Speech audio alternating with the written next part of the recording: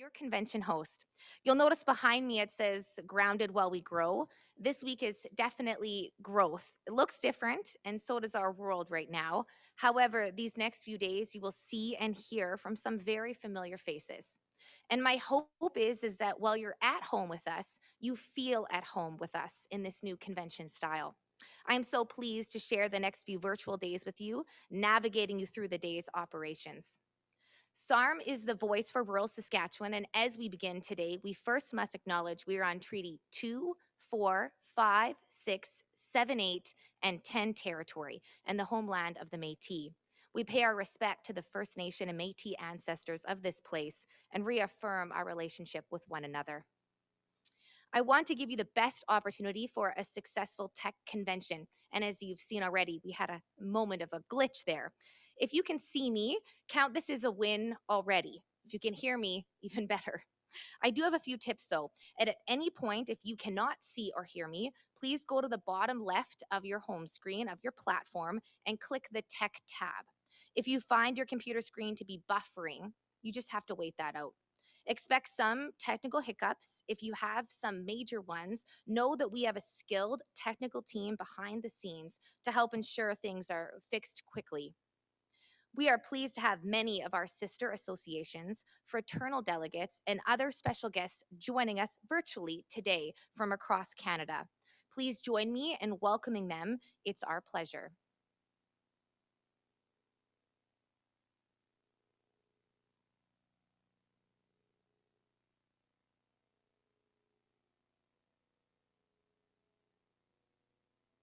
Thank you again for joining us. Our founders would never have dreamed we would be hosting a SARM convention virtually. Although we miss the fellowship in person, our digital convention has given us some opportunity to showcase talent from across the province. I invite you to stand and join me, as well as the RJC High School Choir from Rostern in the singing of our national anthem.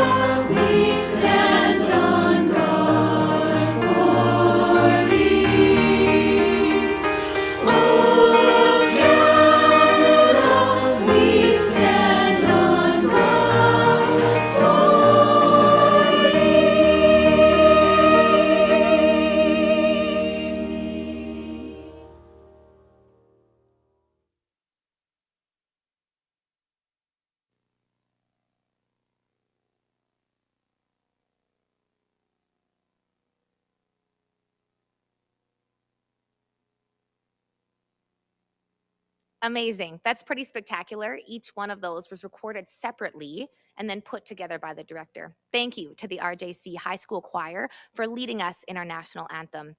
Please remain standing. The flags at the SARM office fly at half-mast during the week of the SARM annual convention in remembrance of RM elected officials and staff, including former elected officials and staff who have passed away in the last year. Let us take a moment of silence to remember those we have lost, and for the Canadian troops serving our country.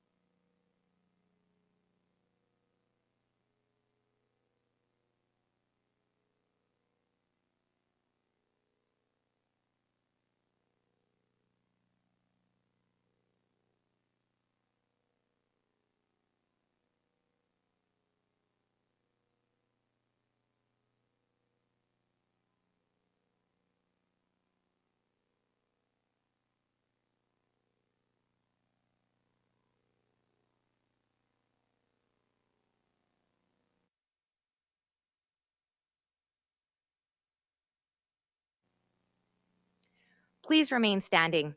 I'd like to invite Pastor Llewellyn Jansen from the Regina Apostolic Church to deliver our opening prayer.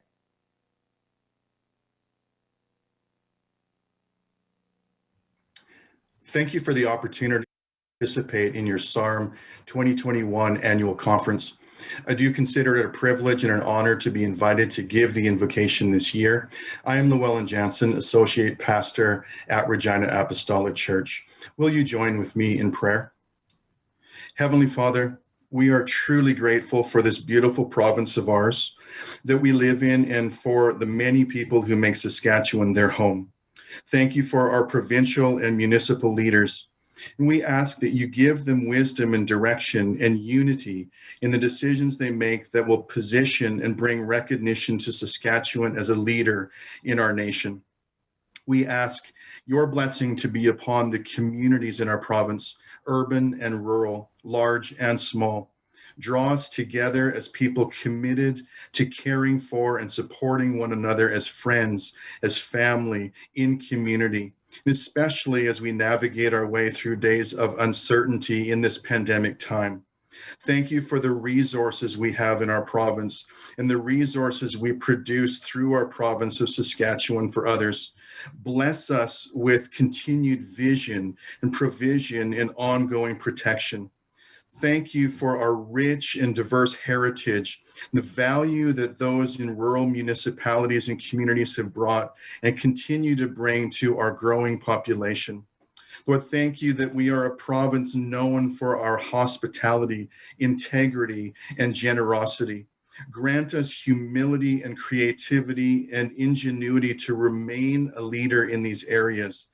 And bless us with grace and insight and innovation to help lead our communities and our province out of this pandemic. Now guide and bless this conference as rural constituents gather online from across our province to talk about and discuss matters relevant to our rural communities. Unite their hearts with a spirit of togetherness and purpose that will generate positive outcomes for both present and future initiatives. And bless SARM and all that it does for the people of rural Saskatchewan. And much like this year's conference theme, we ask for these things that we might be grounded while we grow, rooted and established in love, inspired with hope, and filled with faith.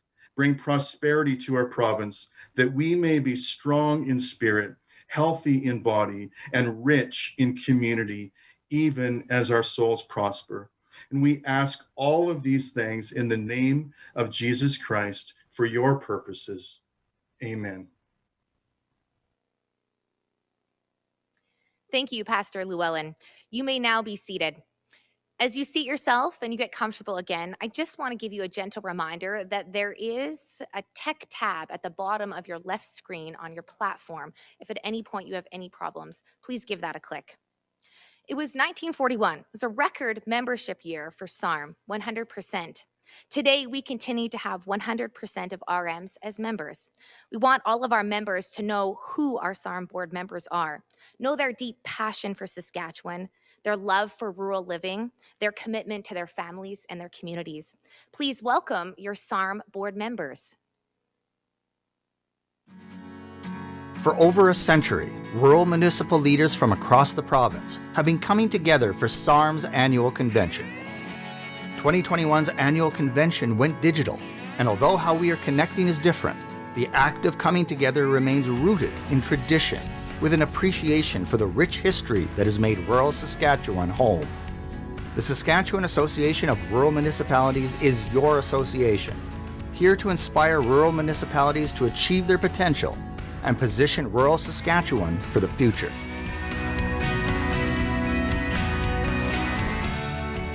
And at the helm, championing the value of rural Saskatchewan, is your SARM Board of Directors.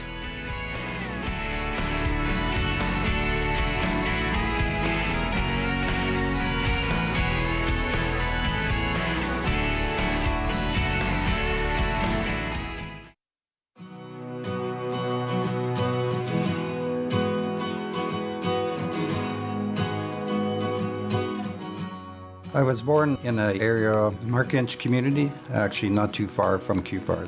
Basically, I've lived in this region most of my life. I'm a family man. I think that's probably one of the most important things. If I wouldn't have, my wife supporting me, my family, I've got 2 daughters and a son, and I've got grandchildren too. I became interested in council a long time ago. I kind of evolved, I guess, through the municipal system. I began as a councillor and then as a reeve, and then I became interested in SARM in about 2004, and I've been there since. I was urged actually by a friend that was on council a long time ago to get involved with SARM because he felt that, I could have something to offer. My personal philosophy is, and I've kind of gone through this, I think it doesn't matter what you do. It's important that people listen.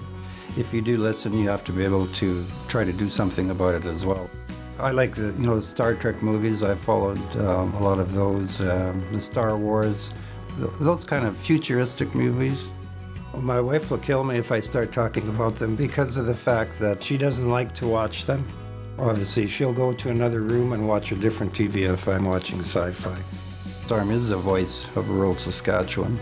We are the only organization out there really that represents rural municipalities. There's a lot of work that's done that's not being compensated for, and people do it out of the goodness of their heart, but they also do it because they want to better their communities. And I think that's one of the biggest reasons why I'm here. I've been here for a long time, but I still see that there are changes that we can make to improve things in rural Saskatchewan.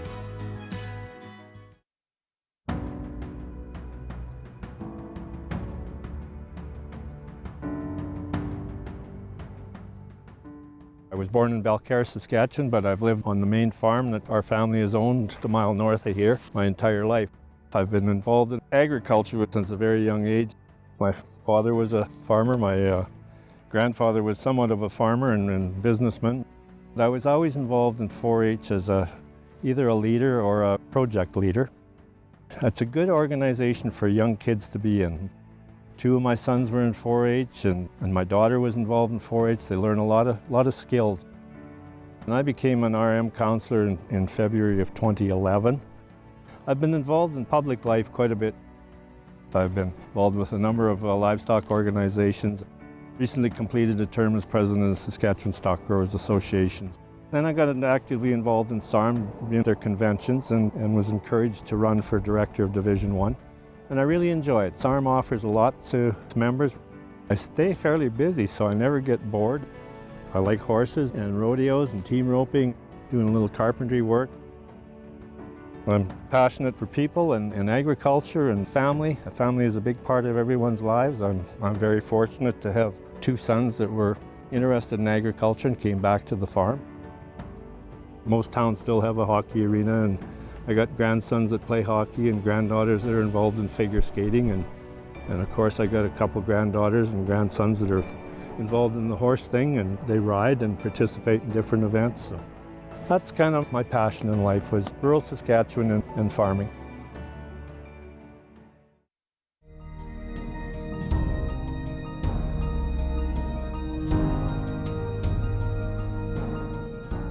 SARM is my army. It's my cause. I'm very dedicated. Born and raised right here in Assiniboia. My family's been here since 1907. Listening to my grandparents talk about the early days certainly made me who I am. I'm a real history buff. If you don't know your history, you're doomed to repeat it, as well as your history tells you who you are, defines who you are. I can still contribute a lot. I have contributed a lot in the past, and I enjoy it very much. I've enjoyed everything I've done, so I consider my whole life a hobby. Farming, ranching, political. I've always said my church is out in the hills. It's a part of me. What better is there than to smell the native grass after a shower went through, or to hear the birds singing? It's heaven on earth. Well, my wife is very supportive, of course, very interested in what I do. Anytime I write a speech or something like that, I read it to her first to see if it passes the grade. A family's very important. If they're not behind you, you're toast from day one. I think the people define rural. It's always about the people. You won't find a better bunch anywhere in North America or even the world than the rural Saskatchewanians. Everybody was a little guy at one time, including me. But everybody starts out somewhere, and if I can give someone a helping hand to get going, I will. I do it for my grandchildren. I do it for the people of the area. I just want to make this a better place than when I got into it and keep it as forward moving as I can, contribute what I can. I just like to help people out.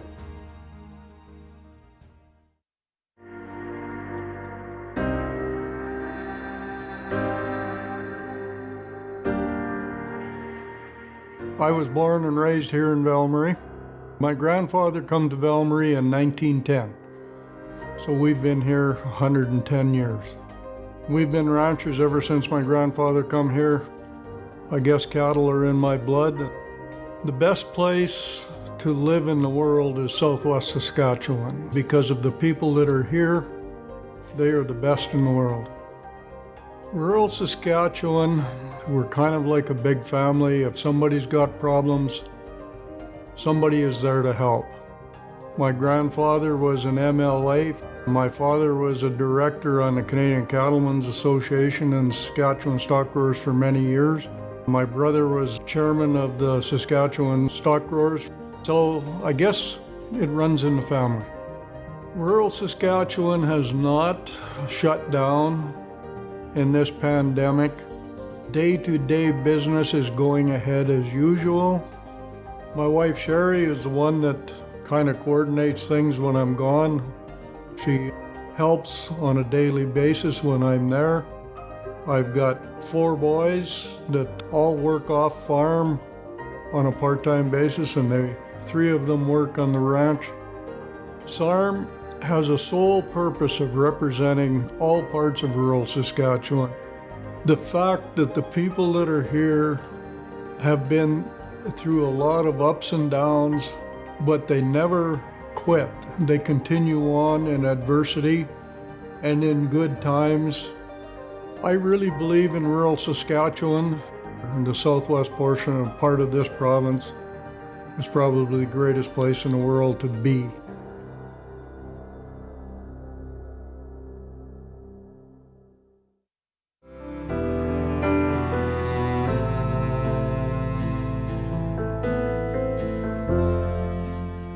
I'm originally from this area, born and raised in a little hamlet that still exists. It's called Donwell.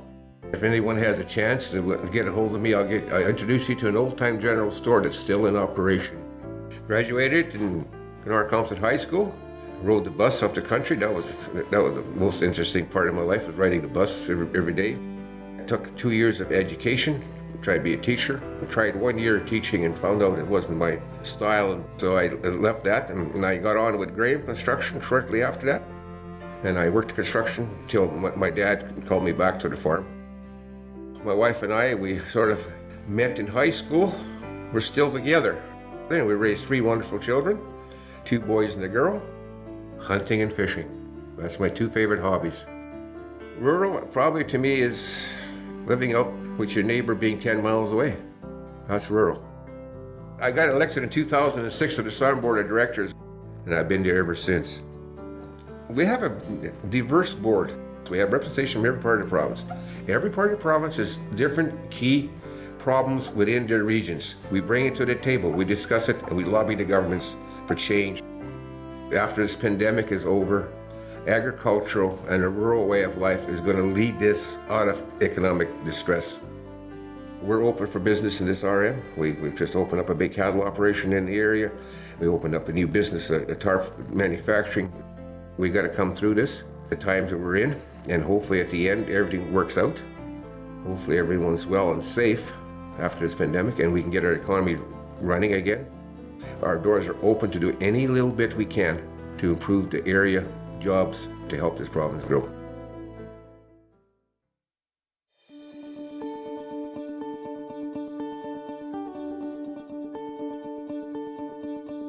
I moved from just north of Toronto, a little town called Beaton, Ontario, and born and raised, and very proud of Beaton. That's where Jimmy Rutherford is from, and Jimmy just was inducted into the Hockey Hall of Fame. I will say I was your usual tomboy, played football and had horses at the time. 2 children. I have a son and daughter. My daughter's in Saskatoon with her 3 girls and her husband. My son and his wife are in Edmonton with 3 children.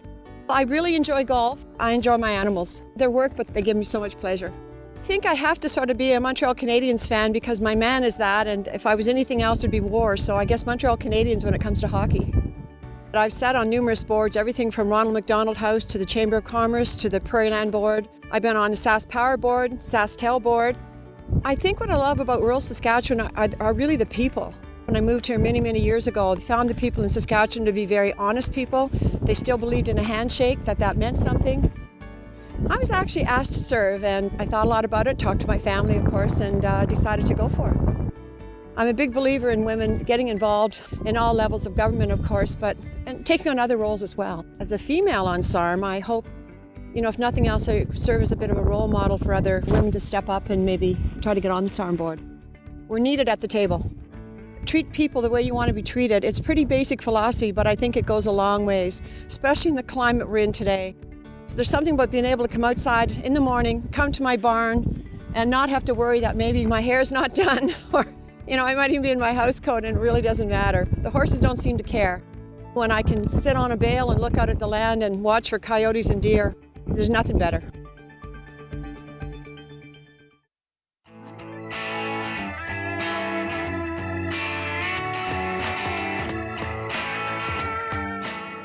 Darwin Whitfield, Reeve of the Arm of Oakdale, Director of SARM, Division 6 on the west side of the province of Saskatchewan. I've been on council for 23 years. Something I've always thought about trying to get involved a little more. So I put my name forth there in March of 2019, and I won the seat. SARM is a strong voice that can deal with federal issues, provincial issues, and local issues. My wife backed me 100%. She's my rock. My son's got 2 twins, 4 years old. My daughter has got a boy and a girl. I officiate hockey. I'm a referee. Game I enjoy, and I still play a little bit. I believe it's key that municipalities really work with each other. It's important that we make this a strong province, a strong municipality, a strong division. Working with municipalities has been a real benefit. Most people are friendly enough to talk to each other, work with each other. I'm here to listen, get your information to the place that it needs to go to, and to work with the municipalities to get that looked after as best I can. Keep our families here and working. Let's keep growing.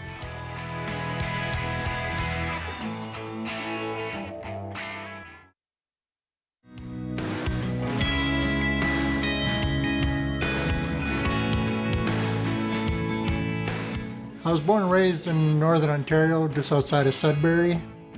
And when I was 9 years old, we moved to southern Ontario. When we moved out here in 2001, me and my wife came out here without a job, without a home. We just up and left. My son was in kindergarten. Us moving out here was for a lifestyle change, but it was more for my son to have a good education and good community growing up. He's a licensed practical nurse now, and he's taking computer systems technology. And my wife, she was a short order cook when we first moved here, but now she's working in the accounting department at Briarcrest College and Seminary. And I worked at a pork slaughtering plant when we first moved out here, but I took the night courses to become an administrator, and I worked my way up to becoming president. When I became an administrator, it kind of encompassed all my likings of dealing with people, everyday problems, the accounting portion of this work.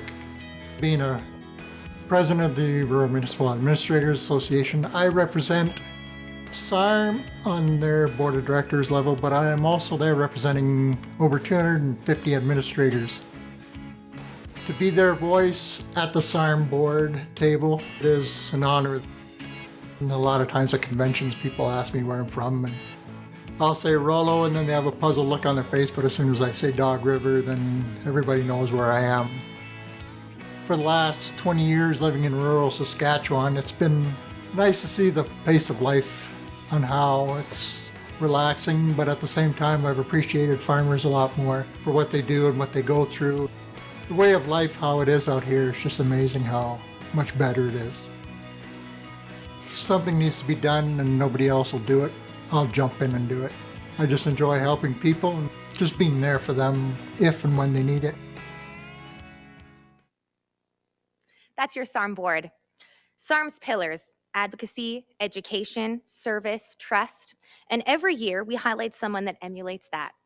The Lieutenant Governor's Award for Outstanding Service to Rural Saskatchewan is awarded to a Reeve, counselor, or administrator for his or her lifetime contribution to rural Saskatchewan. Please join me in welcoming His Honor, the Honorable Russ Morasti, Lieutenant Governor of Saskatchewan, to present this year's award.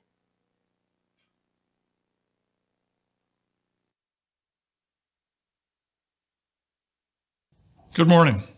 I'm grateful for this opportunity to bring greetings to you on behalf of Her Majesty Queen Elizabeth II, Queen of Canada. It is my privilege to present the Lieutenant Governor's Award for Outstanding Service to Rural Saskatchewan. Before I present the award, I want to thank the current and past Reeves, councillors, and administrators who provide leadership to our rural municipalities.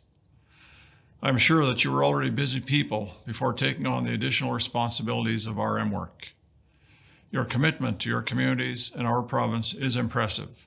Thank you for your outstanding service. I also want to thank the SARM board and staff for their ongoing advocacy and support. SARM was founded in 1905, and so you have inherited a remarkable legacy. Thank you for honoring those who came before you through your own contributions. SARM created the Lieutenant Governor's Award for Outstanding Service to Rural Saskatchewan in 1995 to recognize a current or retired Reeve, councillor, or administrator for their lifetime of service to rural Saskatchewan. I want to encourage you to visit the SARM website to see the names of past recipients. They are an extraordinary group.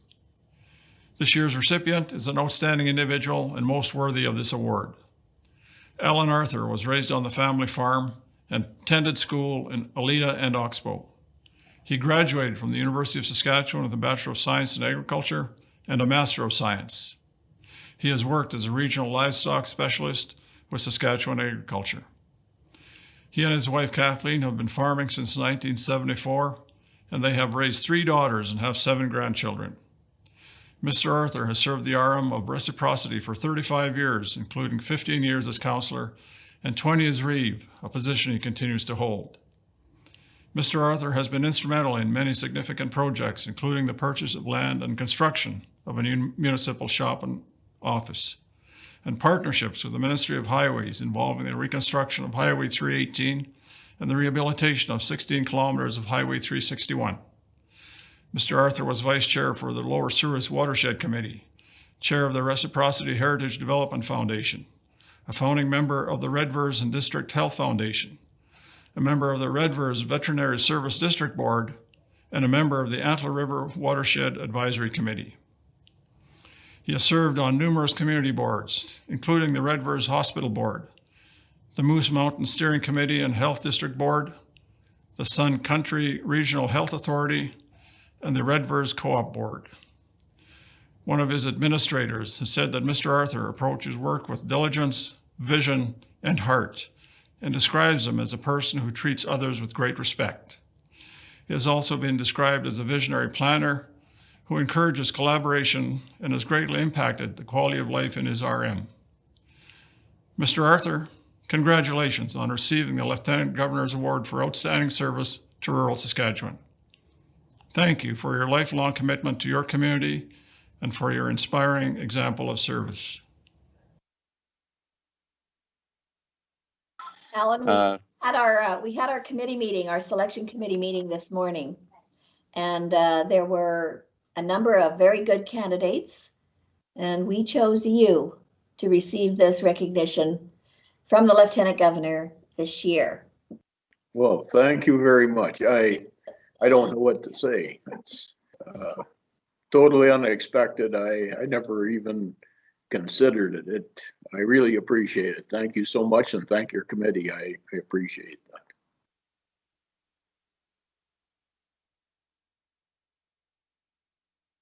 Your Honor, the Lieutenant Governor, thank you for those kind remarks. I would like to thank and express my appreciation to the Lieutenant Governor, the Selection Committee, the sponsors, and SARM for selecting me to receive this award. As well as I would like to express my appreciation to my council and administration for nominating me. It is indeed an honor to be joining such a distinguished group of recipients. I want to acknowledge the support of my wife Kathy and daughters Jocelyn, Jennifer, and Jacqueline, who is ever present in spirit. Many meals, disrupted conversations, and postponed outings were accepted as routine. Without their support and understanding, I would have been unable to participate in these activities. I would also like to acknowledge my brother and his family, with whom I have farmed for these many years. I have been fortunate to have had the best possible council and administrators. The members of boards that I served on have been a pleasure to work with. To the ratepayers of my municipality, I would like to say thank you for affording me the opportunity to represent you. It is easy to be successful when surrounded and supported by dedicated and competent people. While serving on a number of committees and boards, I was afforded the opportunity to meet and learn from many interesting people. These talented people have had a profound influence on my attitude and expanded my appreciation for broadened viewpoints. Again, thank you for this award. Thank you, Your Honor, and congratulations to Alan Arthur, RM of Reciprocity. We're on the heels of International Women's Day yesterday, and today we have the opportunity to acknowledge the crucial role women play in municipal politics. In 116 years, we've had just a handful of women share a seat on the SARM board. Two of those, Carmen Sterling and Wendy Gauda, have set the stage for other females to step up. Their voices inspire women of the future. Please share in this moment to acknowledge both Carmen and Wendy.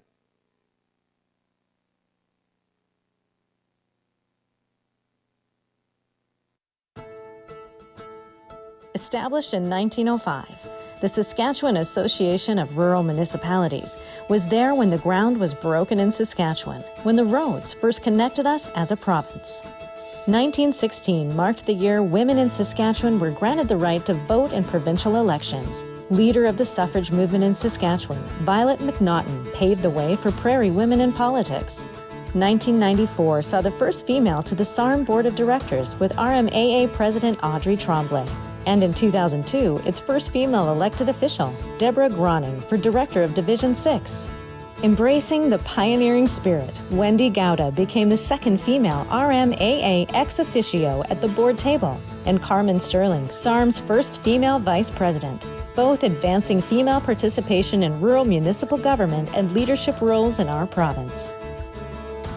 When asked what stood out in her tenure at SARM, Carmen spoke about the honor and the privilege to give voice to the people of rural Saskatchewan, to represent rural municipalities in the province, and to be an advocate for rural people and issues. She embraced the opportunity to meet the other rural leaders and to use their local stories and experiences to further advance SARM's work. Carmen was not afraid to ask questions to get to the bottom of an issue. Her quest for knowledge and ability to research positioned her well in lobbying on behalf of members. Passionate and poised, she spoke freely about rural issues, a true champion of rural Saskatchewan, always looking to elevate rural opportunity and potential, a firm believer that rural areas fuel the economy, and always on the hunt for ways to showcase rural Saskatchewan to the country and world. Carmen believes councils should reflect the people they represent. Diversity and balance provide opportunity for all perspectives to be considered and allows for holistic decision-making, building real community for the families that live in rural Saskatchewan. Carmen's advice to others looking to get involved? Don't be afraid. Be yourself. And if you believe in it, stand up for it. When asked why rural Saskatchewan, Carmen shared because of the wide open space, the generations of family, and the friendships that run deep. It's the roots you have when you live in rural Saskatchewan. Wendy pointed to the friendships founded on the SARM board, more than any one specific moment that stood out. The opportunity to visit communities across the province, to meet with SARM delegates and officials, the high regard SARM maintains with all levels of government are but a few of her lasting impressions. An administrator by trade, Wendy brought inside knowledge to the inner operations of rural municipal governments, often a valued bridge of understanding between the municipal and administrative perspectives, leveraging conversations from the board breakfast club and walks to the office with her cohorts to build consensus and consideration at the board table. Wendy believes in considering individuals as people first, regardless of their sex, religion, or ethnicity. A board is stronger with differing representations and positions, citing the importance of supporting outcome of group consensus. Wendy encourages women to get involved in leadership roles. Her firsthand experience saw the bar raised for women in leadership in Saskatchewan, to be confident to express positions, to make a difference at all levels of government, and to consider all the possibilities. When asked why rural Saskatchewan, Wendy too spoke to the vast horizon, the open sky, the fields, forests, lakes, and rivers, and the friends and family that make community in rural Saskatchewan. There is one thing that ties together board members past, present, and future, and that is their deep appreciation of the rural way of life. Thank you, Wendy. Thank you, Carmen, for your commitment to rural Saskatchewan and your dedication to SARM.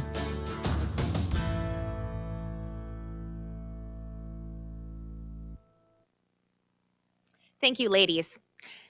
This is a live opportunity for you to connect with us. You'll notice on your screen, on the top right-hand corner, there's a little talk bubble. It's a little bubble. You can click it and you can just say good morning. You can say hi, you can ask questions, you can connect with other RMs. It's a great opportunity to feel a little more conference-like. So please do that throughout the conference at any point. Click that chat box. As we move through our morning, I'd like to invite SARM's Executive Director, Jay Meyer, to the stage to finalize the agenda, make a few announcements, and share some barbecue recipes. His Sunday ritual happens to be Grill Master. Ladies and gentlemen, please welcome Jay.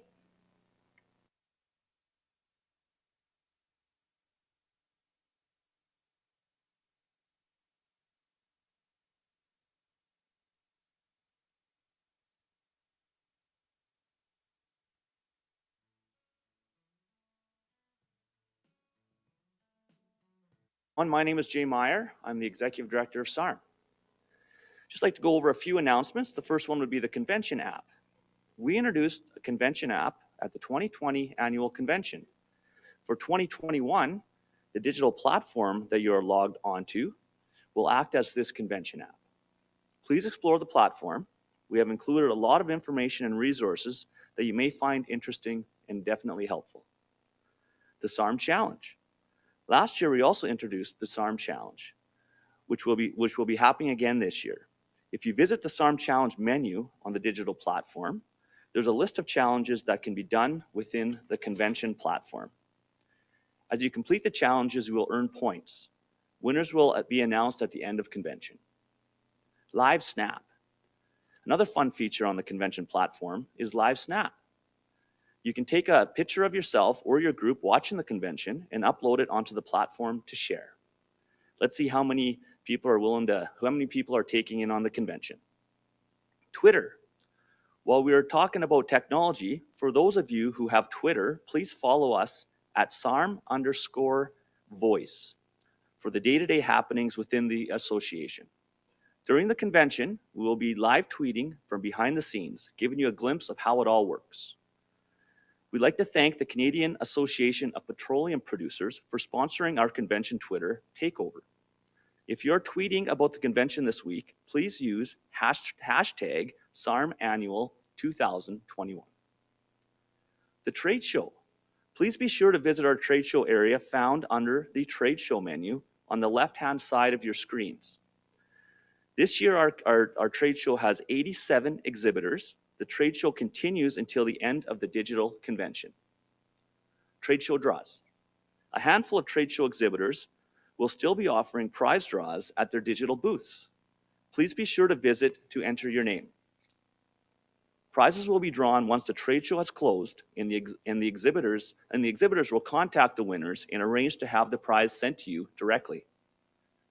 Sponsors. You will notice sponsor slides on the screens during breaks, as well as the menu on the digital platform outlining our many generous sponsors. We appreciate the generous support in helping make our convention a success. Elections. According to the SARM bylaws, the deadline for nominations for the SARM division directors was 5 p.m. February 3rd, 2021. This date is 35 days prior to the date of election. This also includes the president and vice president. I would like to congratulate those who were acclaimed for the next 2 years, including President Ray Orb, Vice President Bill Huber, Division 2 Director Norm Nordgulen, Division 4 Director Harvey Milanowicz, Division 6 Director Darwin Whitfield. A special election will take place in Division 1 at their June division meeting to replace Vice President Bill Huber, who has been elected as Vice President. Elections for 2 SAMA positions will be held Wednesday, March 10th at 11 a.m. Voting will be done electronically, and we have 5 nominees for the 2 SAMA board positions. These nominees include Wendy Trask from the RM of Corman Park, number 344, Kim Custer from the RM of Glenside, number 377, Richard Marlowe from the RM of Auburn, number 76, John Wagner from the RM of Piapot, number 110, and Norm Hall from the RM of Elfrost, number 307. Videos of their candidate addresses can be viewed throughout the convention. They can be found under the resources menu on the left-hand side of your screen. As well, they will be played prior to voting tomorrow morning. Voting. Each RM is allowed 2 voting delegates. These delegates were identified through your RM's registration form and have been sent separate voting credentials. Voting will take place during the SARM financial report, the resolution session, as well as the SAMA board elections. During the portion of the convention where voting is required, the voting delegates should log in with their credentials using a separate device in order to vote. Further instructions on voting will be given prior to the SARM AGM as well as prior to the resolution sessions. The agenda for the convention is now in order. I'll now turn it back over to Rusty. Thank you for joining us today.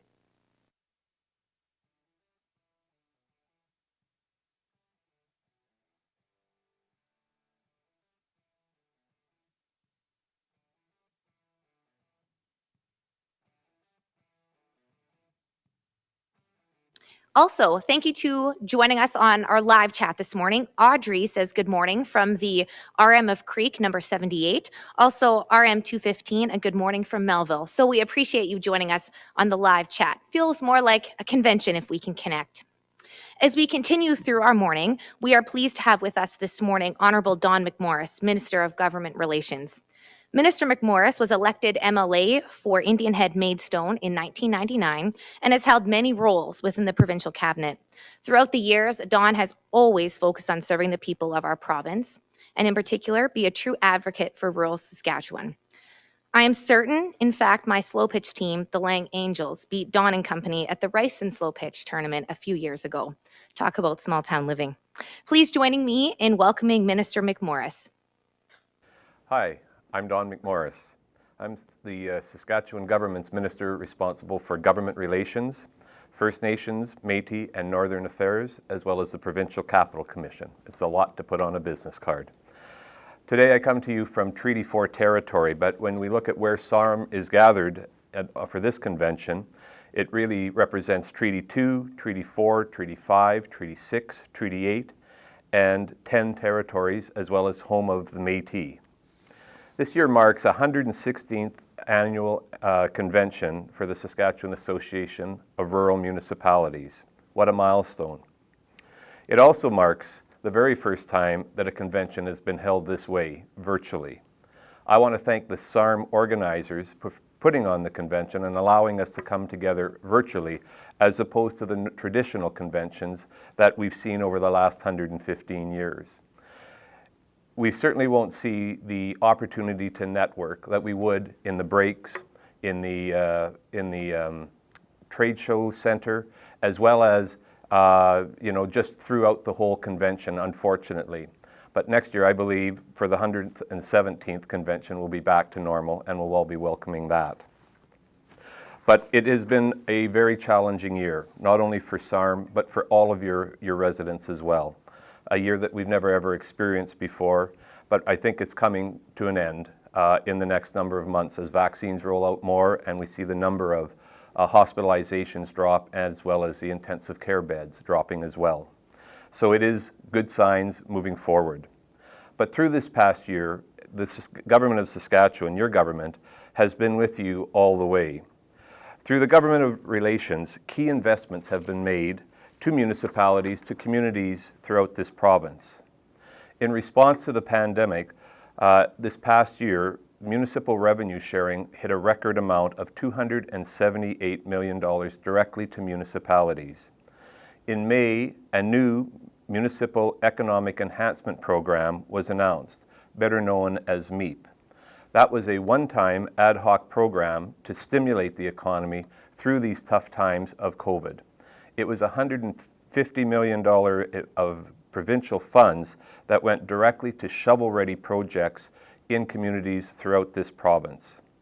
As well, more than $62 million of federal gas tax for municipalities administered by the provincial government was also accelerated through the summer.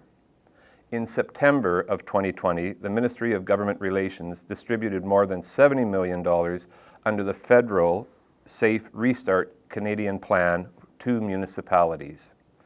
The Government of Saskatchewan is also recommending 61 projects to the Government of Canada to be considered under what is called the COVID-19 Resilience Infrastructure Stream under ICIP. These recommended projects in Saskatchewan represent $20.6 million of provincial investment. We are looking forward to working with the Government of Canada to make these projects a reality in your communities. Overall, ICIP will provide more than $896 million in federal funding over all types of Saskatchewan infrastructure programs over a decade or until 2028. I am pleased to also provide an update about this program. I'd like to announce that more than $12 million of provincial investment will support various infrastructure projects across Saskatchewan. This is part of 26 projects we announced that will improve recreation, water, and bridge infrastructure. Projects that will strengthen communities and create jobs well into the future. The 2021 budget will see about $275 million spent on municipal revenue sharing, down a small amount from this past year, but still second highest amount ever supplied through municipal revenue sharing. I remember when the program was started, and at that time it was said that as the province was doing well, all municipalities would benefit in the prosperity of the province. I just want to say that it's 0.75% of the PST. It was also said at that time, if the PST drops, all municipalities would share in that drop. We don't know what this year is going to total out as far as PST, but part of the municipal revenue sharing plan was to provide predictability into the future. So I would say to municipalities across this province, be aware of this fiscal year as PST is projected to drop. We don't know how much, but that will be felt in a couple years' time. Also, part of the municipal revenue sharing, $1.5 million from the total municipal revenue sharing will be invested in targeted sector support initiatives. To provide provincial funding for municipal projects focused on capacity building, good governance, and regional cooperation. Thank you to all of those RMs that submitted applications as part of the second intake, which closed on March the 5th.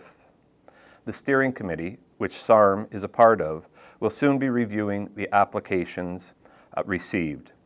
Our government has also been proactive in protecting the rights of law-abiding Saskatchewan citizens.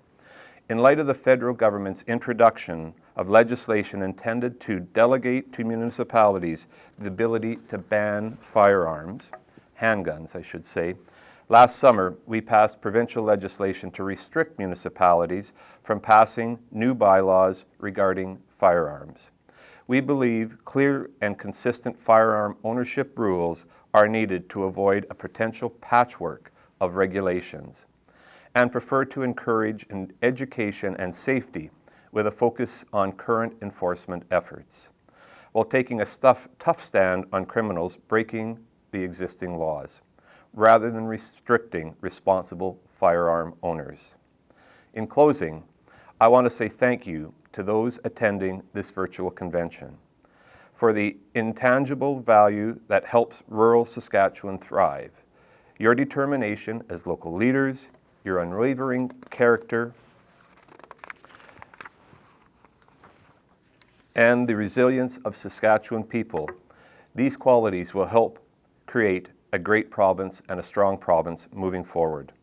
Together, we will overcome this pandemic and continue to build a better Saskatchewan this year and for years to come. Thank you for your time. Have a great, safe virtual convention. Thank you. Thank you, Minister McMorris. I'd like to ask RMAA President Guy Legrandier to bring greetings. Guy was elected president of the RMAA board in 2020, following 1 year as vice president and 8 years as director for Division 5, and currently represents SARM as director ex officio. Most importantly, Guy is your resident chit-chatter. Please give Guy a warm welcome.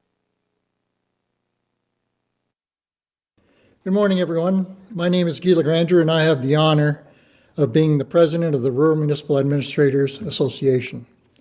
Since 1956, beginning with then SARM President Duff Noble, and then RMA President H.S. Rydell, our association presidents have sat on each other's boards as ex officio members. This valued tradition is viewed by all, past and present, to be a necessary process on keeping our association's lines of communications open and transparent.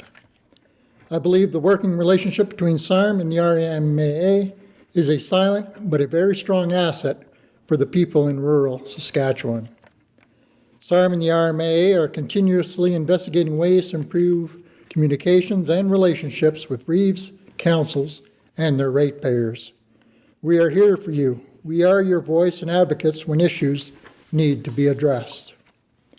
As president of the RMAA and a board member of SARM, I wish to briefly discuss with all of you the need to maintain a good line of communication and respect with all administrators working on behalf of councils and your ratepayers. As administrators, we are striving to do what is best for the RM. We all want to achieve a standard that is recognized by all to be second to none and an operation that is well governed and organized. In order to attain that status, we need the support of our councils and the provisions to guide us through our everyday duties. The relationship between councils and administrators needs to be a continuous group effort to keep the RM functioning at a high level. Please continue to take the time to talk to your administrators about issues concerning the RM, but also take some time and see how they are doing with everyday activities and how they are managing this thing called life. Keeping the lines of communications open between staff and council will always be an important tool to maintain a healthy and productive RM. Our theme for the 2021 annual convention is Grounded While We Grow. In order to grow, we all need to stay grounded. We all must work together, respect each other, and know how we all operate in our political careers, but more importantly, how we are all operating in our personal lives. RMs are a strong organization when everyone is looking out for each other. If a few are not securely grounded, we cannot grow the way we all need to.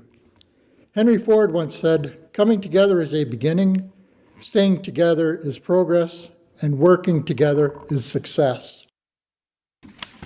I believe this quote truly encompasses what RMs have always endured while being in existence for over 100 years.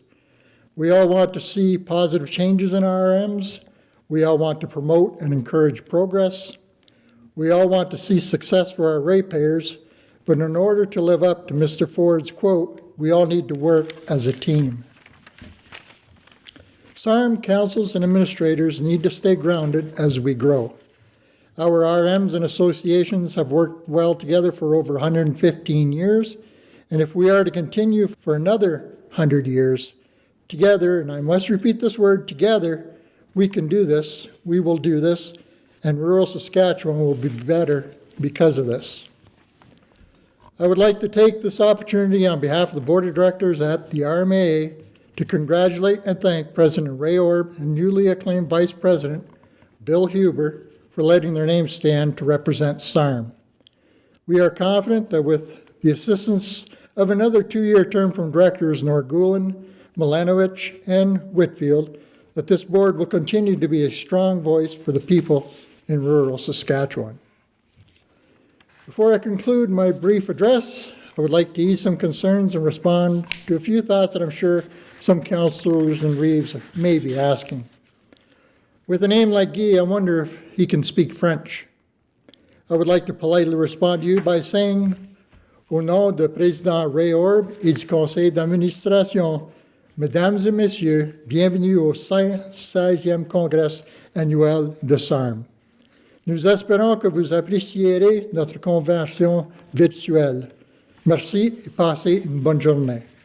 We hope you enjoy our virtual convention. Thank you and have a great day. Thank you, Guy. The very first SARM 3-day convention was held back in 1912 in Regina. Our current president has been around since almost the beginning. President Ray Orb needs no introduction, really. He has served on the SARM board since 2004 and was elected as president of SARM in 2014.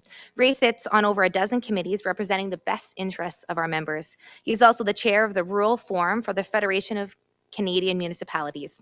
When Ray isn't juggling meetings and media calls, traveling, and other duties, he enjoys spending time with his family, watching movies, and fishing. Please welcome SARM's president, Ray Orb.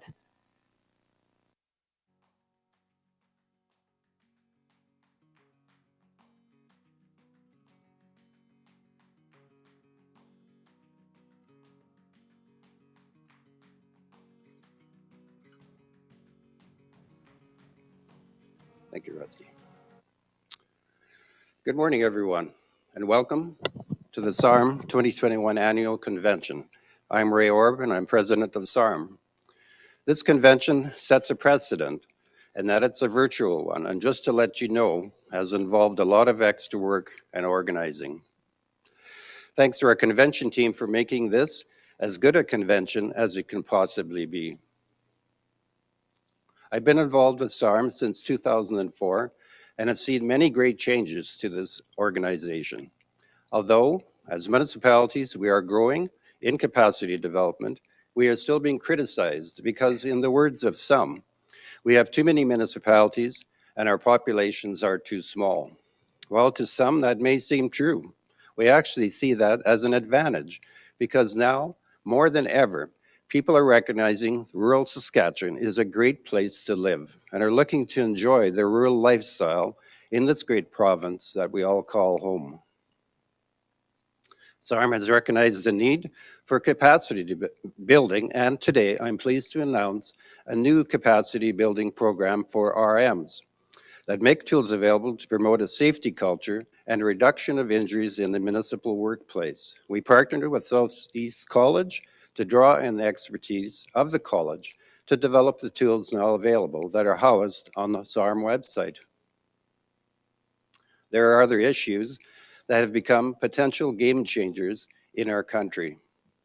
Obviously, we've all been hearing the rhetoric from the federal government about their ability to access adequate COVID-19 vaccine supplies and to be able to provide it on a timely basis. Although the process is confusing and seems disorganized, one overriding principle has surfaced that we should view as a priority. We desperately need a made-in-Canada solution, and in the future, need vaccines to be made and distributed from within our country's boundaries. Our province has been struggling to access vaccine on a timely basis, and we feel that credit should be given to our Premier and to the province, who had to develop a vaccine rollout strategy under markedly adverse conditions. We've been participating in regular weekly conference calls with government relations and are contributing through an immunization planning municipal advisory committee to help with the vaccine rollout. SARM will also take on an important role to improve communications within the RMs to ensure that all rural residents are notified when local vaccine clinics are to be held. This is all precedent setting. We want to reassure and to remind rural residents to follow the protocol set out by the Saskatchewan Health Authority and to remind everyone that by working together, we will succeed. Speaking of communications, another priority for SARM is the improvement of rural broadband, which has become even more important during the onset of the pandemic. SARM has viewed rural broadband as a priority for several years and has been a strong voice in lobbying the federal government for funding programs such as Connecting Canadians and the Universal Broadband Fund. SARM answered the call to action in creating a Rural Broadband Action Committee and have been busy working with senior governments and private internet service providers to improve connectivity in our rural municipalities. SARM has partnered with SaskTel, Access Communications, Flex Network, Saskatchewan School Boards Association, Saskatchewan Chamber of Commerce, the Saskatchewan Economic Development Alliance, the Federation of Indigenous Sovereign Nations, and other stakeholders, with the goal of parity when it comes to internet across the province. Where you live shouldn't determine the level of broadband you receive, and it's critical that we work together to solve this problem. Reliable broadband is an essential service. No one entity will solve this problem on their own, and we look forward to continuing to work with all stakeholders to have equal access across the province. I'm pleased to announce today that SARM has officially signed a letter of support for Xplornet Communications supply for funding from the Universal Broadband Fund. Their plan has been laid out to the SARM board, and it is a plan that will begin the work to provide improved connectivity to the underserved areas of our province. This is a huge undertaking, and SARM is proud to be part of this. And though we are supporting Xplornet, we are prepared to support all ISPs that ask for our help. After all, they're helping us. Another priority we've been diligently working on is the development of carbon offset programs for agriculture, both at provincial and federal levels. These are programs that will hopefully reward farmers and ranchers for sequestering carbon in a meaningful way. And although the offset program development has been somewhat slow and onerous, as of late, we are more confident that we have reached a level of success in convincing senior governments to develop programs that are acceptable to producers. We continue to voice our concerns with the SUMA name change and have noted Minister McMorris's comments at the recent SUMA convention, where the minister suggested that SUMA stop using their new self-branded name until a proper consultation takes place. SARM is of the same opinion and have already spoken to President Hayward and relayed our concerns and the options we have at our disposal. President Hayward has already stated that he wishes to mend the broken relationship between SUMA and SARM, and so do we. Our relationship rebuilding will require dedication and understanding from both associations.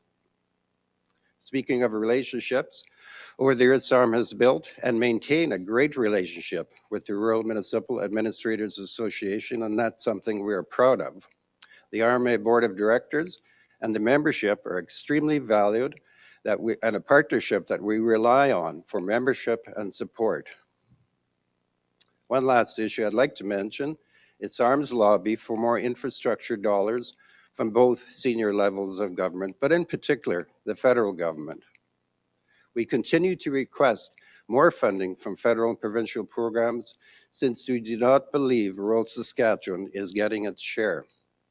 We have over 1,400 bridges, for one thing, and unless we can acquire hundreds of millions of dollars to replace them, our transportation system in our province will soon be in jeopardy. After all, what good are our roads if we don't have good bridges to travel over? While there are so many issues that SARM is dealing with, and too many to mention, but between the board and the staff, we have a very good team and are tackling many issues together. The board of directors values our staff and appreciate their ongoing work and commitment to SARM, especially during these difficult times. In closing, I hope that everyone has good connectivity and takes part in this convention as much as possible. Thank you.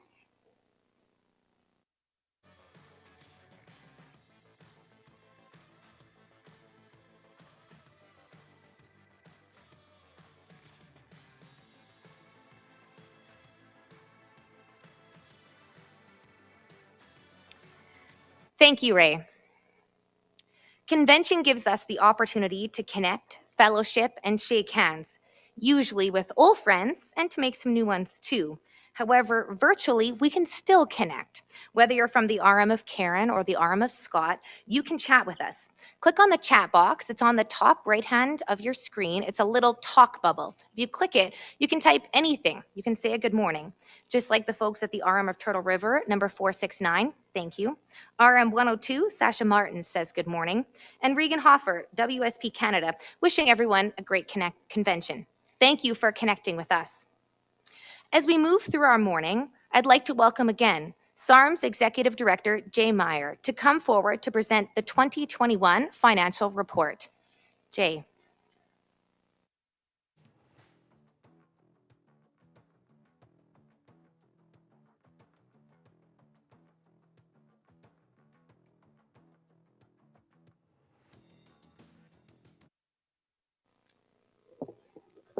Okay, thanks, Rusty. Before I give the SARM financial report, I'd like to ask JP Copeland, who we all know from Data on the Spot, to provide some voting instructions, and he does have a question for delegates to practice on. At the end of my report, we will be asking delegates to approve it.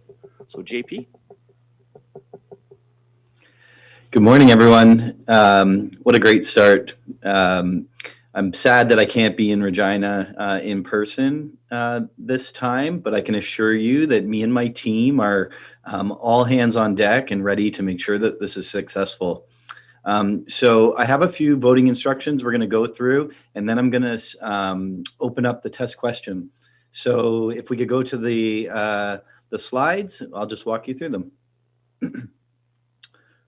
Okay, you would have received voting credentials via email from vote@simplyvoting.com. This contains your unique elector ID and password. If you have any trouble finding those credentials or any difficulty at all, you can reach DOT support by emailing credentials@dataonthespot.com.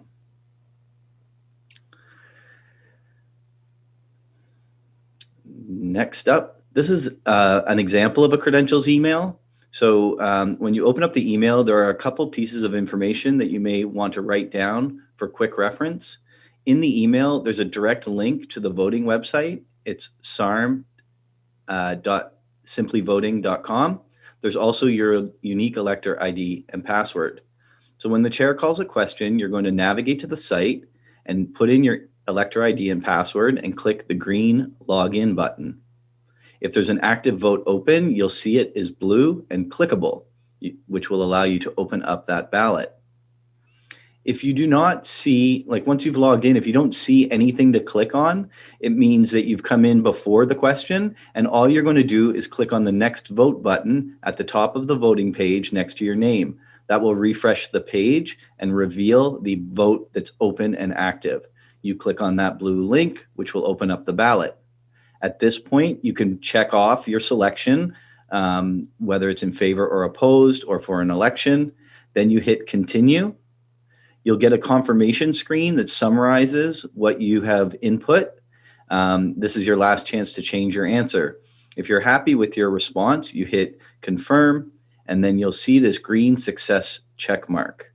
The green success check mark indicates that your vote has been received, and you can now navigate back to the meeting platform to hear the results of the vote.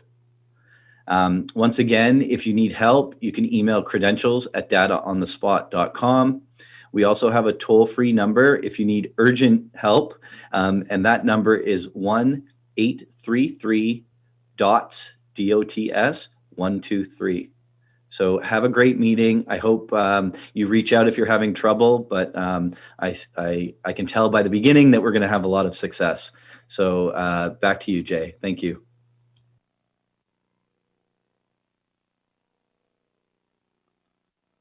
Thank you, JP.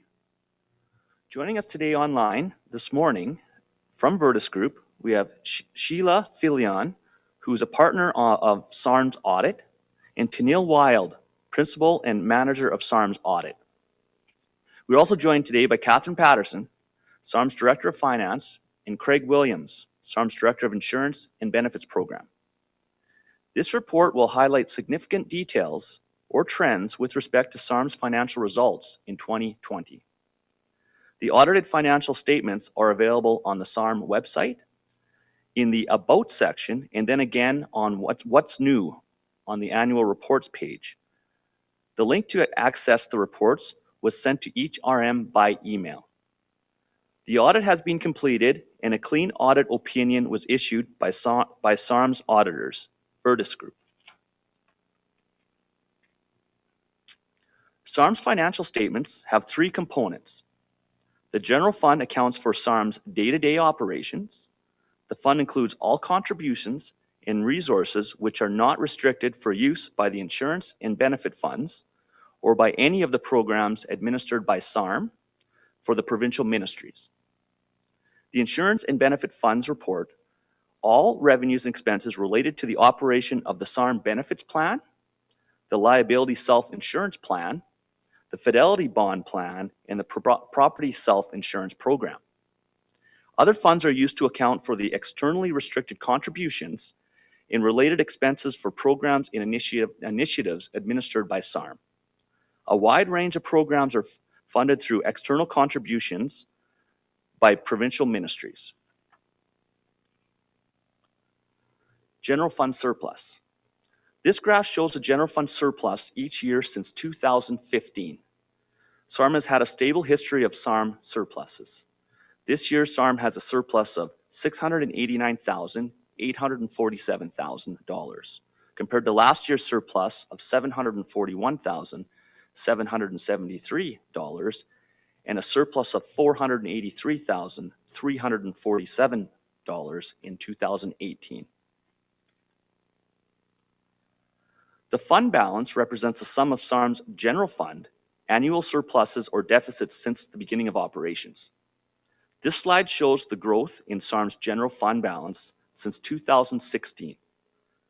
At December 31st, 2020, the general fund balance was $8,337,493. Membership fees account for 21.4% of SARM's general revenue. Other than membership fees, the largest sources of revenue are administration fees and the net revenue from member services. Investment income varies significantly depending on the performance of the investment markets. Administration fees are transferred from the insurance and benefits plans, as well as from any program administered by SARM for external parties, such as the Rural Integrated Roads for Growth program, as well as the ag programs.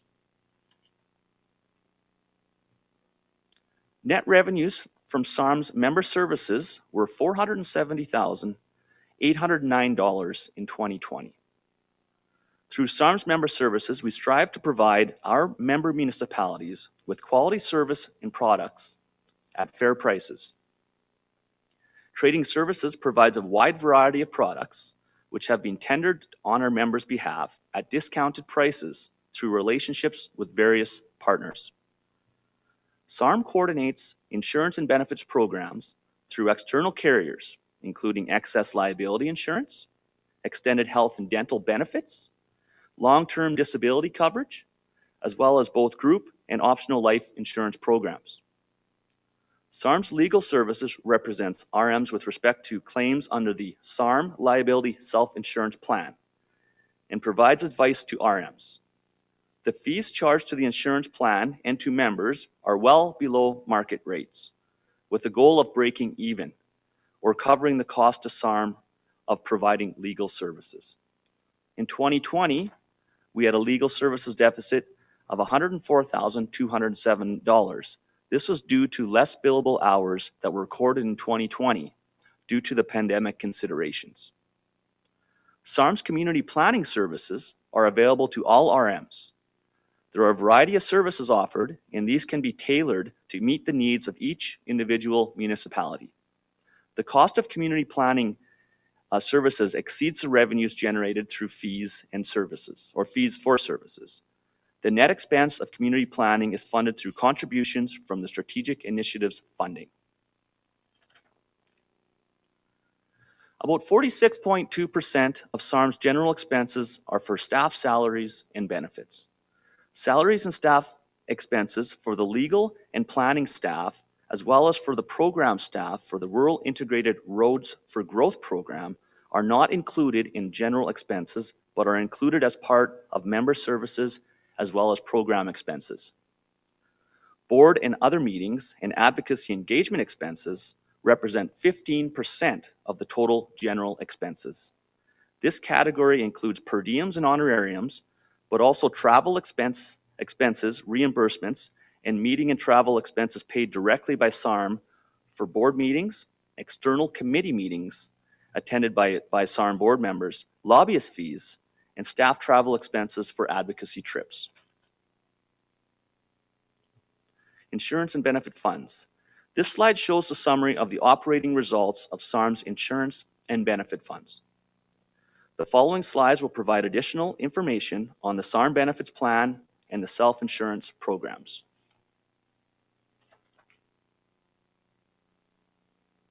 This slide shows the claims paid by the SARM benefits plan over the last 5 years. The majority of claims are for short-term disability or vision claims.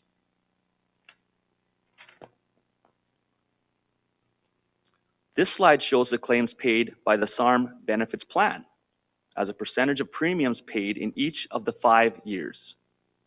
The trend for claim costs in the SARM benefits plan generally edges higher over time.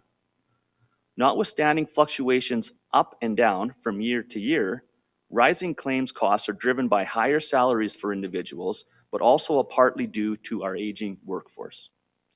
In 2020, overall claims costs for the plan were quite similar to 2019, despite dozens of claims related to COVID-19, isolation, or illness. As we saw a reduction of vision service claims, which also was related to the pandemic. Overall, the plan's claims experience is within the range we have been experienced over the past 8 years.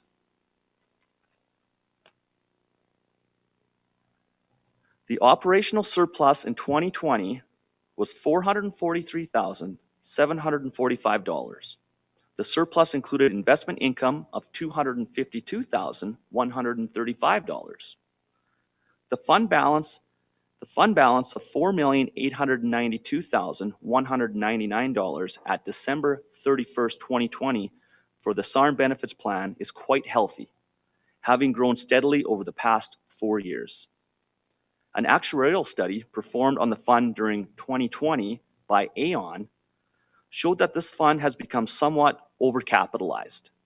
We plan to address this over the coming years by returning additional value to our members in various ways. An example is the plan increasing the vision and death benefits for members in 2021. For 2022, we are looking at rate decreases across the board. Beyond this, we will continue our work to rebalance revenues and expenses for the plan, with an eye to reducing the overall fund balance to an actuarially justified level over several years. This slide shows the claim costs incurred by the liability self-insurance plan over the past years. The claim experience for the plan has been generally stable, but can fluctuate depending on the nature of claims settled in a particular year. The annual operating deficits for the liability self-insurance plan, shown by the brown bars, exclude the investment income which is allocated separately to the individual accounts. The investment income for each year is shown by the gray bars. Operating results include claims that have been paid along with accrued claims based on estimates of potential claim payments. Each of the last 5 years have had operating deficits. However, rate increases from 2016 to 2019 have assisted in dramatically reducing their amount. 4 of the past 5 years has seen overall surpluses. This slide shows an operating deficit in each of the last 5 years. The liability self-insurance plan fund balanced of $14.893 million at December 31st, 2020 is healthy, having seen significant gains over the past 2 years. It is now almost recovered from a $3 million claim that we had in 2013. The actuarial study performed by Aon showed that the plan is comfortably capitalized and a little light on premium rates. In order to complete the work of closing the gap between premium income and operating expenses, the SARM Board of Directors approved a 3-year plan which saw premiums increase by 3.5% for 2021, and that will see further increases for the same amount in 2022 and 2023. This will bring plan premiums to approximately $705,000 by 2023, up from $620,000 in 2020.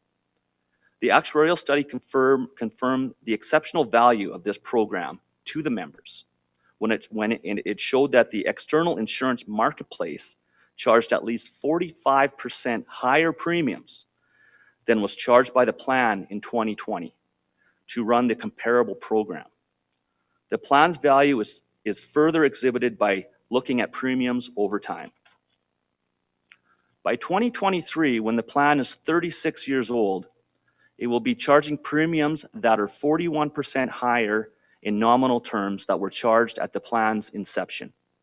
However, in real terms, premiums are substantially lower than they were in 1987, as the original $500,000 premium would now be well over $1 million annually if premiums had originally been indexes to the consumer price index inflation.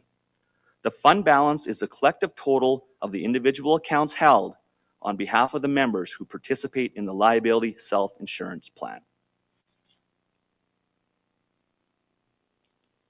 This slide shows the claims paid by the property self-insurance program as a percentage of premiums paid in each of the past 5 years. Property insurance claims tend to vary widely based on instances that happen throughout the year. It is a relatively small program, so a couple of large claims can make a substantial difference. The annual operating surpluses or deficits shown for the property self-insurance program, shown by the brown bars, exclude the investment income which is allocated separately to the individual accounts, shown by the gray bars. Operating results include claims that have been paid along with accrued claims based on estimates of potential claim payments. 2 of the last 5 years have had operating deficits. However, there has consistently been overall surpluses. The property self-insurance program's fund balance, as shown in this graph, is healthy and growing, having had 3 back-to-back years with strong and stable financial results. The actuarial study by Aon showed that this program is also comfortably capitalized with rates that are actuarially sound. We do not anticipate any rate increases for this program in the near future, which is notable in a time where the external insurance market is quite rocky and increases of 20 to 50% are currently the norm. The fund balance is the collective total of the individual accounts held on behalf of our members who participate in the property self-insurance program.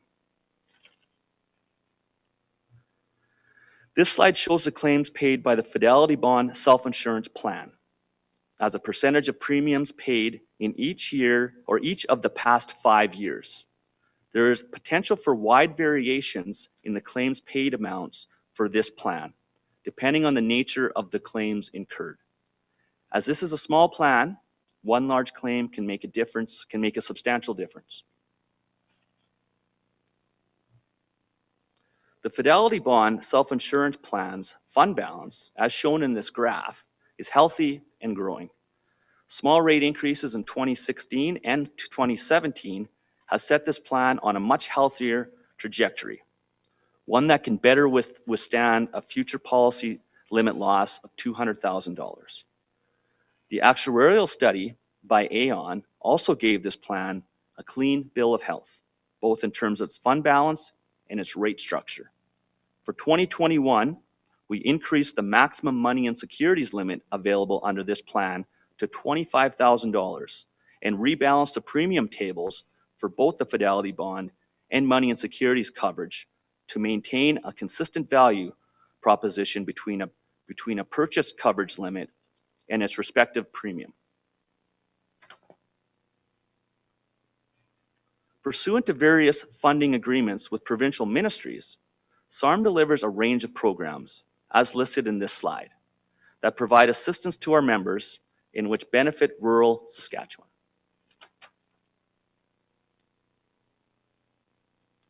Total funding for the programs administered by SARM was over $11 million in 2020. This includes all payments made to RMs, suppliers for the programs, and the administration fee for SARM to deliver these programs. Before I roll into my final slide, if you have any questions, please ask them by typing your name, your position, and RM name and number into the chat box with your question. As Rusty mentioned, the chat box is located on the top right corner of your screen where a message icon is located. SARM costs. The SARM costs charged to the provincially funded programs are specified in the various agreements. Costs are either charged directly to the program or are recovery or allocated SARM costs such as staff salaries and benefits, office expenses, and office overhead. The recovery of allocated costs are recorded as administration fees in the SARM statements. So this concludes the financial report, and I'd like to ask our members once again, if they do have any questions, please use the chat function, and we will have our crew help you with the questions or help answer your questions.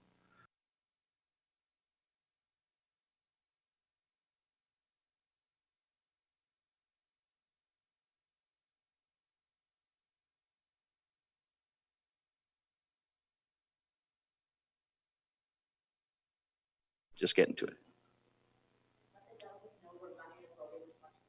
Okay, so we are going to we're going to run the voting instructions again. Did you want to do that right now? Or do we want to answer questions? What's the best? Voting instructions. Voting instructions. Credentials. You will have received voting credentials via email from vote@simplyvoting.com. This contains your unique elector ID and password. If you're having any trouble locating your credentials or having any difficulty at all, please reach out to the DOT support staff by emailing credentials@dataonthespot.com. This is an example of a credentials email. When you open the email, there are a couple pieces of information that you may want to write down for quick reference during the meeting. There is a direct link to the voting website. Also, there is your unique elector ID and password. When the chair calls for a vote, you are going to navigate to your voting website. Once on the voting website, you're going to enter in your elector ID and password and click the green Login button. When a vote is open and active, it will appear in blue under the current ballot section, and it will say Vote Now. If you do not see a current ballot available, simply click the Next Vote button near the top of the page next to your name. This will refresh the page and reveal the current active ballot.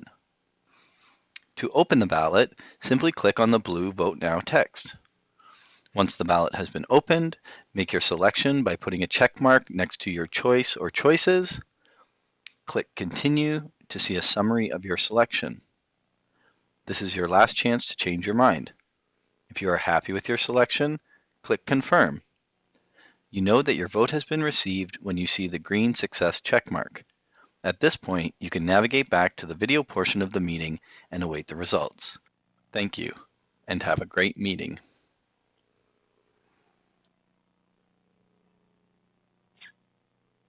Thank you. We do have a question in the chat room. Is from Norm Hall from the Arma Elfrost. What is the cost of the lobbyist organization in Ottawa? So I can answer that question. We do use Hill & Knowlton. We've been using Hill & Knowlton for some time. I think we started with a resolution from the SARM floor to hire a lobbyist. And it's $97,500 per year is what we have our contract in with Hill & Knowlton.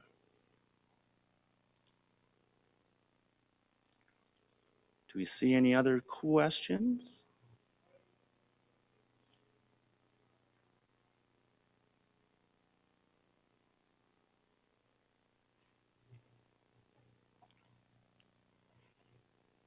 If not, I'm seeing none.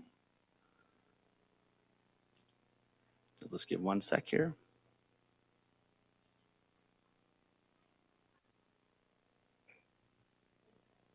No, no questions. So are we going to try another vote, a test vote? Or we're gonna ask for a mover. So if I could get a mover, please go into the chat function. And this afternoon we will have the ability to call in, but I'll ask somebody to move the report as presented in the chat function, if you would.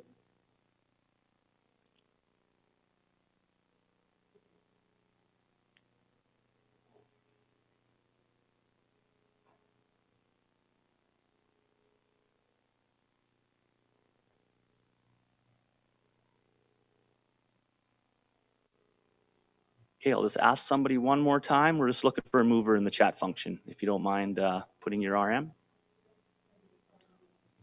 We'll just get your name and your RM number. Oh, I see Sasha Martins. Thank you, Sasha. From the Sasha, your arm again. I know we chatted this morning.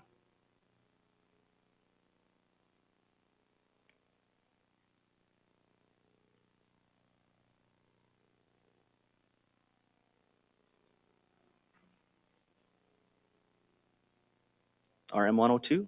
Thank you, Sasha. Sorry about that. So yes, I will call the question. For those who have devices, 2 per RM. We'll call the questions, and you can vote now to approve the financial statement. Hey Jay, this is JP. I'm just going to add some extra instructions for folks. If you're already logged into the voting site, you can now click on the next vote button, which will refresh the page and reveal the current active ballot. For those of you who may have trouble signing in, just remember you need to put a space between your first name and your last name. So your elector ID should be your first name, a space, and your last name, and then you will have gotten your unique password. And then once again, don't be shy. Give us a call if you're having trouble. We'll walk you through it really quickly. You can reach us at 1-833-368-7123. So it's 1-833-123. So we'll leave this voting open for a little bit, and we'll let you know when the results are ready. Thank you. Yeah, you guys, if you don't mind voting, we're just going to give it some time. This is a good tester for us. We got lots of voting this afternoon during the resolution session. I want to make sure everyone is dialed in with the voting.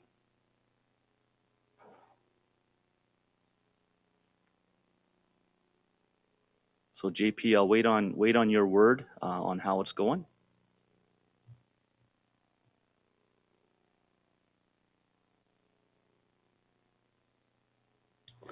Yep, we're starting to get some votes. They're a little slow right now, but I'll let you know, Jay, when we can, give them maybe a 30-second warning, if that's okay. You betcha. You betcha. Thanks.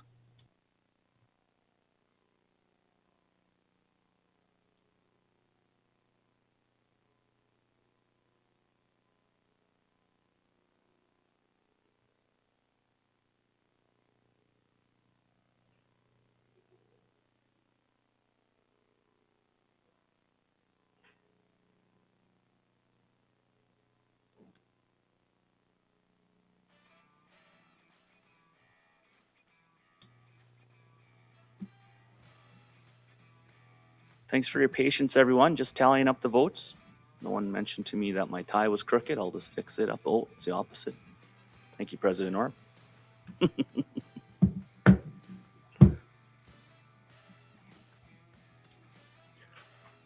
Okay, Jay, if you'd like to give them maybe a 30-second warning. 30-second warning? Yep, you betcha.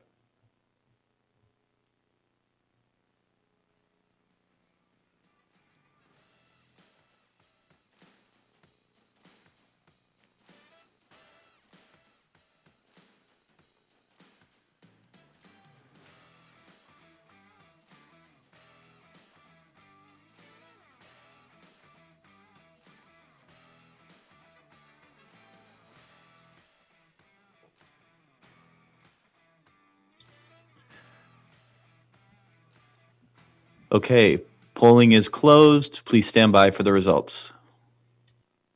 Thank you, JP. So we got the polling closed. We're going to see the results.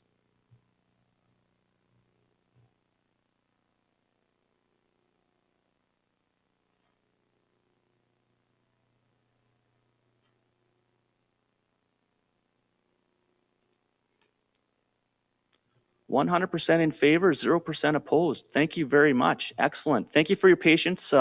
This was definitely a test for the first one. We wanted to go through this, so then our resolution session this afternoon is much smoother, and as well as the SAM election. So thank you very much, and I will hand it over to Rusty.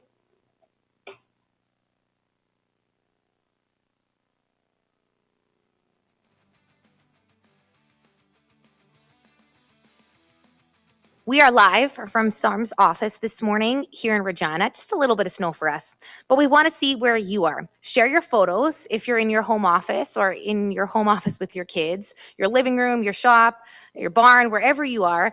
Share a photo with us and use the hashtag SARM Annual 2021 on Twitter. We're going to have a quick little coffee break, a chance to virtually stretch your legs. You view our trade show on the left-hand side of your screen. There's still a really good opportunity to see these thriving Saskatchewan businesses and even win some swag. And also, we continue to welcome any sort of hellos and shout-outs on our chat. That is in the right-hand corner of your live stream. RM, Sliding Hills, Mooseman, and Hoodoo say hello, and we say hello back. Thank you. So we will see you back here at 11 o'clock. See you shortly. Nuclear is a part of Canada's story, and the Nuclear Waste Management Organization, or the NWMO, is a key element of the nuclear fuel cycle. It's a story that begins in Saskatchewan, where the extraction of uranium helps power nuclear plants in Canada and others around the world. And it's a story that ends with us, the NWMO, the organization tasked by the Government of Canada with the safe, long-term management of our country's used nuclear fuel. It's an incredibly important responsibility, and we answer to Canadians. We need to deal with used fuel for the long term, for generations and generations to come, in a way that is safe for all of us.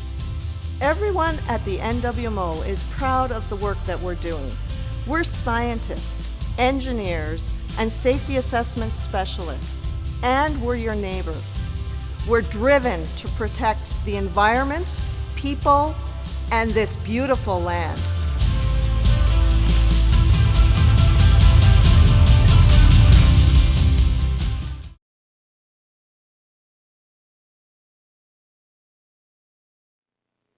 Welcome back. I hope you enjoyed the trade show. It remains open throughout the day.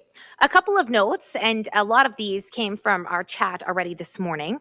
If you had a problem with buffering, and in essence you missed a bit of the presentation, don't worry. At any point you can actually rewind portions of the morning. So if you missed anything or want to cover anything again, you can rewind. Now, we have some tips as well if you're having an issue with the internet connection. If you can connect your computer to your router to a network cable, that will create more of a steady, regular connection. So if in the lunch hour you can figure out that, it would be great. Also, voting issues. We know there are issues, so please call the 1-800 in the chat. There's a 1-800 number listed there in the chat, and you can call that. I just want to mention that we are going to need to have successful voting for the resolution, so try to get that cleared up as well. If you have problems, please call DOTS. Now, a couple of quick shout-outs. Thank you to the RM of Wolverine, Walkin, and Hillside. They're all online. Thank you for shouting out. Thanks to the RM Martin for the tidbits on the network cable. That seems to work for them. Phil Moore says hello and a good morning from Wellington. And to Kelsey behind the scenes, who's done a great job putting together the convention. She just wants to know if anyone in Nebing is on the line, including her father-in-law. So the chat is a lot of fun, and we encourage you to use it and continue to use it throughout the convention. Now, SARM inspires municipalities to achieve their full potential. It's our pleasure to recognize many of those today. Here are the presentations for the Saskatchewan Municipal Awards.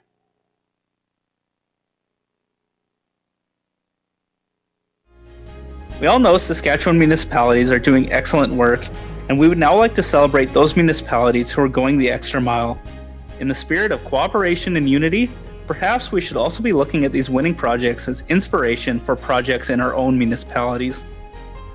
I know urban and rural municipalities are doing much in their communities with their neighbors, so I strongly encourage all of our members to submit your projects when nominations open for the 15th round of the SMAs. Now, I'd like to recognize our title sponsor for this year's Saskatchewan Municipal Awards, Affinity Credit Union. We are very pleased to have them on board with the Municipal Awards for the 6th year. Here's a message from our sponsor. Hello, my name is Jacobo Flota. I'm thrilled to be here today to bring greetings on behalf of Affinity Credit Union and introduce the Saskatchewan Municipal Awards. In the spirit of reconciliation, I'd like to acknowledge that as we are meeting virtually, we are meeting remotely from across Treaty 2, 4, and 6 territories and traditional homelands of the Métis. We pay our respect to the First Nations and Métis ancestors of this place and reaffirm our relationship with one another. Our mission at Affinity Credit Union is to build a better world for everyone, every day. The strong communities are the backbone of this commitment, which is why it's great to see so many remarkable leaders joining us virtually today. As a member-owned and values-based financial institution, we help drive the Saskatchewan economy by taking money in from our members through deposits and lending money out to our members so they can buy homes, pay for education, and start businesses. As the cycle of members helping members continues, we are building stronger communities and providing that together, we achieve more. And hasn't that been the theme of 2020? Supporting local is in our blood, and this year has shown us how essential it really is to our communities. As elected officials and municipal employees, each of you share a passion to improve your community. It takes a dedication and hard work, but through your tireless efforts, you are improving the lives of those around you. The commitment you provide is truly admirable, and one of the reasons Affinity supports this event. We love working with like-minded organizations and are proud to have more than 50 municipalities as our members, all of these whom share our goal of making the world a better place. On behalf of Affinity, I would like to offer my sincere congratulations to each of the award nominees, because you all deserve recognition for the work you have put in. I would also like to congratulate the award recipients and the municipalities involved in their achievements. You have done an amazing job leading your municipalities to success, and I know you will continue down that path. These awards are a true indicator of the strength of Saskatchewan communities. Finally, I want to say thank you to all our Affinity Credit Union members. Our members are the reason we are able to support our Saskatchewan communities and events. In a year where it has been more important than ever to support local, thank you for choosing a Saskatchewan-based credit union as your financial institution of choice. Thank you. Thank you. We appreciate Affinity's support for these awards. And now, on to the winners. The selection committee chose 2 winning projects this year, as well as a regional cooperation recipient. They are as follows. The second place winner is the 737 Volunteer Fire Department from the RM of Souris Valley and the RM of Lamond. Before we had the 737 Fire Department, neighbors would all go over and fight the fire in the running shoes and a t-shirt. We were actually affiliated with the Fortuna Fire Department out of North Dakota. Fortuna at that time was going through a labor shortage of people that were able to come and volunteer. So at that point we knew that we pretty well had to do something on our own. We used to have Weyburn or Mydale or Radville doing our firefighting, and it was not their fault, but their response time was at least a half an hour, 45 minutes. A lot of the ratepayers didn't see the benefit. They thought that surrounding municipalities were okay, even with the increased response times. We had cooperation from our fellow councillors and from Souris Valley's councillors. So it was a joint thing between RM7 and RM37, and that's where our name came from, was forming those two together. Without the cooperation, it never would have happened. We've acquired 4 wildland trucks that we use for fighting on the wildland, and we have 2 water tenders. We actually built a couple of trucks right from scratch, and then we were able to improve on them as time went on. We kind of pride ourselves that those trucks were designed and built by us. We went to different fire departments, looked at theirs, and we expanded on their ideas and built our own trucks. All the firefighting now is being done on the back of the trucks, which have been designed and engineered to safely accommodate our firefighters back there. We built the fire hall basically right in the center. We are 648 square miles that we cover with the 2 municipalities. Tribune was picked as the center, almost dead center, right on 35 Highway. The response time was great. We get together regularly. We go through the trucks, we go through the radios, we go through procedures, we go through safety. A large number of our members have put in hundreds of hours of training, whether it be wildland, whether it be in the trucks, through the experts that we brought in for Stars Landing.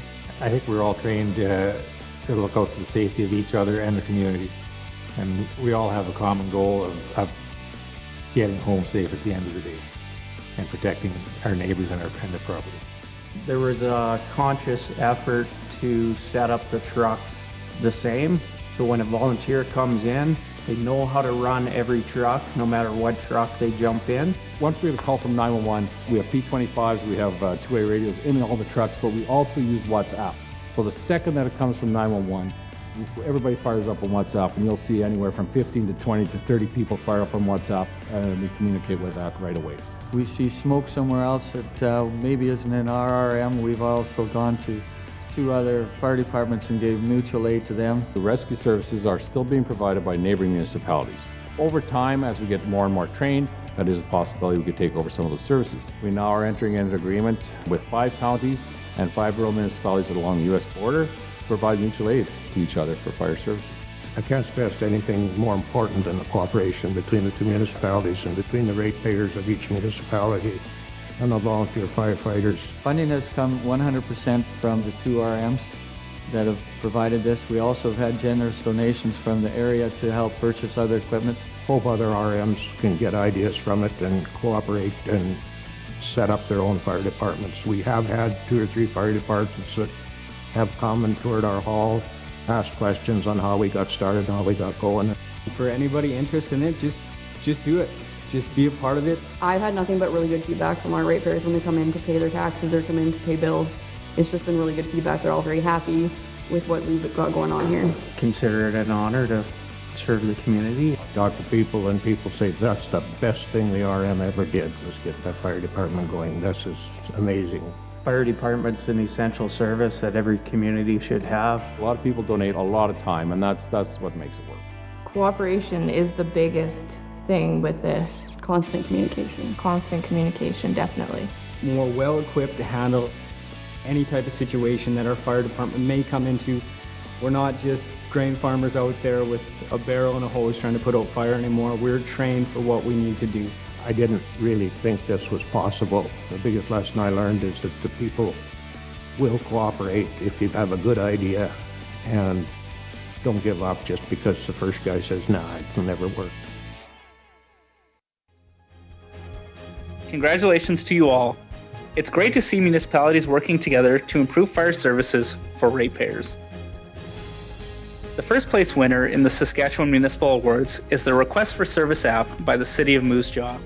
Previously to the app, the city had an internal request for service app that was mostly used by the engineering department. The city as a whole wasn't on a single system. Prior to the app coming online, really the only way to get in contact and have that discussion or report of concern was to phone City Hall directly and try to get a hold of somebody to express what it is they were looking for. Trying to get an issue resolved could sometimes take a long time, or often there was no communication back to residents and they wouldn't know if a situation was resolved. The new customer service could be improved, and our council listened to that and they passed the motion to approve the app, and then our IT department took it from there. The Request for Service app is a way for our residents and people in our community to request, break fix, or repair, or make suggestions to the city through their mobile device or through the city website. It's a portal that our citizens can use to address any concerns they might have around city services or programs.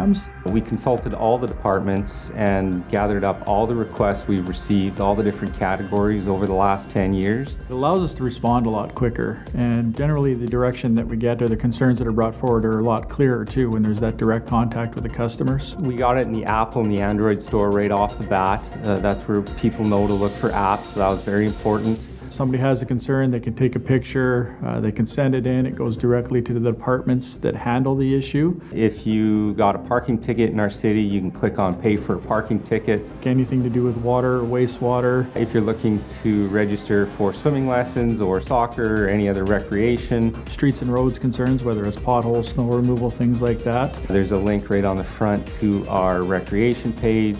There's information for city council, all our phone numbers are in the app, readily available. With the app, you get notifications as the ticket is being handled and once it's solved. If there's an emergency, we can report messages right to the device and have it alert you, and we can even do that by location. So if we find a problem in a certain location, we can alert people in a certain location of the city, all from the same app. It's a fabulous two-way communication tool. The ability to push out messages to our residents and for them to get notifications if there's a significant change in service or a last-minute road closure. Already over half of our call volume has transitioned into using the app in the city, so I would say that's a pretty successful launch. Our residents really were asking for something like this. We got a few nice notes from our residents saying they appreciated the work we're putting in and they appreciate how easy it is to work with City Hall through the app. Certainly a council initiative to improve customer service, and I think it was a focus at the city as well, from the city manager down through the directors. The app is a terrific communications tool for the city of Moose Jaw.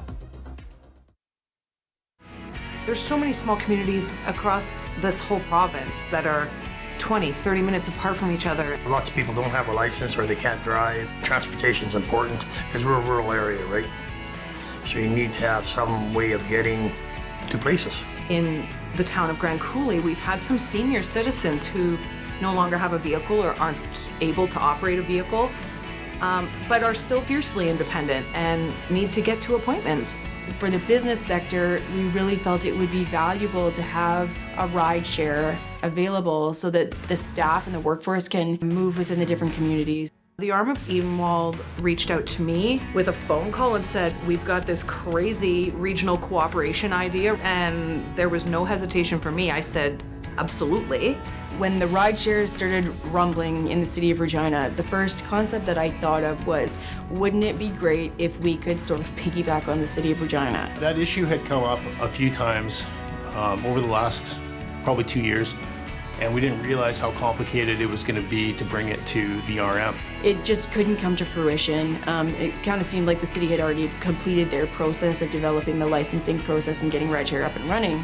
Then it was the idea that we could establish this ourselves, develop it from the ground up. The arm of Edenwald really took the wheel on this, and they made it pretty easy for everybody to apply with them for the bylaw.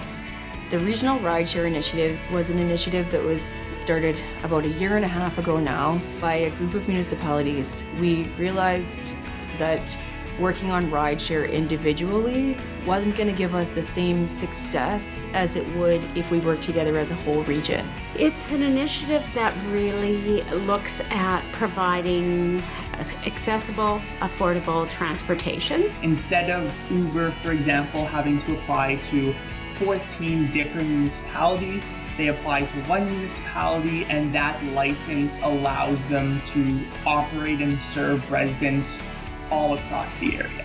The way the provincial legislation works is that it legislates the origin of the trip, not the destination. So the municipalities that are participating, they can have rideshare trips initiate in their municipalities, and then they can go anywhere else. My council is really quite a forward, progressive thinking council, so I think they saw the advantages of being involved in this, and it was a pretty easy decision for us. The alternative to this would have been 11 municipalities create 11 different bylaws and 11 different licensing programs, and a rideshare company has to complete 11 licenses. As one group and one unit, you get one license. Okay, now we have a chance of attracting some business to our area. This is unprecedented. We've worked together with the RM of Lumsden for 26 years. We're kind of one of the pioneers in regional cooperation. So working with the rest of the group has been very easy. As people have come to the table, sometimes they've presented us with other ideas and little options, and we can still move forward and make amendments to the bylaw, so we can still add other municipalities and we can still shift a few little things if needed. There is a possibility that we can grow and expand our network to include First Nations communities as well, which I think would be wonderful. Really, I think we can all help each other out by partnering on a lot of different projects, and this is just one that kind of fell into place, right time, right place. It's such a huge project to undertake on our own, so the idea of coming together and doing it collaboratively is just a huge benefit. We had all these different municipalities working together to provide a new service for their residents, and cooperation was, I think, really at the heart of what made this project so successful. It's very easy to use. Our seniors will be able to use it. If you want to go out and have a good time, you have a safe ride home. There was a common goal among everyone who's joined the partnership for the initiative, and that was to see rideshare come to fruition in our areas for the benefit of our citizens and our businesses. I know people in the RM of Lumsden are very excited to have this. I know I personally am too. What we've realized from this is that we do share common goals, and sometimes the way of making something the most effective is not to do it on your own, but rather to do it as a group. I look forward to the day I get to call Uber to, chauffeur me about. Congratulations to all the recipients. From our chat this morning, again, if you want to access the chat, the top right-hand corner, the talk bubble of your live stream, and that's where you can catch up with us. A quick hello from RM Benson and RM of Pence. Also, do the Schmatts still live there? That's what we want to know. And we're also very happy that the RM of Wallace has had such a great setup put together in their chambers. So whatever you're up to, we would love to hear from you. It is so simple to do that on that chat. CN has been a value partner and sponsor of our SARM's conventions. We shared the stage with CN now to introduce our next guest, the Honorable Jim Carr, Special Representative for the Prairies.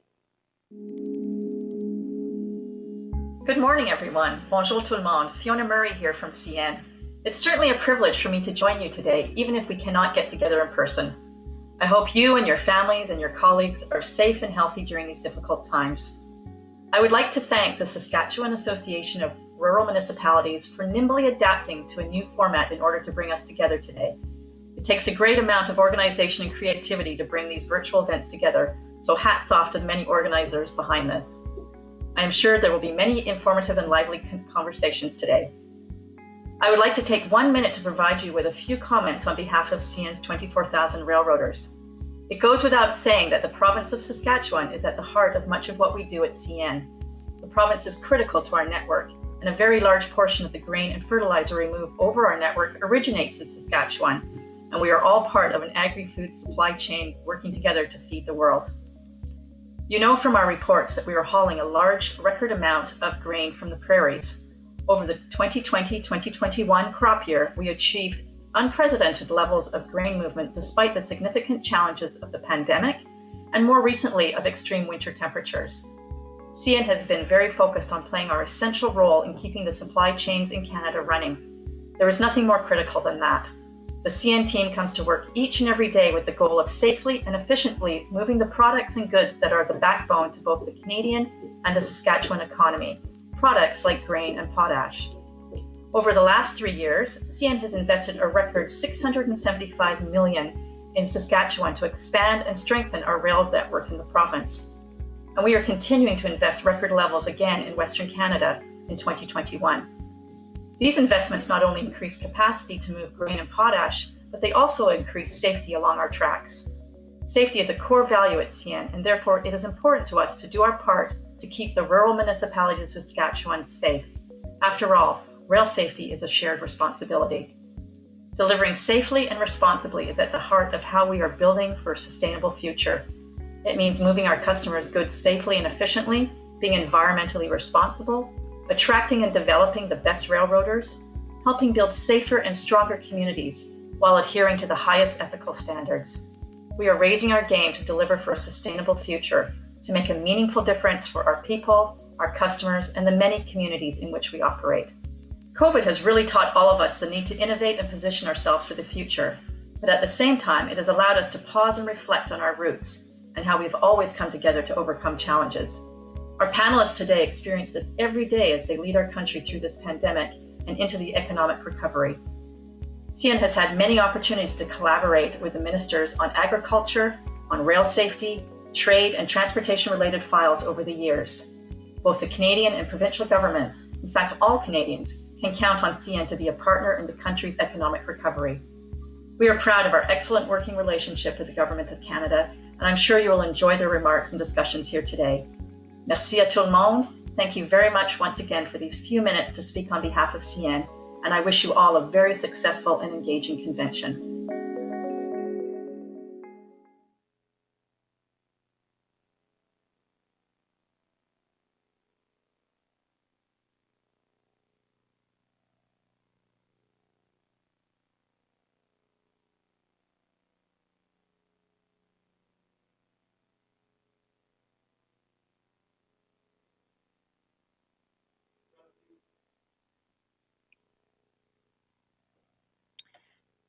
Hello, sir. We would love to hear now from the Honorable Jim Carr, Special Representative for the Prairies. Jim. Thank you. Good morning, everybody. I'm speaking to you virtually from my home in south central Winnipeg in Treaty 1 territory, the traditional territory of the Anishinaabe, the Cree, the Oji-Cree, the Cree, the Dene peoples, and on the homeland of the Métis Nation. I remember the last time I spoke to a convention at SARM, there were 2,000 people in a room, and all I could see was 2,000 people wearing Rough Rider jerseys. And there I was as the lone Blue Bomber supporter. I proclaimed my faith and my loyalty in my team, and I must say you treated me in a neighborly way in spite of our different teams. But wow, how the world has changed since then. Everywhere across the country, COVID-19 has affected people's way of life and local economies like never before. We're still adapting to the realities of COVID-19, working together to reduce the impact of the pandemic, to protect people and communities, and to support businesses and local economies. That is our number one priority. We need to make smart investments now so that communities can recover and be more resilient in the longer term. This summer, the Government of Canada announced that we would be creating the COVID-19 resiliency stream to respond to the current unique health and economic demands we face as a country. The source of funding provides provinces and municipalities with additional federal support for a wider range of infrastructure projects, with the federal government paying 80 cents on the dollar. Among other types of projects, immediate investments in public infrastructure can help address the health risks and support our economy while making public facilities more accessible, energy efficient, and cost effective. In the long run, this creates more sustainable and resilient communities. Work continues with rural leaders to gather their perspectives and advice on ways the federal government can better help rural communities to respond to the impacts of the pandemic, and how we together can help revitalize the economies and to build resilience in our communities. It will take an all hands on deck approach to recover from this pandemic, and we need strong rural communities to help get us there. Rural Canadians deserve access to the same opportunities as Canadians living in urban areas, and the government is committed to helping rural Canada grow and succeed as we work to build back better from this pandemic together. We know that access to high-speed internet is a major issue to rural communities in Saskatchewan and all across the country. In 2019, high-speed broadband was available to 99% of urban households, but to only 24% of rural ones. And that number drops to 2% for First Nation reserves. High-speed internet access is no longer a luxury, it is essential. High-speed internet means more job opportunities, better healthcare, equal access to online learning for all Canadians. And it's critical for the economic development of rural and remote communities and for Canada's overall recovery from the pandemic. And over the last 5 years, our government has approved projects that will connect 1.2 million Canadian households to better, faster internet. And we are on track to meet our goal to connect every Canadian to high-speed internet by 2030. Our investments will help us to connect 98% of households by 2026. Through our historic investment in Canada Plan, we are delivering on our promise to build sustainable, resilient communities. The plan supports thousands of projects across the country to improve drinking water, wastewater, transportation, connectivity, well-being, and cultural exchange. And here in Saskatchewan, we have invested more than $721 million since 2015 towards more than 400 projects across the province. projects that are supporting and enhancing the communities where you live, work, and raise your families. From paving Road 200 in the rural municipality of Dufferin to water treatment plant upgrades in Carrot River, we are working with the province to continue investing in Saskatchewan communities. As we look toward our country's recovery, we will take every opportunity to make it stronger, more sustainable, and more fair and more inclusive, especially rural Canada. Recovery starts in rural Canada, and we cannot build back without it. And that is why I'm so pleased this morning to announce more than $21 million in federal support for 26 infrastructure projects across Saskatchewan.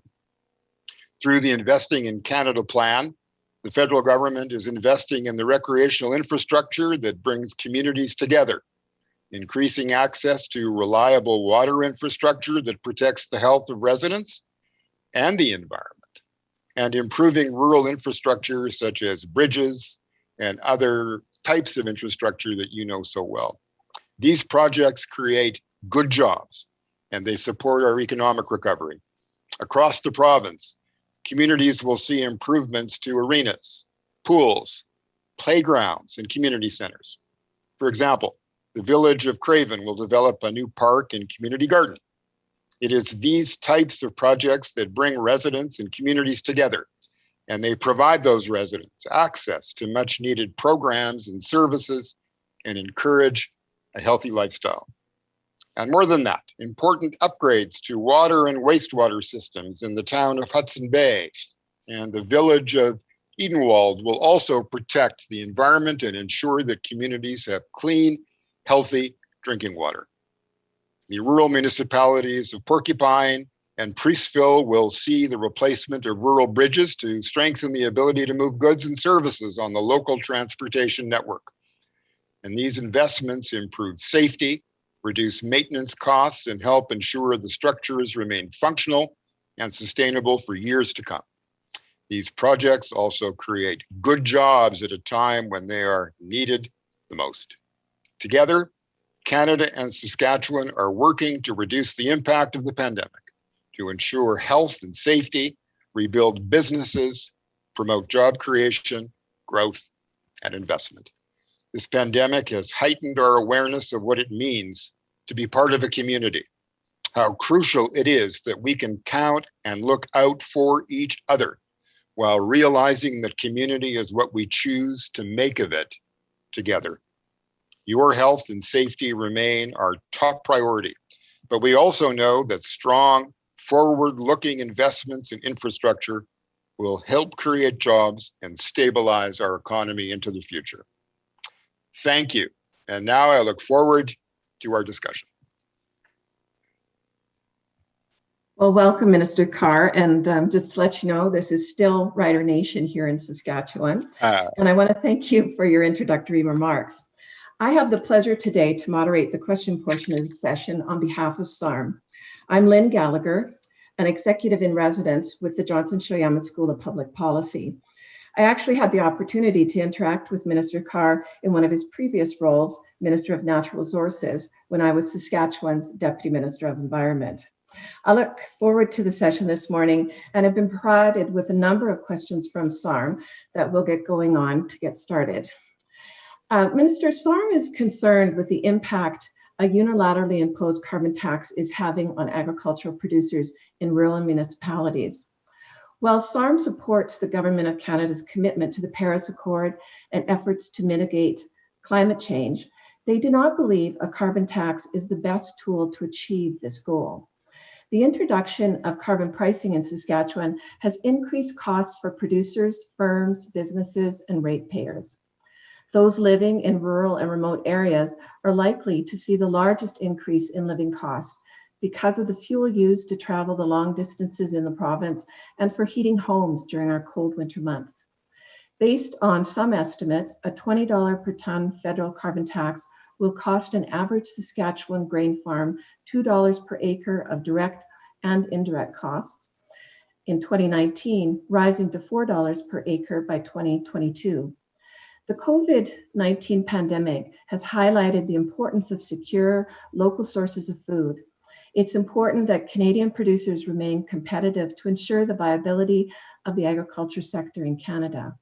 Minister Carr, what would your office do to ensure the needs of those living on the prairies and agricultural producers' interests are adequately considered when applying the carbon tax?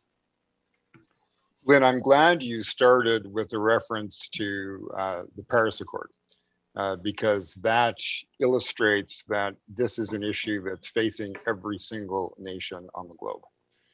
That the reduction of greenhouse gas emissions is a priority for nation states, as it must be.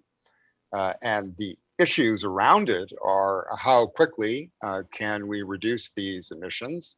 How is it done in an inclusive way and fair?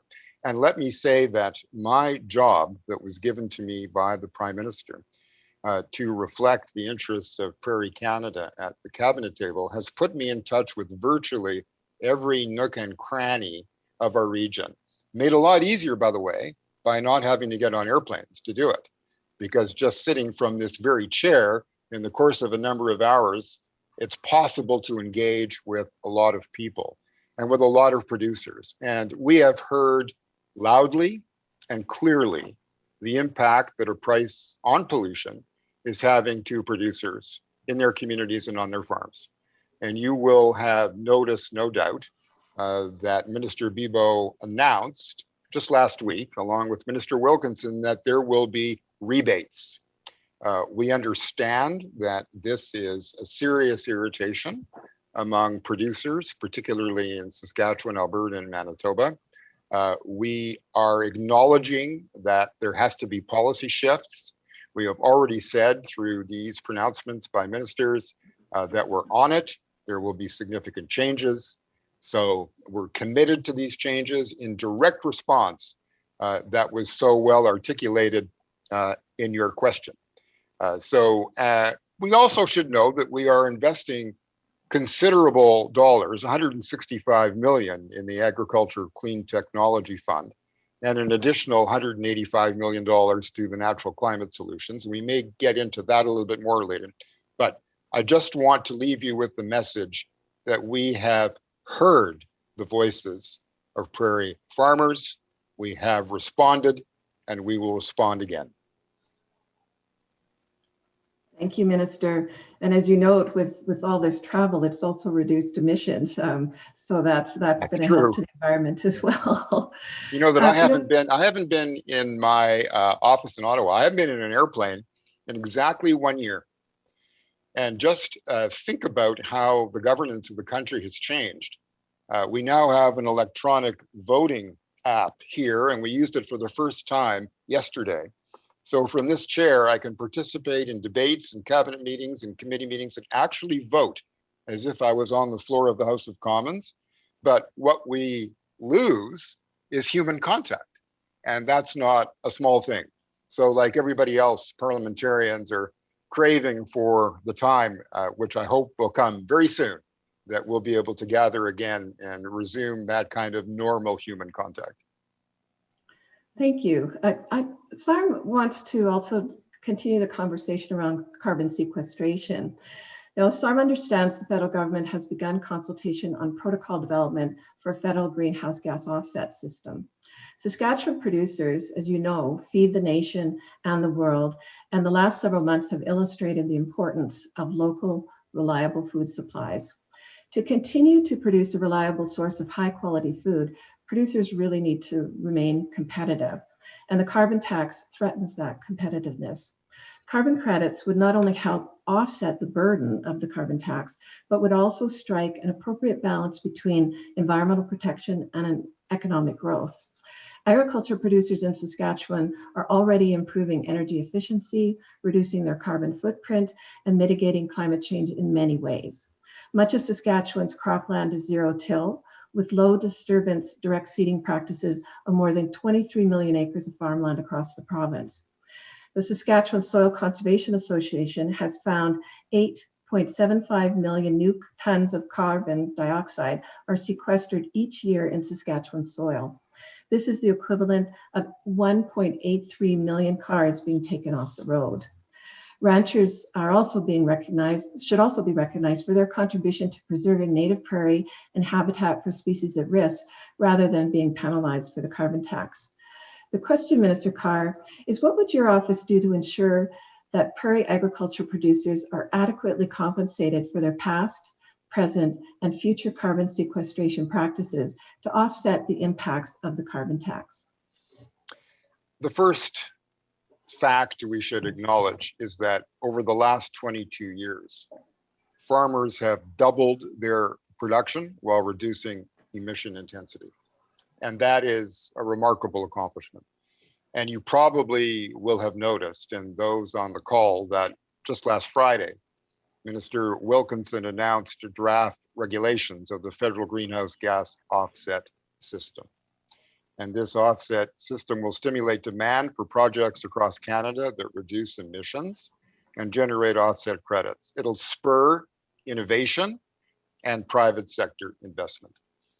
After all, it's the private sector, and I like to say this as often as I have a chance to, that is the creator of wealth and jobs in Canada.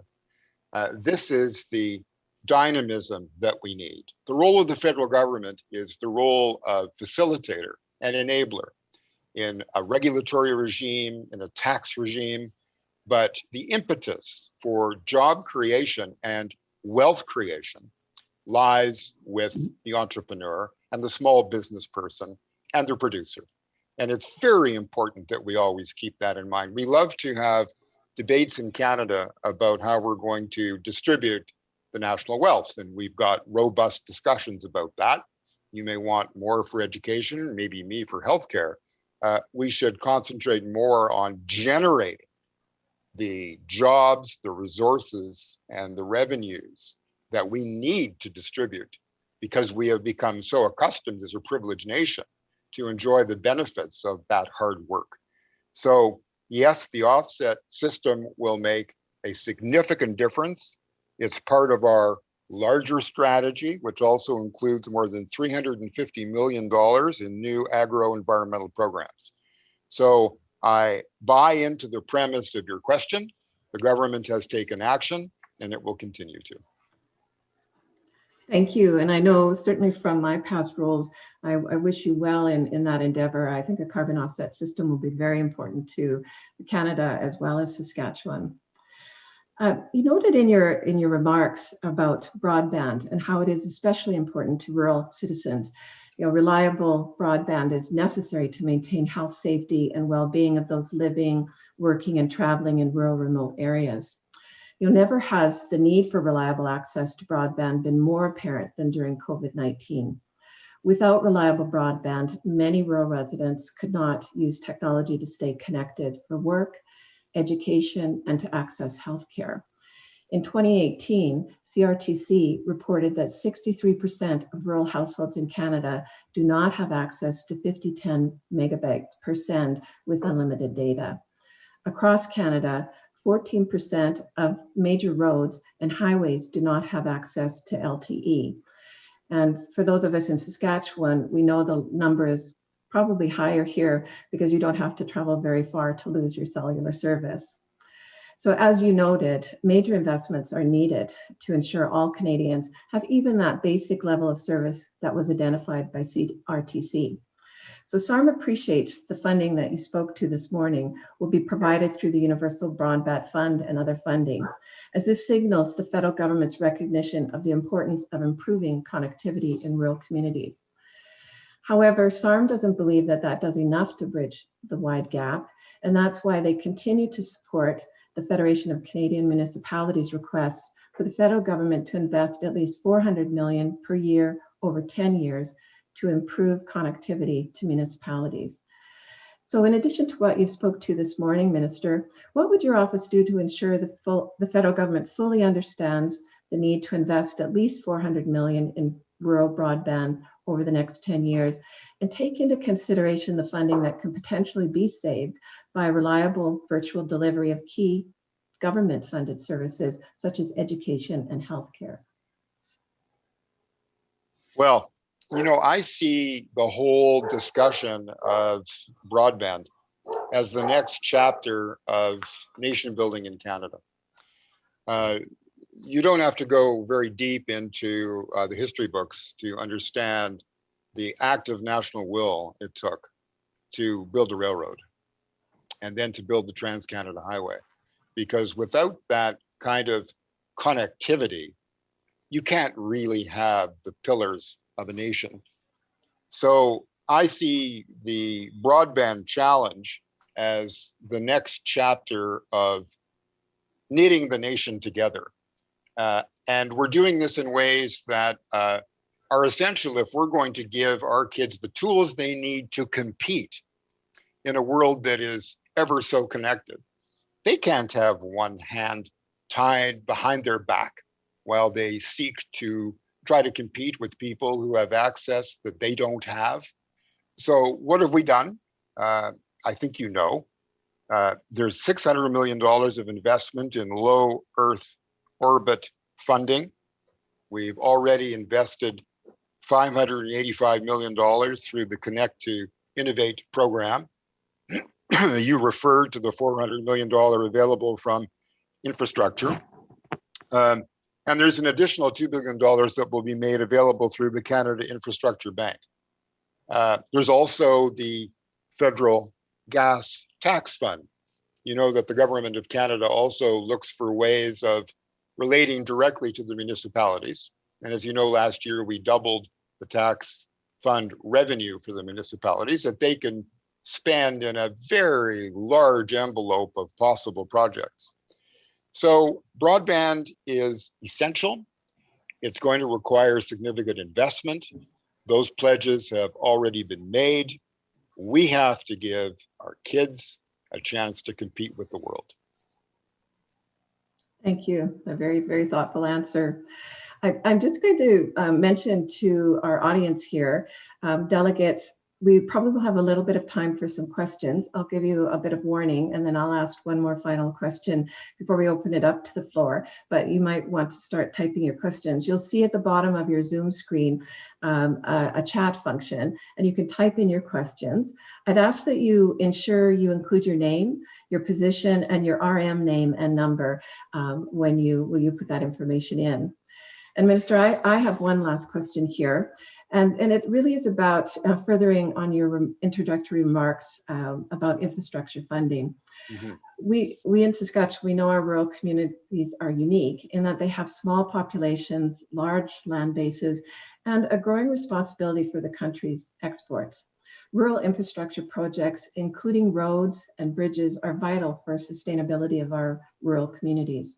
Industries and people living and working in rural municipalities depend on access to reliable, well-designed infrastructure that will allow them to safely and efficiently reach their destinations, suppliers, and markets.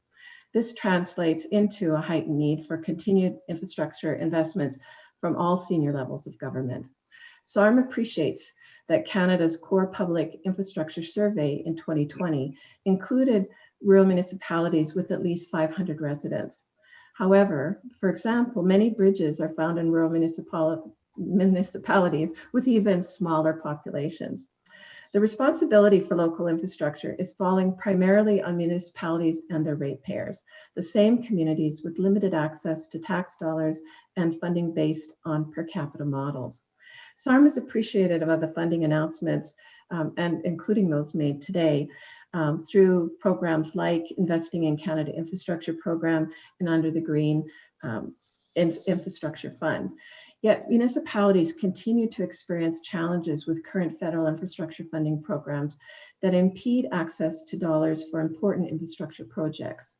Minister, my final question here is, what will your office do to ensure a pool of funding that is truly dedicated to rural and small communities and that will allow funding earmarked for public transit to be reallocated by the provinces so that communities of all sizes can address infrastructure deficits, not just those with subways and bus lines? A fair question. I would refer back again to the gas tax fund, which in Saskatchewan went to $123 million of investments in 2019-20. And the Small Communities Fund, as you know, funded 58 projects for $32 million in Saskatchewan, wastewater, drinking water. Municipalities across the province have been beneficiaries of this support. And we also know that public transit investments will help to improve communities, cut air pollution, strengthen communities, and grow Canada's economy. We also need the cooperation, Lynn, it's important to say, of the provincial government. And in our bilateral agreement with the province, very few projects have been prioritized, and that ties the hands of the government of Canada. In fact, I think it's 0% of their allocations have been spent so far in the provincial territorial agreement. So we're waiting for prioritization of those projects. But meanwhile, we're making the infrastructure program more flexible. We transferred, in the case of Saskatchewan, $109 million from the public transit infrastructure stream to the green infrastructure stream. That's very significant. And another $25 million in change was transferred from the public transit infrastructure. So we understand that rural communities have transit needs, but they're not the same as the transit needs in big cities. And we want to work with the municipalities to make sure that these investments are as efficient as they can be. I appreciate the frustration that many have felt. And sometimes when you are working across jurisdictions, some stuff gets lost in the bickering. Bickering's a bad idea. We don't have any interest in jurisdictional squabbles with the municipalities or the provinces, especially during a pandemic. And you know what, Lynn, I don't think Canadians have an appetite for it either. They can see that when we work together, we produce results. And it's very important that we pool our resources, align our objectives, and make sure that these investments are spent as efficiently as possible, including transportation and infrastructure in rural Saskatchewan. Thank you. I do have one question here from the delegates. This is from Wayne Black. He's the Reeve at Berry Valley, the RM number 397. And his question to you, Minister, is how do you justify to ag producers your decision to vote against a proposal to remove the carbon tax from the fuel used to dry grain on prairie farms? I would say stay tuned. Already we heard an announcement from Minister Bibeau. The government is on the record that it will offer rebates to withstand some of the pressures of the price on pollution. And there will be more to say as we come up to decisions. But again, I think it's important to make the point that the government understands and has heard the arguments. And we will fashion a set of policies that I'm sure will address headlong these issues that have been, let's face it, let's call it for what it is, an irritant, and an irritant that I hear right across the West. And I express that irritation to my colleagues at the center of the government. And I know that a lot of people have heard the arguments, they're paying attention. Already there have been announcements made, there will be more. Thank you for that. So I don't have any more questions yet, folks. We have just, you have probably 1 minute left here if you want to submit another question. Somebody want to ask me about agri-stability and how the government of Canada has put up $170 million to protect farmers, producers against rough years. This is a program that has to be matched by provincial governments, and we're having continuing conversations with the Saskatchewan government and the governments of Alberta and Manitoba as well. So your very influential voice would be helpful. We have managed to put $170 million on the table. These are 60-cent dollars from Ottawa. We need the provinces to match us. Your influence would be very much appreciated. So thank you, Minister. I don't have any more questions coming from the floor. Any last remarks for you before I turn it over to Rusty to close out the session? I can hardly wait until the ice melts here and the pandemic fog lifts, because I'm getting into my car and heading west. And I'm going to spend a lot of time. It's great talking to you this way. We can learn a lot with this kind of communication, but there's nothing quite like walking down the streets of small towns, talking to farmers in their fields, and smelling and touching and experiencing this wonderful part of the country, our prairies. I'm absolutely privileged to be in the spot I'm in now, and I can hardly wait to meet more of you personally. And thank you for this chance to chat with you this morning. Well, thank you, Minister Carr, and over to you, Rusty. Thank you again, Minister, and thank you, Lynn. Now from our chat, a quick few shout-outs before we head for lunch. The RM of Duck Lake, Webb and Wilner, hello. A superhero Jessica from Happy Land in Deer Forks. We could use your multitasking at our convention today, so congratulations on your success of multitasking. Now, it was back in 1985 that we had our first trade show with just 34 exhibitors. Today, even virtually, we have far more waiting to see you. As we recess for lunch and the trade show, I encourage you to give it a click. It is really easy to find on the left-hand side of your platform. It simply says trade show. Click into there.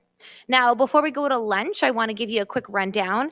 Post-lunch, at 1 p.m., we'll head right into the dialogue sessions with the provincial ministers. To access that, visit the dialogue session menu on your left-hand side of the screen, or you can also access it through your agenda, whatever is easier for you. The second dialogue session begins at 2 p.m.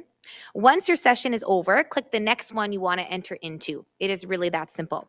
If you have any problems, please click the Tech tab button, or of course, make sure you can call DOTS at any time as you get yourself set up for this afternoon. You need to be able to vote. So if you still haven't figured that out, I want to make mention that you can do that over your lunch break. We will reconvene on the main convention floor at 3:30 for those resolutions. In the meantime, enjoy the trade show, enjoy your lunch, and we'll see you back here at 1. Thank you.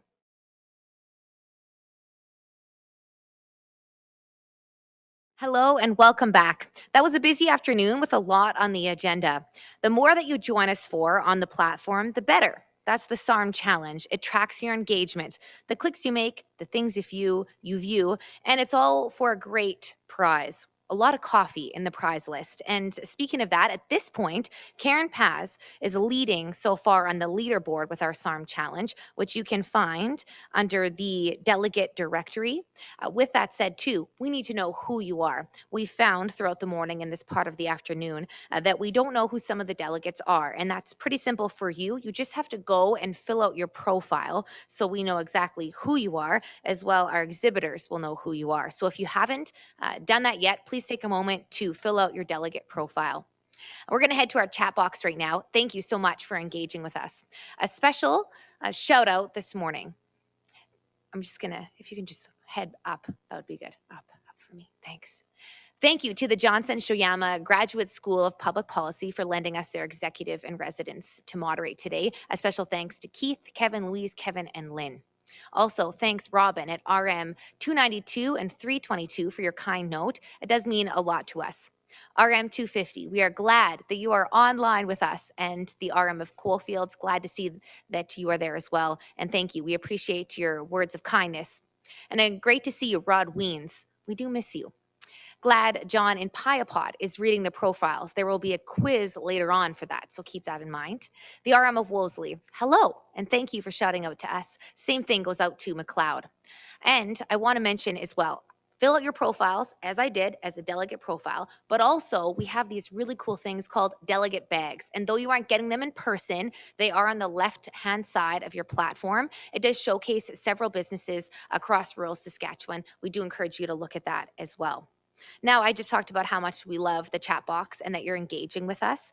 There won't be a chat box during our resolutions. So if you happen to think, oh, where did it go when the resolutions start? We just won't have the chat box up for the resolutions. So please keep that in mind. At this time, I'm happy to bring back Jay Meyer, Executive Director of SARM, to facilitate the resolution session. Jay.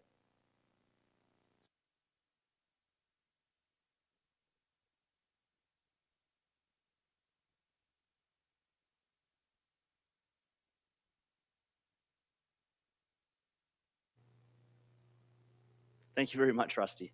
Before I get rolling into the session itself and instructions, I'd just like to call up JP from Data on the Spots to give us a little bit of information around voting once again. Excellent. Thanks, Jay. Okay, so at this time for the resolution session, you should have the website sarm.dotsconnect.live open on your phone or another browser. If you're looking for that link, it's in the email where you got your credentials. So you need to have that open because when we start calling questions, that's where you're going to vote. Instead of using the clicker this year, we're going to use this website. So we're going to open up a test question right now. We're going to go through some voting instructions, and then we're going to leave that test question open kind of indefinitely. That allows us to support people that are still having trouble, and you guys can start going with your meeting. And as always, I'll alert everyone if there are any major issues. So we're going to open up the test question. We're going to run through the instructions we went through this morning, and then you guys can move on until the next vote.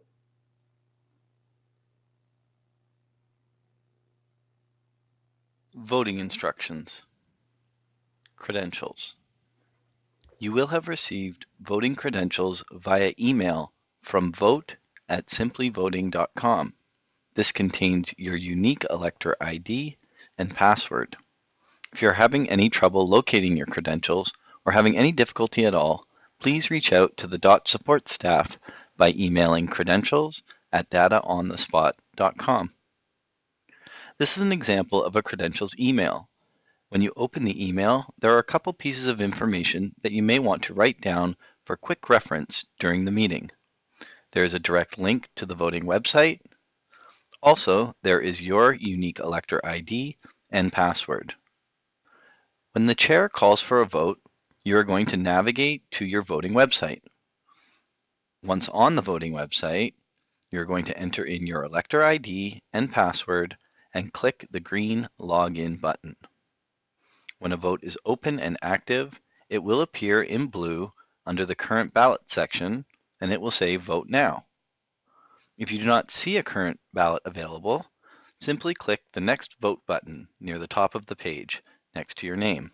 This will refresh the page and reveal the current active ballot. To open the ballot, simply click on the blue Vote Now text. Once the ballot has been opened, make your selection by putting a check mark next to your choice or choices. Click Continue to see a summary of your selection. This is your last chance to change your mind. If you are happy with your selection, click Confirm. You know that your vote has been received when you see the green success check mark. At this point, you can navigate back to the video portion of the meeting and await the results. Thank you, and have a great meeting. Okay. Oh, go ahead. Go ahead. Sorry, Jay, I just wanted to mention the phone number. I forgot it in my script earlier. So it's on the screen there, 1-833-368-7123. If anyone's having trouble, please just give us a call and we'll walk you through it. Thanks, Jay. Go ahead. You betcha. Thanks again, JP. For quorum purposes, we have 271 RMs registered, and we need 2/3. So we do have quorum. I'm going to run through some instructions for our resolution session today before I hand it over to our resolutions chair, President Orb. A quick thank you to WSP Canada for sponsoring our timer today. This year, Guy Lagrandiere, RMAA President, and Sheila Kiesig, RMAA Vice President, will be reading the resolutions. Movers are provided 3 minutes to speak to the resolutions. There will be a timer on the screen, so please be aware of how much time you have remaining. President Orb will give a 30-second warning. Once the mover's time has expired, the mover's phone line will be muted. The mover will stay on the line, but it'll be muted. We ask movers to dial 1-866-438-1084 as soon as the debate on the previous resolution has begun. This number will be shown on your screen throughout the resolution session. You will be put on hold until it's your turn to speak, at which point the operator will unmute your line and introduce you. Please turn off the audio on your computer or leave the room you are viewing the convention in as you will now be able to listen to the meeting over your phone, and you will be a little ahead of what we are hearing on your computer.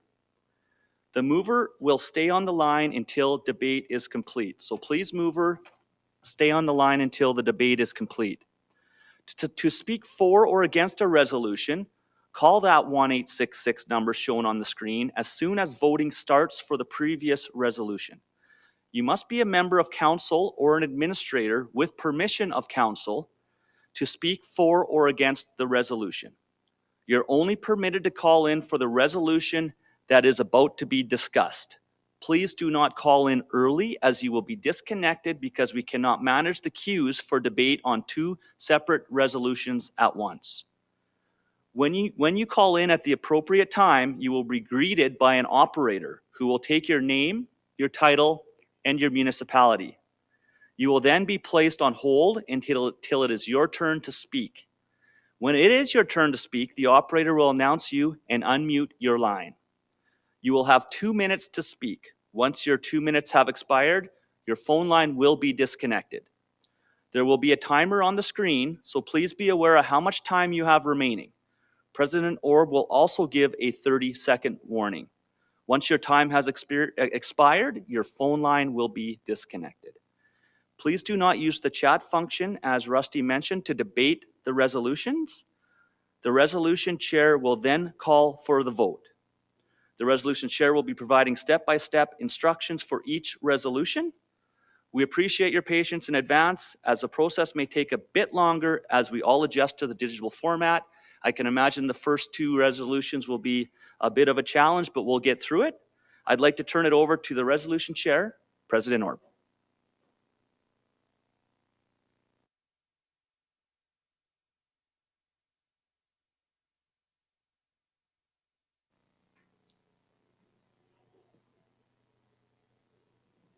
Thank you, Jay.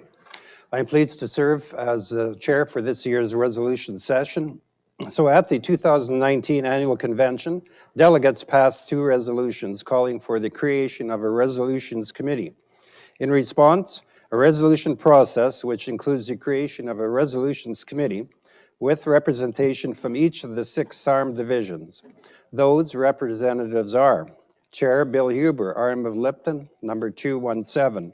Division 1, Rob Moulding, RM of Abernathy, number 186.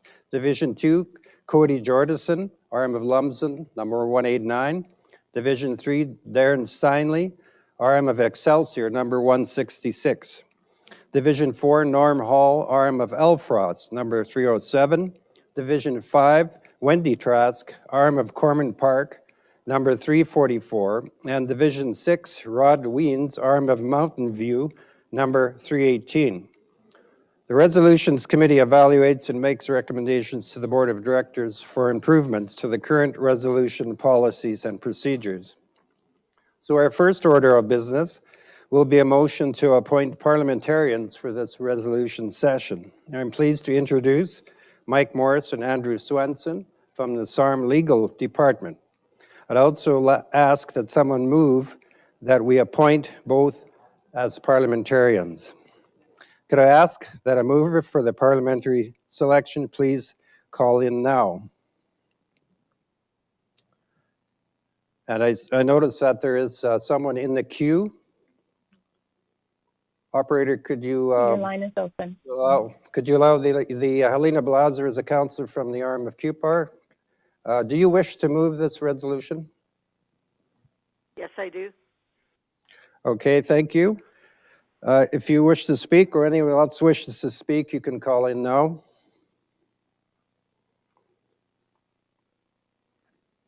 Okay, thank you. So at this time, the spokesperson for the next resolution, 121A, should call in. And I'm not seeing anyone on the line, so I'll call for the question. You can vote now to accept the parliamentarian according to the motion. And a reminder, please hit the next vote button at the top of the Simply Voting webpage to see the vote.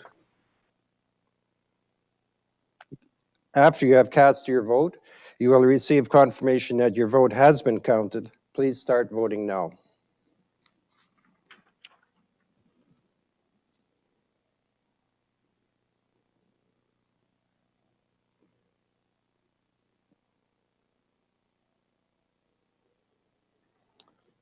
And once you have voted, if you wish to participate in the debate of the next resolution, 121A, you may start calling in.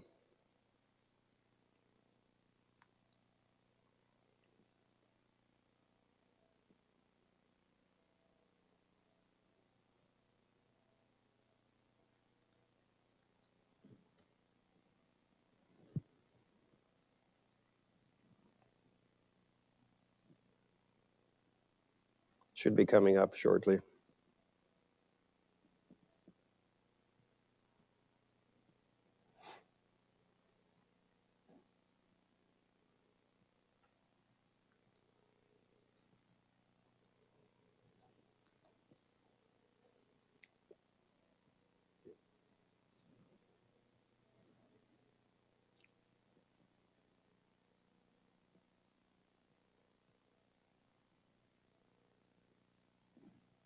This does take a little bit of time, so we're going to kind of go through the first couple slowly to make sure that everyone is on to the voting.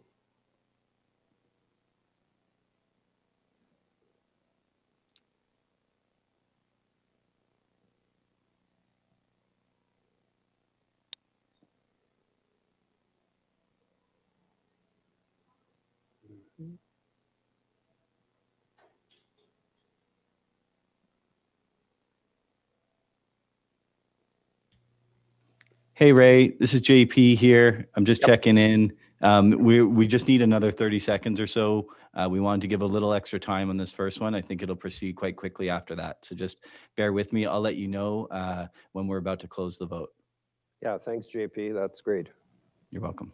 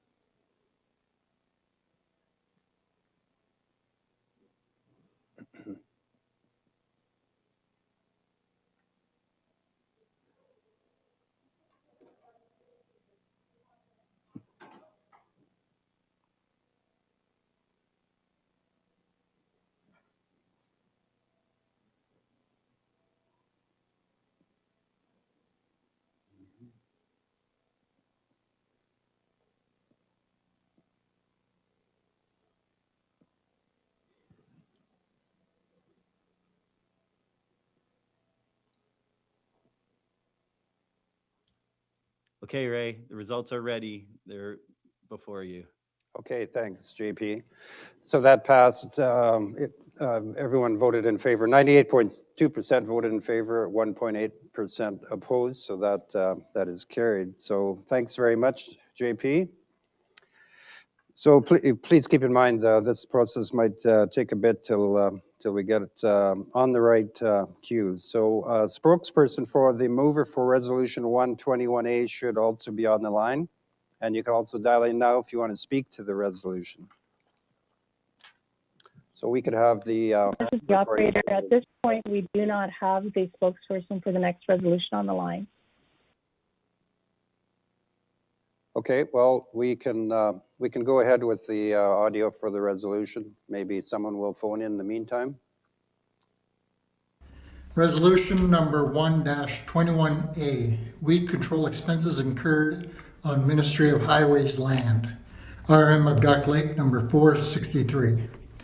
Be resolved that SARM lobby the provincial government to amend the Weed Control Act to allow for all costs incurred by a municipality with relation to detecting, notifying, corresponding, controlling, etc., prohibited, noxious, and nuisance weeds on Ministry of Highways lands to be recovered in the same manner as taxes pursuant to the Cities Act, the Municipalities Act, or the Northern Municipalities Act.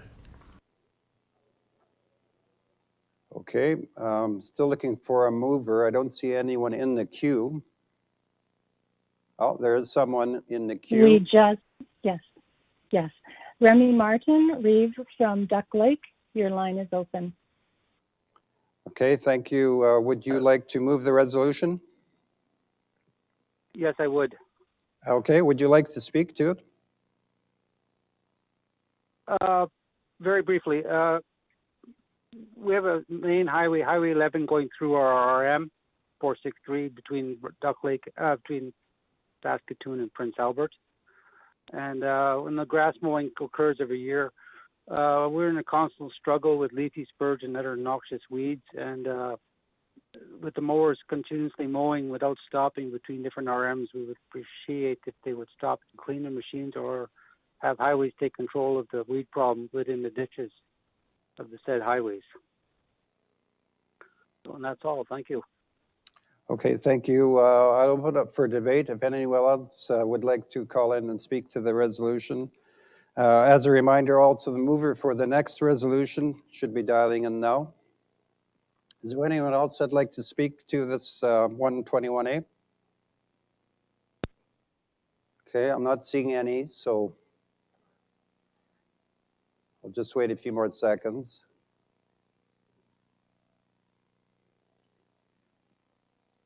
Okay, I'll call for the question. You can vote now. If you're in favor of this resolution or opposed to it, please vote now. As a reminder, resolution mover for 221A should also be dialing in. And just a reminder, if you're logged into the voting portal already, you may have to click on the next vote button, which will refresh the page and reveal the current ballot. Okay, yeah, thanks, JP. Actually, I think I forgot to say that. I said it at the beginning, but I forgot to say it after this one. So I need to say that every time.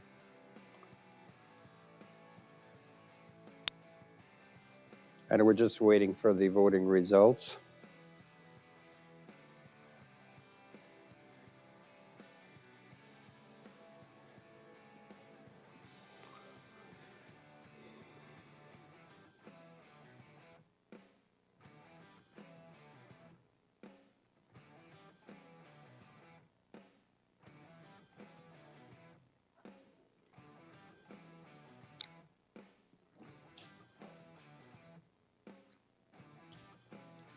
Okay, Ray, we're going to close the vote in 15 seconds. Okay, thank you. Reminder for anyone that'd like to debate the next resolution, you need to call in now as well.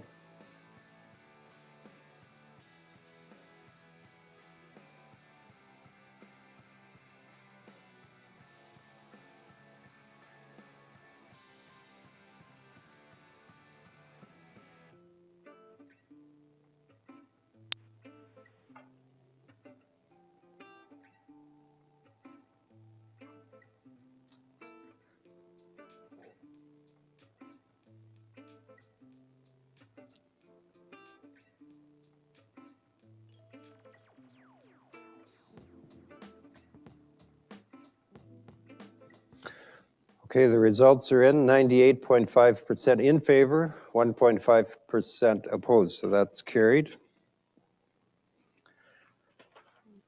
And we can get the resolution recording for the next resolution, please.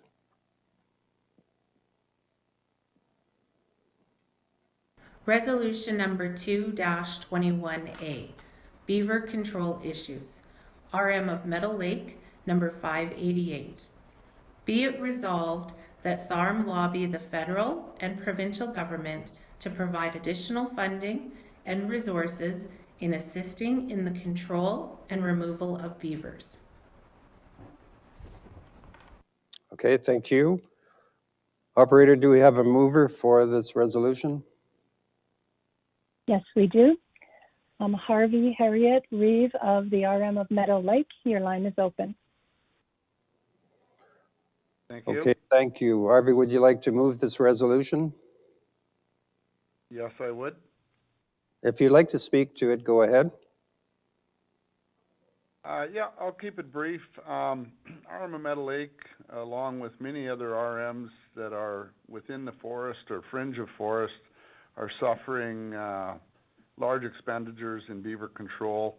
the last 3 years, we've spent in the neighborhood of $75,000 a year with trappers and beaver control. This year, we've had to raise our budget to $115,000, and we've had very little impact. We are seeking the SARM to lobby on our behalf and behalf of all municipalities suffering from the same problem and infrastructure damage to try and access adequate funding to deal with the issues in way of rodent control, I guess you could call it. And that's about all I have to say. Okay, thank you. I'll open up for debate. Anyone else that would like to speak to this, you could call in. As a reminder, the mover for the next resolution, 321A, shall also be dialing in now. Anyone else like to speak? I know there is, yeah, please go ahead, operator. We do have someone who would like to speak. Elmer Palmer from the RM number 51. Your line is open. Who am I talking to? Oh, I'm so sorry. One moment, please. I'm going to join you in. We do have someone who would like to speak. Elmer Palmer from the RM of 51. Your line is open. No, I was trying to get it so I can vote. Oh, I'm sorry. You've dialed the wrong number. No, that was the girl who transferred me. Okay. Can you put up the help number for voting support, please, on the webcast? We've got people calling in who need support. Okay, Mr. Palmer, I'm going to disconnect your line and you can watch for that helpline. Okay.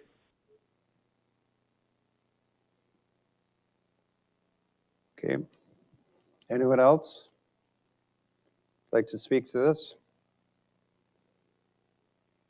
I'm not seeing anyone, so I'll call for the question. Remember to hit the next vote button on the top of the Simply Voting webpage to see the vote. Please start voting now. As a reminder, once you have voted, if you wish to participate in the debate on the next resolution, 321A, you might start calling in now.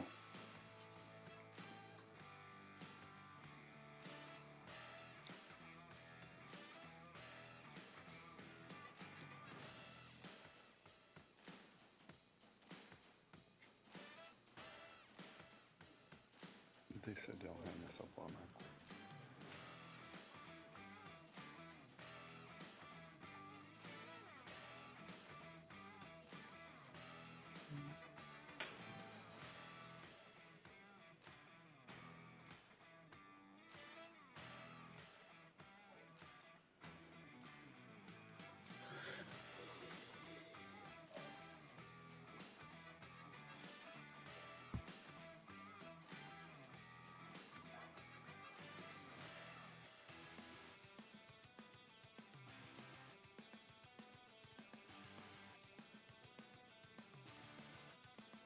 Okay, we should be having the results here shortly.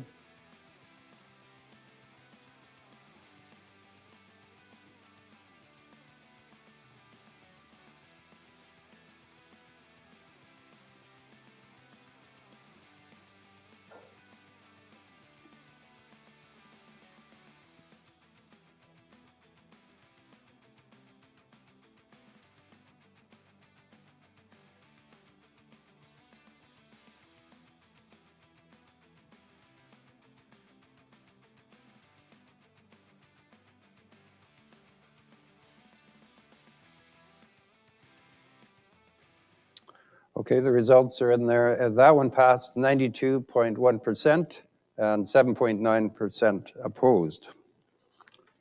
Okay, so we'll go on to resolution number 321A. Please play the recording. Resolution number 3-21A, compensation for damage by black-tailed prairie dogs. RM of Val Marie number 17. RM of Overg number 76, RM of Lone Tree number 18, and RM of Arlington number 79. Be it resolved that SARM lobby the provincial government to make necessary changes to farm support programs so that producers can be compensated for the damage done by black-tailed prairie dogs, and be it further resolved that SARM work with the provincial government to negotiate a legal control measure that landowners can implement to address the infestations of black-tailed prairie dog colonies. Okay, thank you. I'll go to the operator for a mover. Yes, we have Greg Kornfeld of Val Marie, Rural Municipality number 17. Your line is open. Hello. Hi, Greg. Would you like to move the resolution? Yes. Yeah, thanks very much. Would you like to speak to it? If you do, go ahead. Yes, okay. Prairie dogs are a serious problem in southwestern Saskatchewan, mainly because of the protection offered by Grasslands National Park and their listing with the Species at Risk Act. They have had a safe haven in the park, and the park is now offering a full herd health program by feeding them, offering them pest and disease control, and essentially farming them. Since they are a very invasive rodent and multiply quickly, they are now spilling out of the park boundary and infecting private land, leased land, and community pastures. Since it's the government that is growing them, the government should be paying for the damage they cause. For these reasons, we are requesting your support for this resolution. Thank you. Okay, thank you. I'll open up to debate. Anyone that'd like to speak to it, a reminder for the mover of the next resolution, 421, to be dialing in now.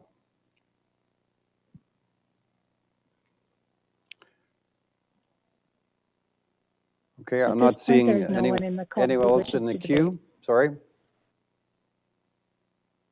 Sorry, I was just concurring with you. Yeah, I don't see anyone in the queue, so I think I'll call the question. You can vote now if you're in favor or opposed. And remember to hit the next vote button on the top of the Simply Voting webpage to see the vote. Please start voting now.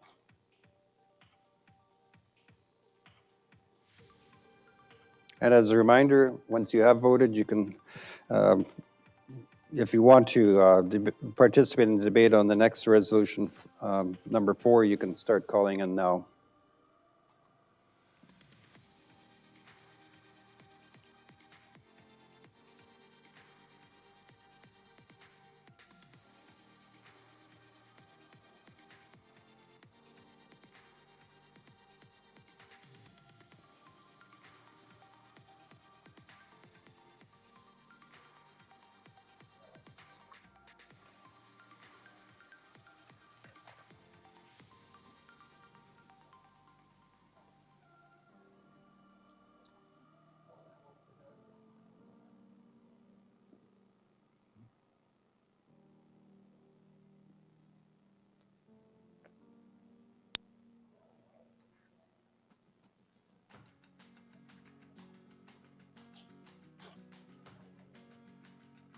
You should be getting the results shortly.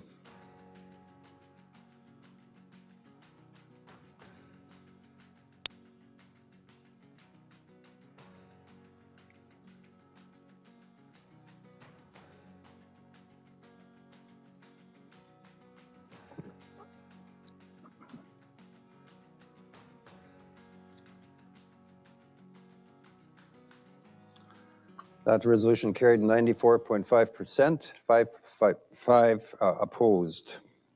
And we can go to resolution number 4, and please play the recording. Resolution number 4-21A, Water Management, RM of Elfrost number 307. Be it resolved that SARM work with the Water Security Agency, Saskatchewan Agriculture, and related non-governmental organizations to create a workable water management strategy that allows agricultural landowners in Saskatchewan the freedom of maximizing the production capabilities of their land investment while allowing for workable natural areas to balance out some of the societal wants. Okay, and I'll go to the operator for a mover. Yes, we have Norm Paul Reeve of the Rural Municipality of Elfrost, number 307. Your line is open. Thank you. Norm, would you like to move the resolution? I so move. Okay, and if would you like to speak to it? You can if you would like to. You know me better than that, Ray. Water Security Agency is leading a plan for water management, and SUMA has recently passed a similar motion to this, but they're leaning hard on the landowners. They're focusing on water quality and be damned about the negative economics involved with halting any kind of water management on ag land. They don't seem to be worried about what comes out off of their streets and sewers from their communities. Also, Minister Merritt has refused to get involved with any kind of water issues to defend the industry that his ministry is responsible for. So we're just asking SARM and WSA and other NGOs to work together to create a workable solution for ag land owners and the residents in Saskatchewan. Thank you. Okay, thanks, Norm. Anyone else like to be part of the debate? Great. As a reminder, mover for the next resolution, number 5, to be calling in as well. Okay, not seeing anyone else. No one waiting. Okay, so I will call the question. Remember as well to hit the next vote button on the top of the Simply Voting webpage to see the vote. So you can please start voting now. And as a reminder, once you have voted, if you want to participate in the debate on the next resolution, number 5, you may start calling in now.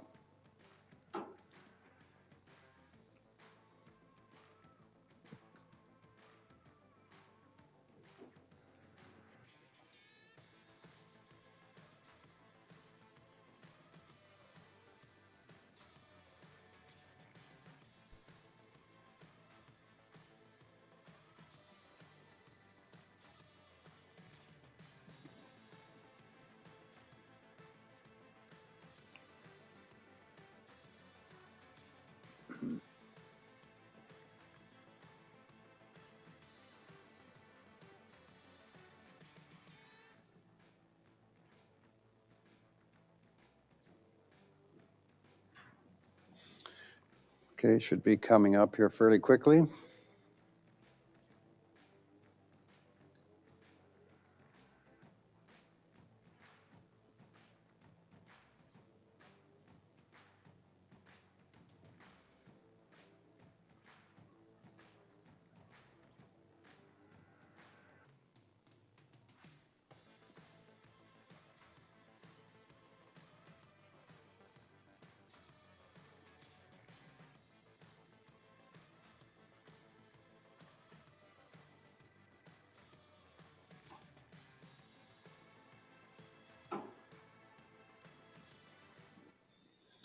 Okay, that resolution passed 81.3%, opposed 18.7%.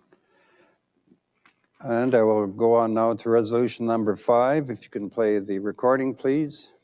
Resolution number 5-21A, fire ban. RM of Duck Lake number 463, RM of Prince Albert number 461, and RM of Buckland number 491. Be it resolved that SARM lobby the provincial government to implement fire bans in specific areas where the surrounding municipality has implemented a fire ban due to the area being under extreme fire hazard in order to protect citizens. Okay, thank you. I'll go to the operator. We do have the mover, Remy Martin, Reeve of the Rural Municipality of Duck Lake. Your line is open. Hi, Remy. Would you like to move the resolution? Yes, I would. Okay, and if you'd like to speak to it, go ahead. It's been an ongoing concern for the last few years for our RM. We've had several dry springs, and we've implemented fire bans with the consultation with our fire chief. And unfortunately, we have a large forest in the middle, provincial forest in the middle of our RM, and we can't seem people are still allowed to make forest fires or campfires during the ban season. So we're greatly concerned with the risk of our residents and nearby people if the fire should ever take off. We'd like to be a little more proactive with this and have the fire ban put in instead of waiting for a fire to start. So hopefully with your support, we would greatly appreciate something to happen. Thank you. Okay, thank you. I'll open up for debate. And anyone else that would like to speak to this resolution? And as a reminder, a mover for the next resolution, number 6, to be dialing in now.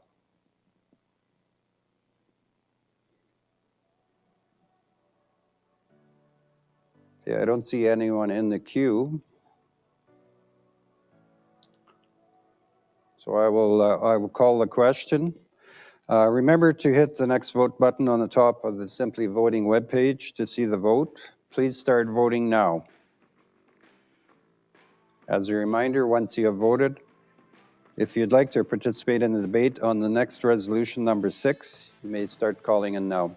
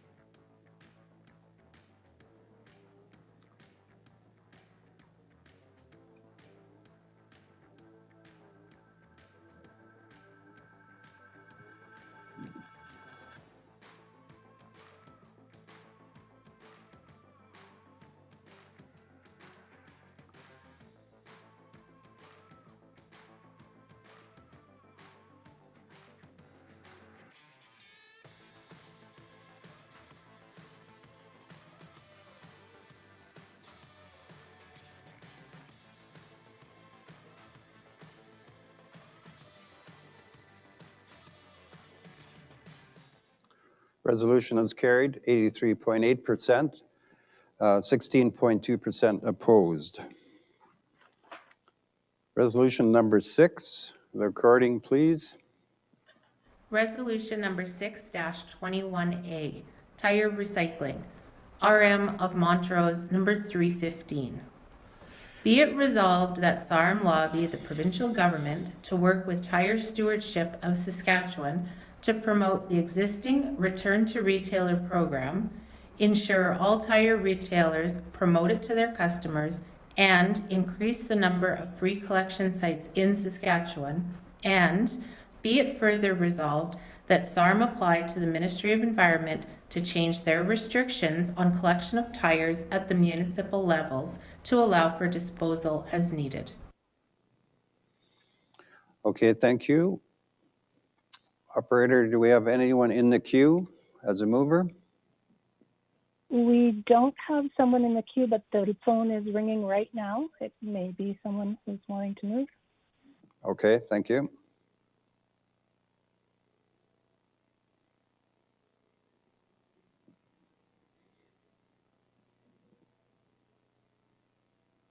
If I could just take the opportunity to remind movers to please dial in as soon as the debate starts on the previous resolution, so you're here in time. Yes, thank you.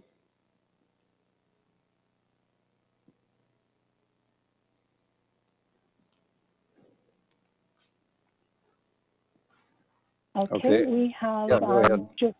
George Haas, Deputy Reeve of RM number 21. Your line is open. Hi, George. Would you like to move the resolution? Yes, I would. Okay, thanks. If you'd like to speak to it, go ahead.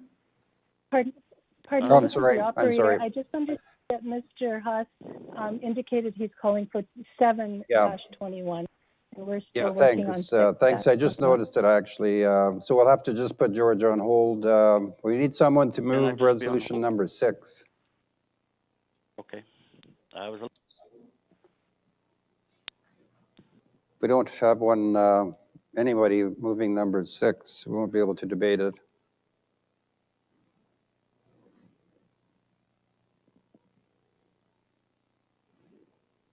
Wonder if I could ask him to do it.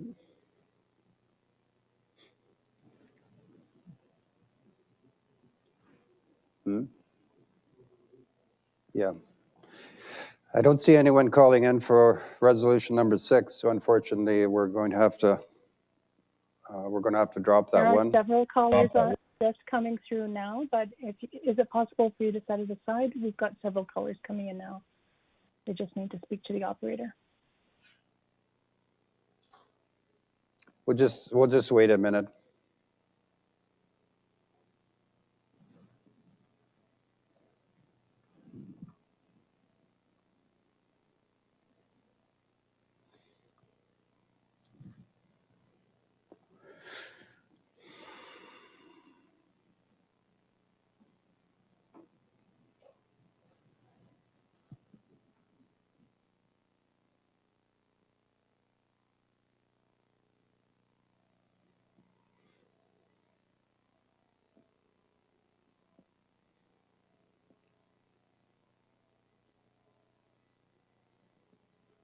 All right, we do have a caller who would like to speak to this resolution. Raylene Back of RM 138. Your line is open. Okay, hi Raylene. Would you like to move resolution number 6? Please, on behalf of Councillor Bruce Gibson.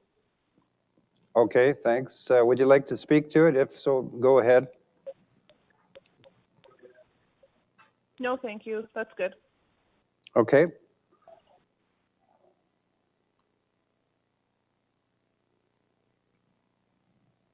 I'm looking for someone else for resolution number 6. If someone else would like to call in.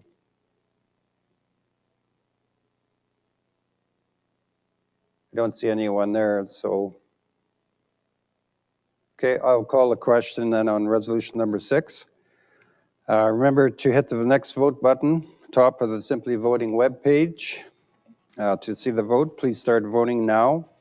As a reminder, once you've voted, if you'd like to participate in the debate on the next resolution, number 7, start calling in now.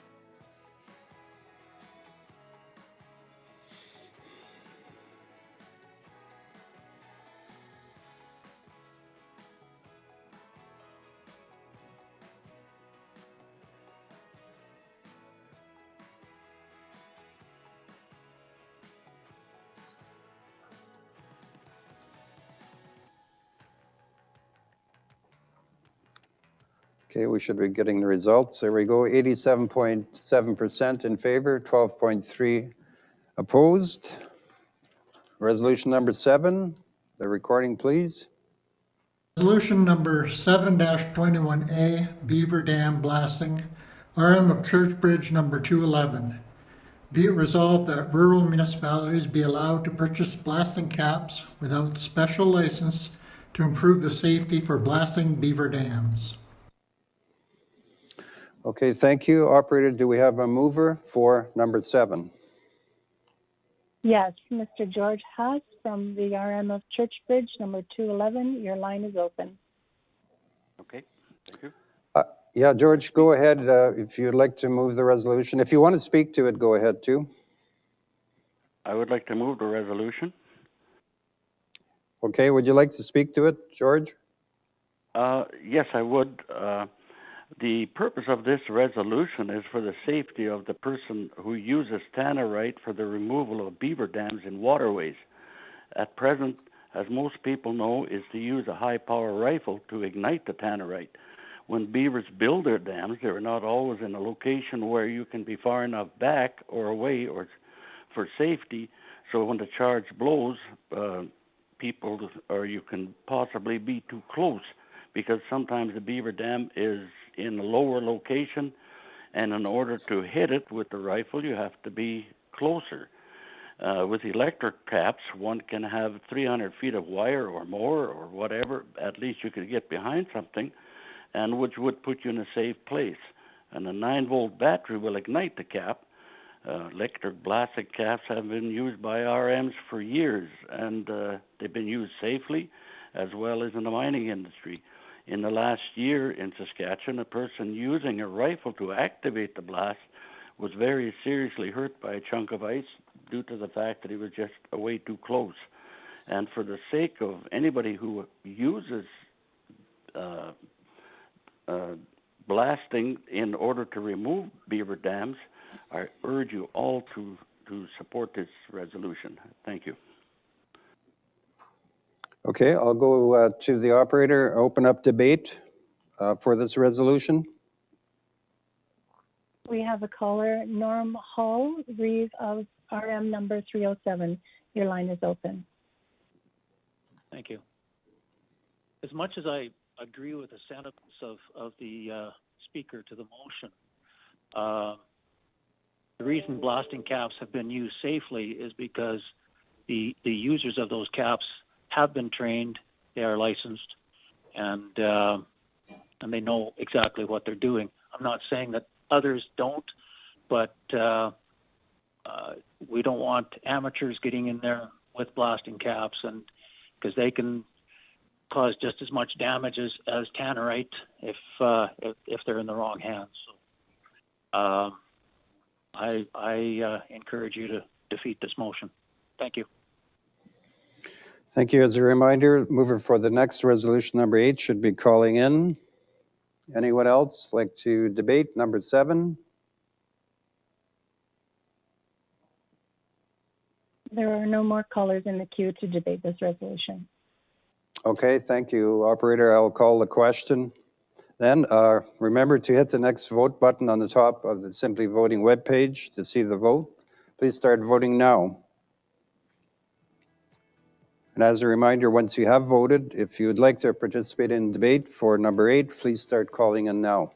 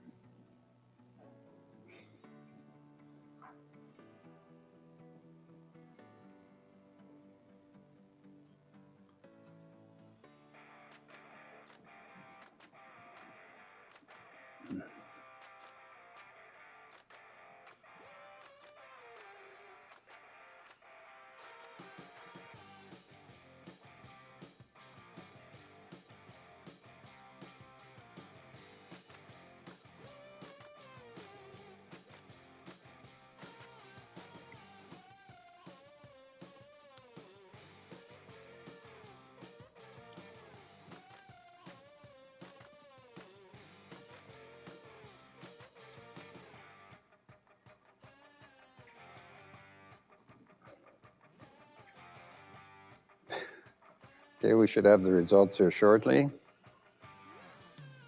There we go. That resolution has lost 41% in favor, 59% opposed. So we will go on to resolution number 8. Recording, please. Resolution number 8-21A, Elk Population Management. RM of Insinger number 275 and RM of Lake Lenore number 399. Be it resolved that SARM lobby the Ministry of Environment to increase the season for antlerless elk tags for zones with high and increasing elk populations, better manage herd populations so financial impacts to agricultural and cattle producers are reduced, overall health of the elk population is improved, and the risk of increased predator populations, example wolves, is reduced. And be it further resolved that SARM lobbies Saskatchewan Crop Insurance Corporation to include coverage on crops in bags until at least January 31st. Okay, thank you. I'll go to the operator. We have Willie Luchkan Reeve of the RM of Insinger, number 275. Your line is open. Hi, would you like to move the resolution? Yes, I would. Okay, thank you. Would you like to speak to it? Yes, just briefly, it's pretty explanatory. The elk, it's been a going problem for the last few years. The population of the elk herds have been increasing here. They come right into the yards. You got grain bags in the yards. They're getting into them in hay stacks, which is no compensation. And, we'd like to, if we can thin the herds out a bit and get compensated for the damage, that's basically what our goal is here. Okay, thank you. Anyone else that'd like to debate this resolution? A reminder for the next resolution, number 9, you should be dialing in now if you'd like to move it. Operator, I'm not seeing anyone else in the queue right now. That's correct. Okay, so I will call the question. Remember to hit the next vote button on top of the Simply Voting webpage to see the vote. You can start voting now. And as a reminder, once you've voted, if you'd like to participate in the debate on resolution number 9, you may start calling in now.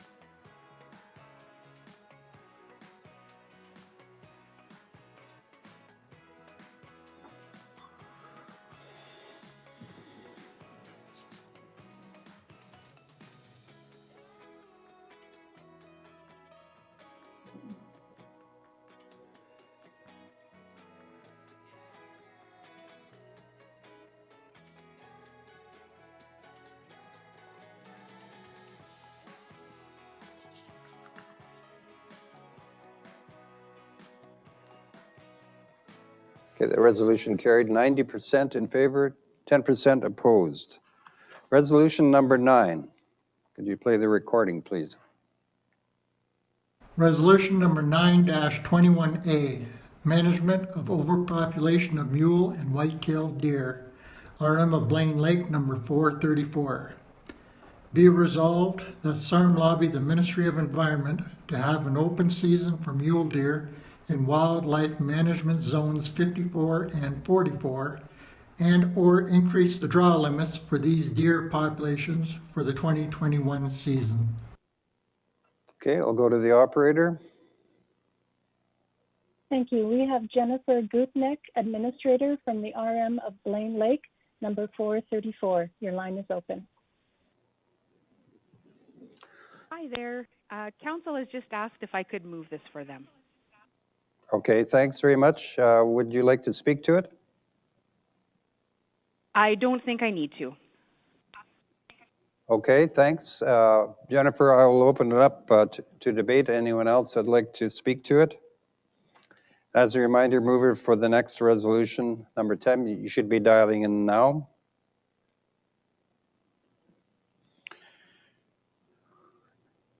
Okay, I'm not seeing anyone else in the queue, so I'll call for the question.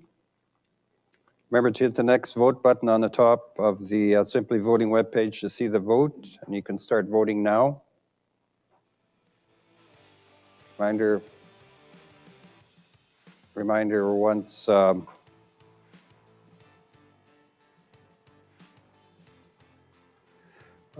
have voted, if you would like to participate in the debate on the next resolution, you may start calling in now.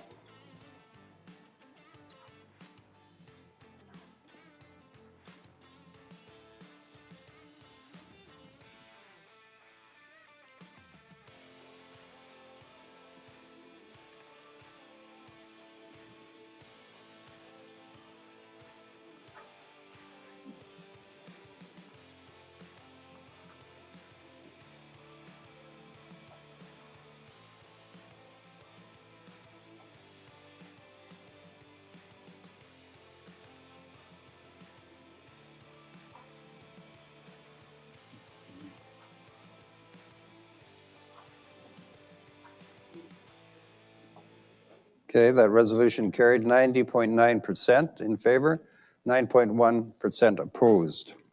Resolution number 10. Go ahead, please. Resolution number 10-21A, ditch mowing. RM of Dundurn, number 314.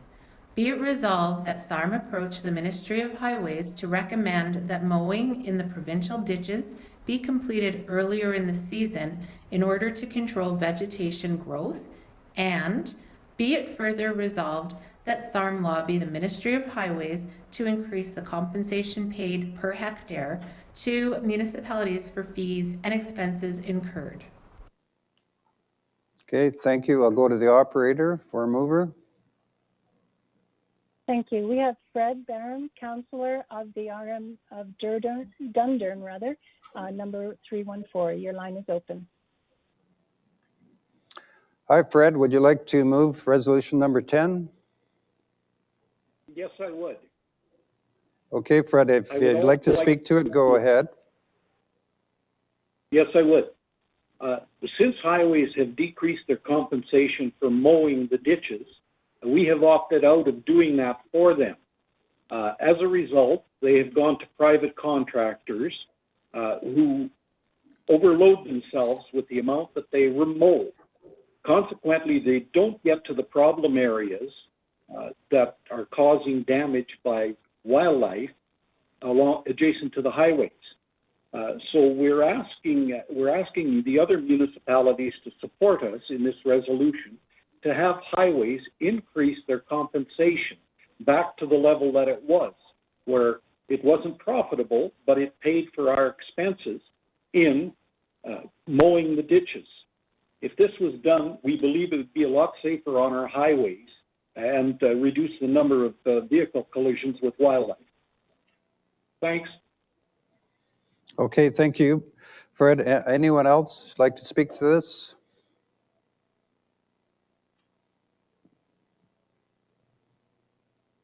I'll just give it a few more seconds to see if anyone else will call in.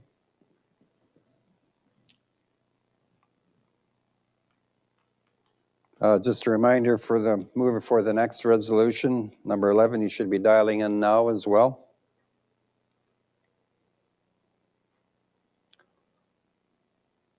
Okay, operator, I don't see anyone else in the queue.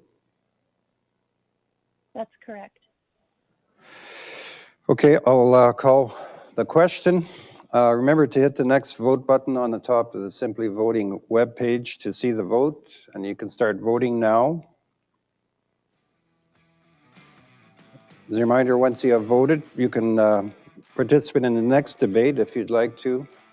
Next resolution is number 11. You could start calling in now as well.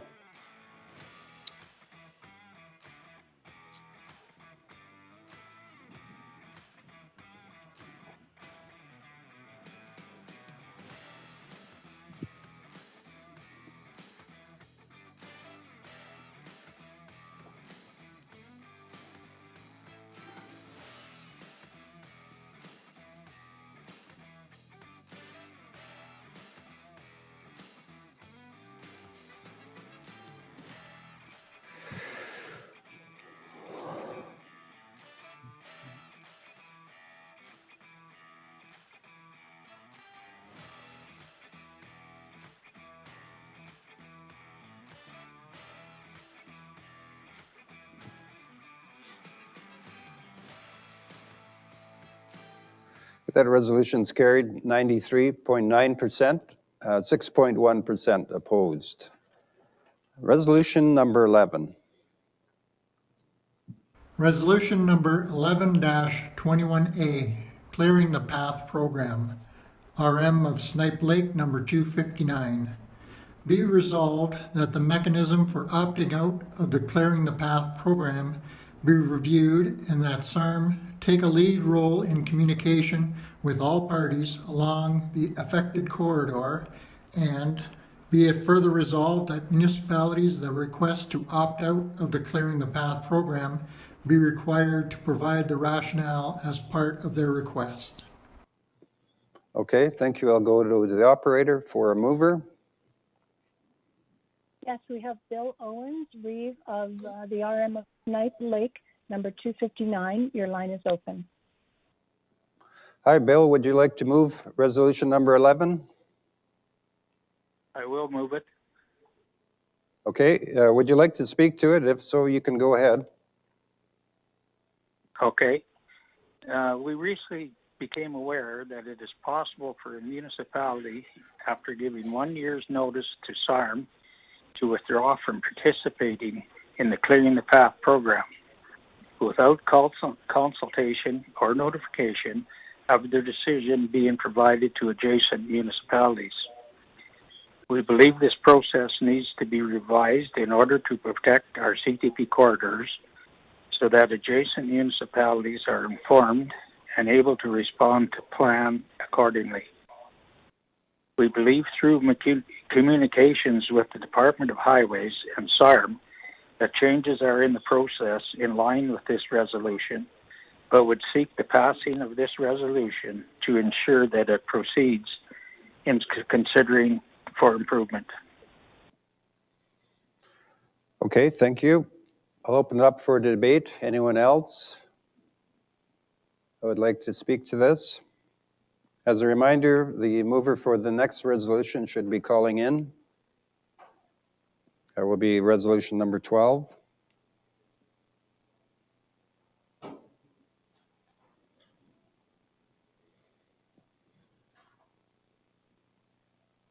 I'm not seeing anyone else in the queue, operator. Is that right?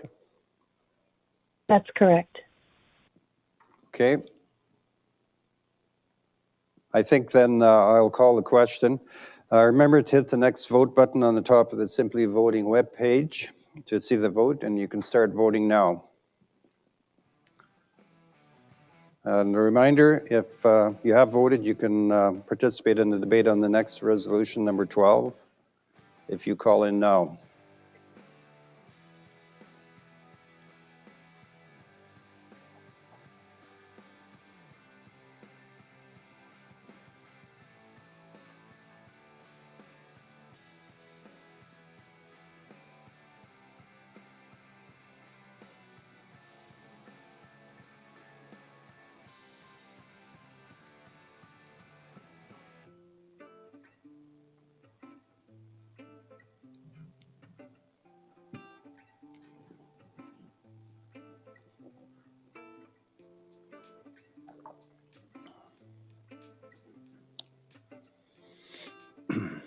Okay, the vote results should be coming up here fairly quick.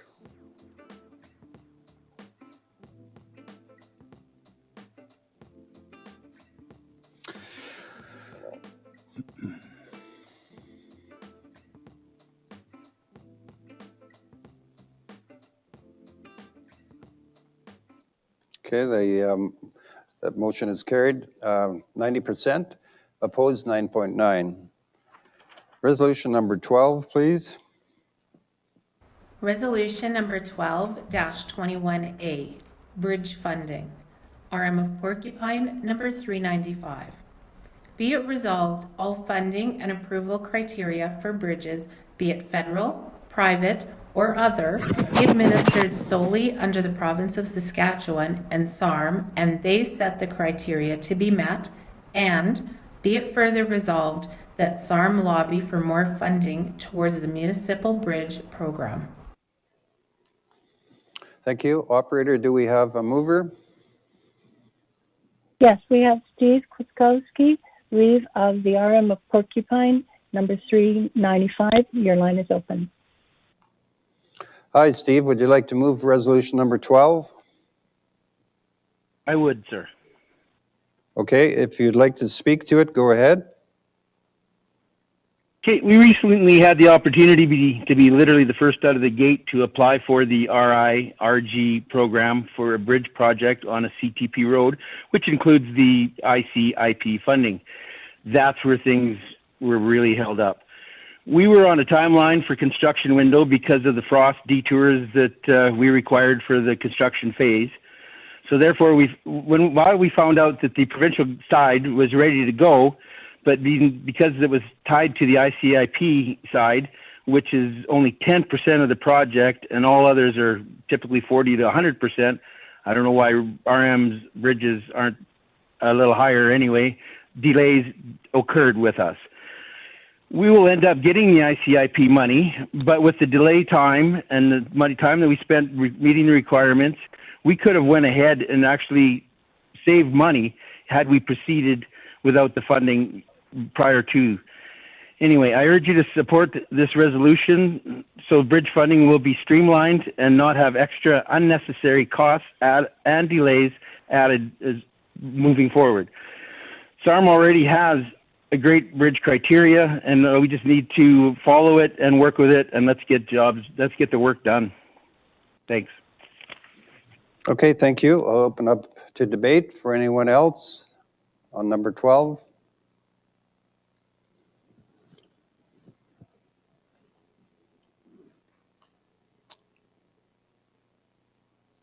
I'm not seeing anyone else, operator. Is that correct? That is correct. Okay, thank you.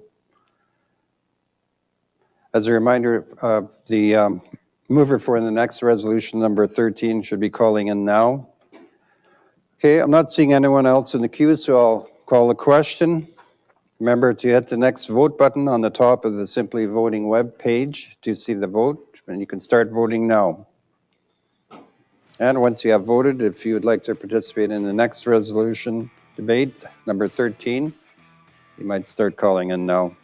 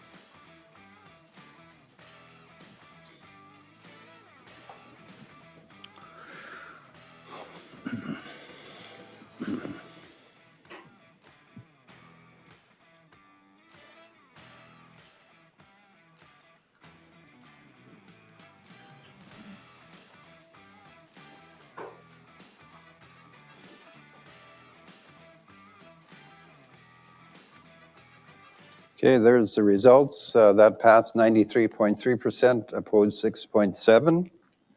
Resolution number 13. Resolution number 13-21A, Rural Integrated Road for Growth Design Standards. RM of El Capo, number 154. Be it resolved, the Rural Integrated Roads for Growth, RIRG, program's minimum design standards for side slopes be changed to the standards provided in the Municipal Road Program Manual, 1996, for primary grid roads or required by the Ministry of Highways design criteria for large embankments encountered on supergrid roads. Okay, thank you. Operator, do we have a mover on the line? Yes, we do. Yes, we do. Larry Parrott, Reeve of the RM of El Capo, number 154. Your line is open. Thank you. Larry, would you like to move resolution number 13? Yes, I would. Thank you, Mr. Chair. Okay, thank you. And would you like to speak to it? If you do, go ahead. Yes, I would. The current Rural Integrated Roads for Growth program has a minimum design standards for side slopes of 4:1, regardless of the embankments on the road. And when you get into steeper grades, what we've run into is maintaining that side slope of 4:1 pushes it beyond the 150-foot or 46-meter right-of-way on a primary grid road.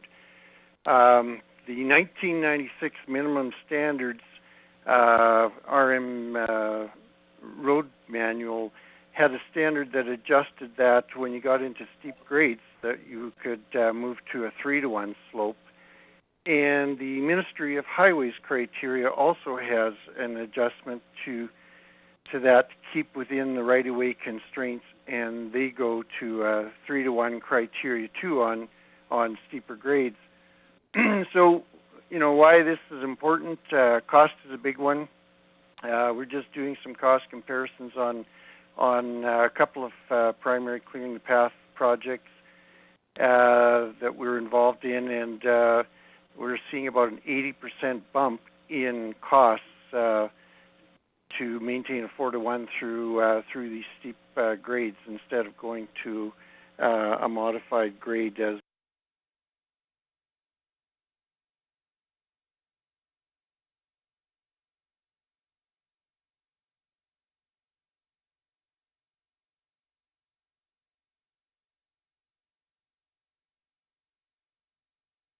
concern. Going through a lot of these areas tends to get you into sensitive areas, and in this particular one, we're dealing with habitat and also wildlife and heritage lands. So we encourage you to support this resolution. Thank you very much.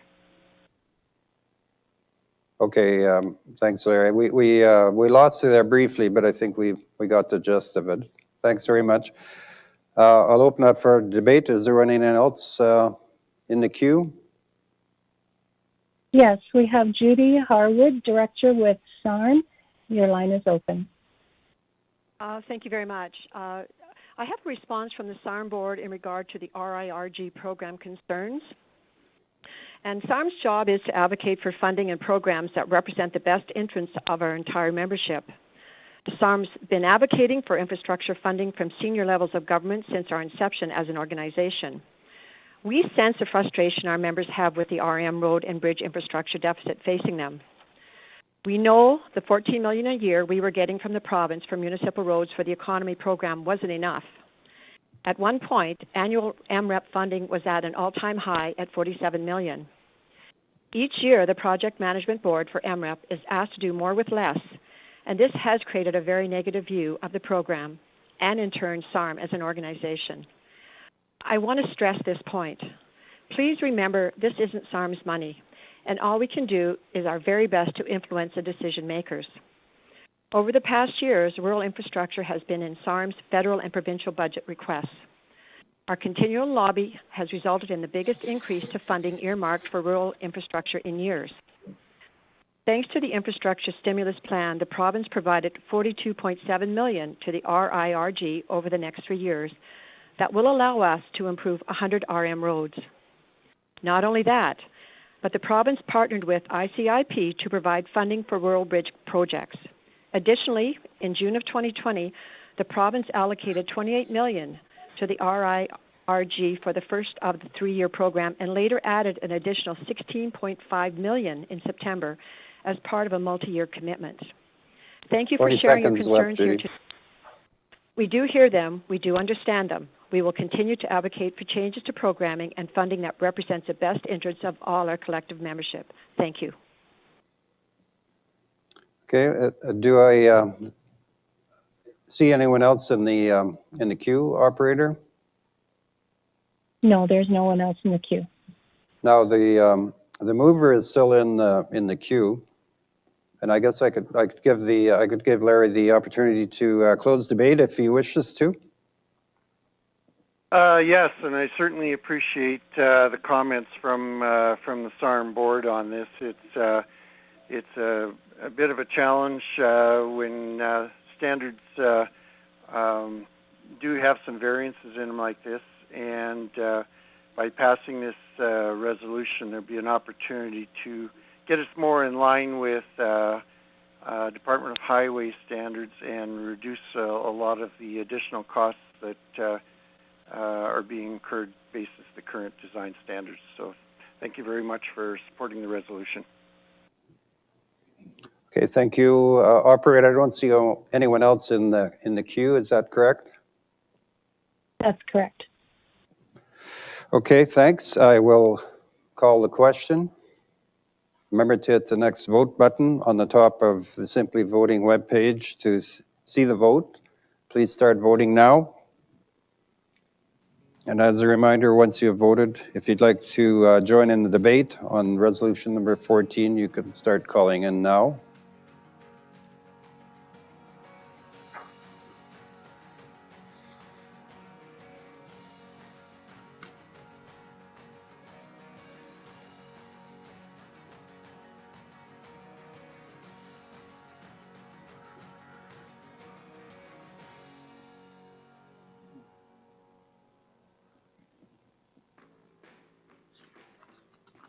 Okay, we should have the results shortly.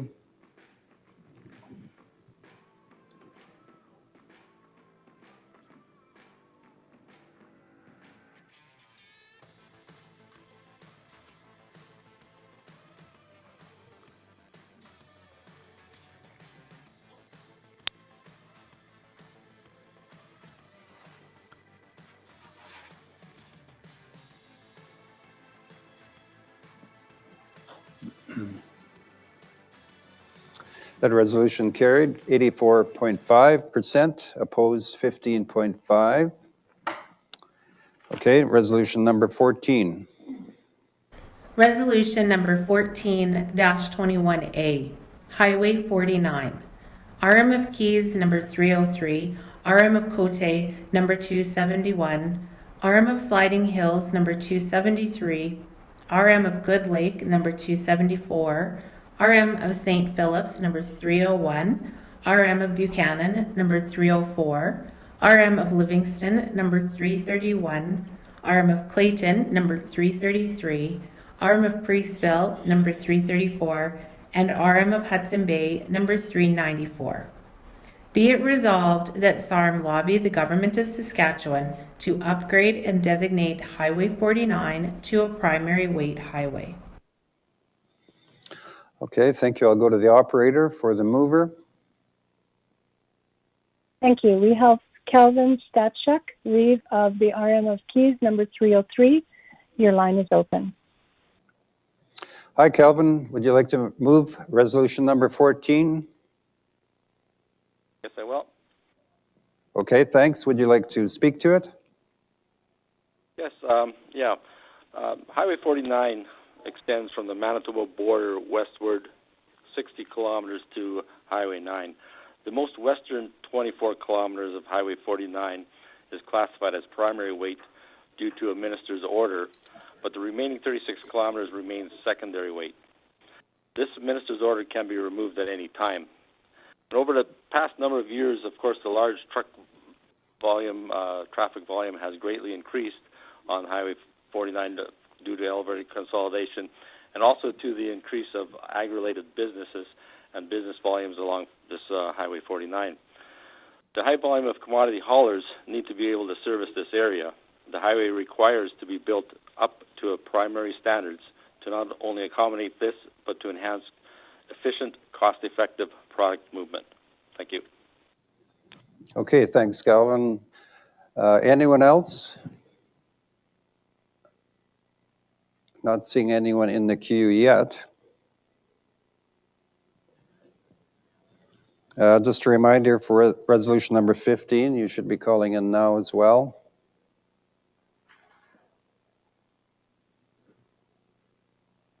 Operator, I don't see anyone else in the queue for number 14. That's correct. Okay, thank you. So I will call a question for resolution number 14. Remember to hit the next vote button On the top of the Simply Voting webpage to see the vote, you can start voting now. And as a reminder, once you've voted, if you'd like to participate in resolution number 15, you could start calling in now as well.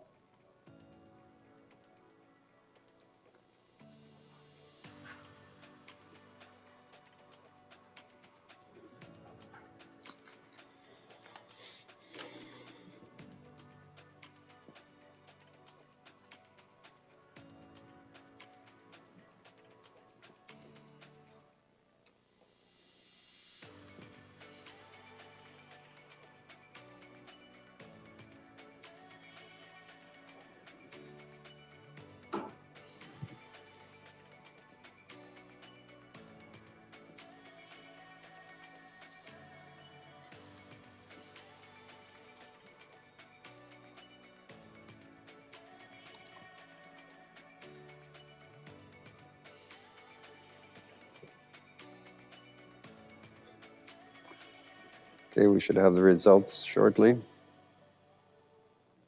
That resolution is carried, 91.4%, 8.6% opposed. Next resolution is number 15. Resolution number 15-21A, amendment to section 141 of the Local Government Elections Act 2015, RM of Baildon number 131, and RM of Griffin number 66. Be it resolved that SARM lobby the provincial government to amend section 141 of the Local Government Elections Act to make it more democratic, to make the results of a tied vote better reflect the opinions and interests of voters, and to help strengthen the voice of voters, and be it further resolved to amend section 141 of the LGEA, which would allow the returning officer to postpone the declaration of results until after the preparations and election procedures of a second ballot. Only the names of the tied voters should be on the second ballot. If the second ballot is tied, repeat steps of another ballot until a declaration can be made. Okay, thank you. I'll go to the operator for the mover. Thank you. We have Terry Anthony Reeve of the RM of Baildon, number 131. Your line is open. Hi, Terry. Would you like to move number 15? Yes, I would, please. Thank you. Would you like to speak to it? Yes. In regards to like the last election in November, we had two candidates that tied, and as for the section and whereas their names were put into a hat, and the first name out was elected as the candidate or the councillor, and with all the time and effort that goes into having an election, we just thought it was kind of a poor way to decide. So we're asking for the membership's support in passing this resolution. Thank you. Okay, thank you. I'll open it up for debate. If there's anyone else that's calling in on number 15. It's a reminder for the mover for the next resolution, number 16, to call in.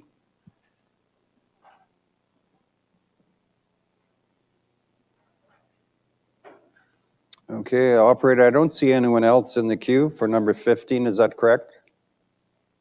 That's correct. Okay, I think in that case, I'll call the question. Remember to hit the next vote button on the top of the Simply Voting webpage to see the vote, and you can start voting now. As a reminder again, once you have voted, you can call in if you'd like to get involved with the debate on number 16.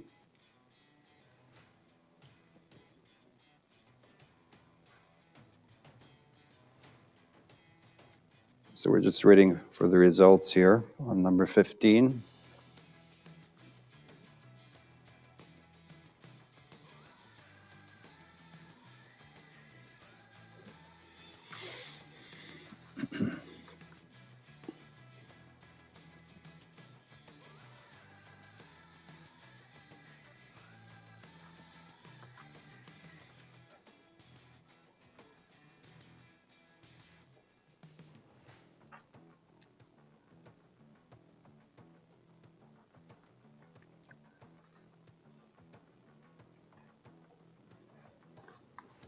the results should be coming up here fairly shortly. Okay, the resolution is carried, 61% in favor, 39% opposed. So we'll go to resolution number 16, please.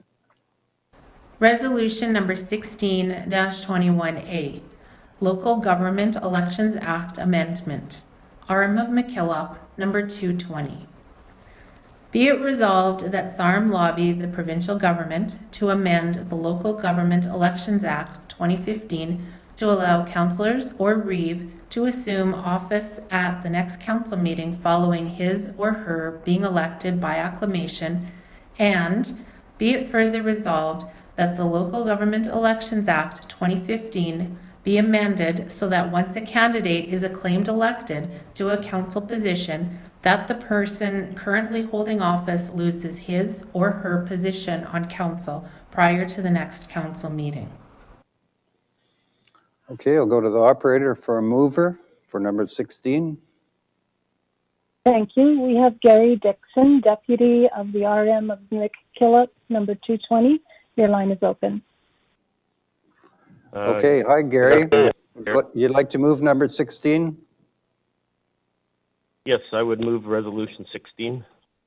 Okay, would you like to speak to it? If you do, go ahead.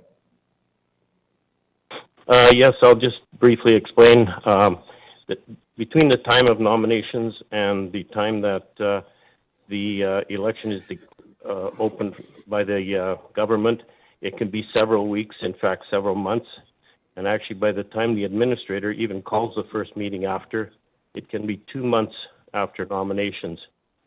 I think we just need to look at what happened in the U.S. presidential election, how this time frame can result in some difficulties.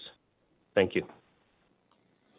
Okay, thank you. Anyone else like to debate this resolution?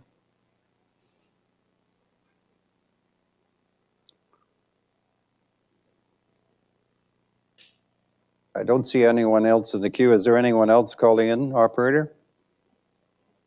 No, I haven't seen any lines coming in recently. Okay. Okay, thanks. I think I'll call a question. Remember as well to hit the next vote button on the top of the Simply Voting webpage to see the vote. And you can you can start voting now. As a reminder, once you have voted, if you'd like to take part in the resolution number 17, you could start calling in now.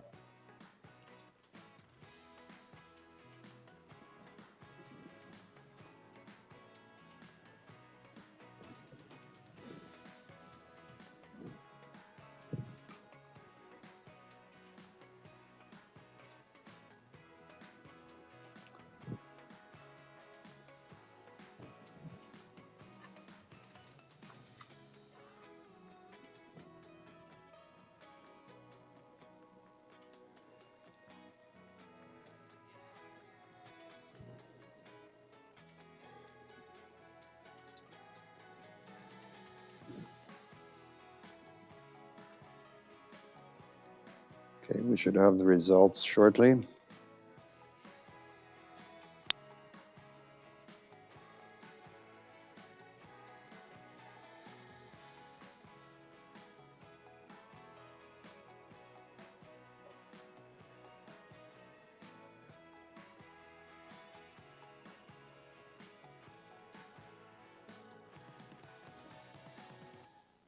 The resolution carried.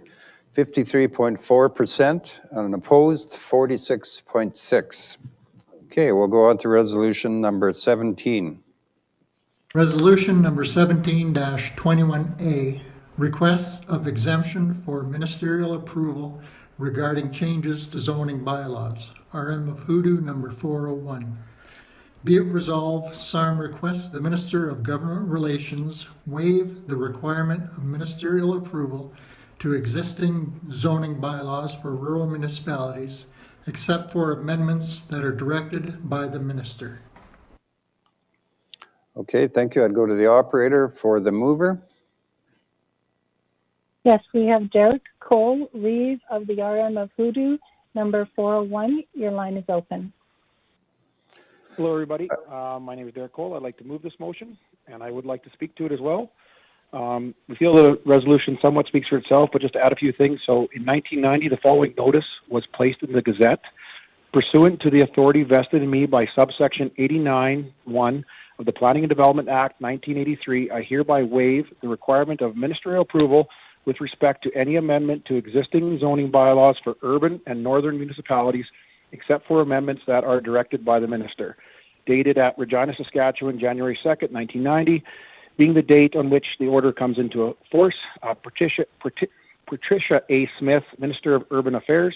The Planning and Development Act has been changed over the years, but nothing has been changed regarding the necessity for rural municipalities to get ministerial approval for changes to their zoning bylaws. This creates discrimination within municipal governments operating under the same act. In one level, municipal governments, urban and northern governments, are treated differently than rural governments. I ask for your support of those virtually assembled here in order for this to go through, and thank you for the time. Okay, thank you. I'll go back to the operator for the next in line for the debate, and also a reminder for the mover for the next resolution, number 18, to call in.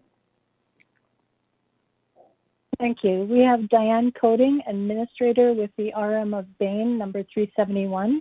Your line is open. Hi, we'd like to support this resolution. It is an extra step that RM councils and administrators really don't need to do, especially since the northern municipalities and the urbans do not have to do this. That is certainly unfair, and we ask for your support. Thank you. Okay, thank you. I'll go back to the operator again for the next person in the queue. Thank you. We have Norm Hall, Reeve of RM number 307. Your line is open. Sorry, Ray, I jumped in one resolution too early. Nothing Okay, to say on this. no problem.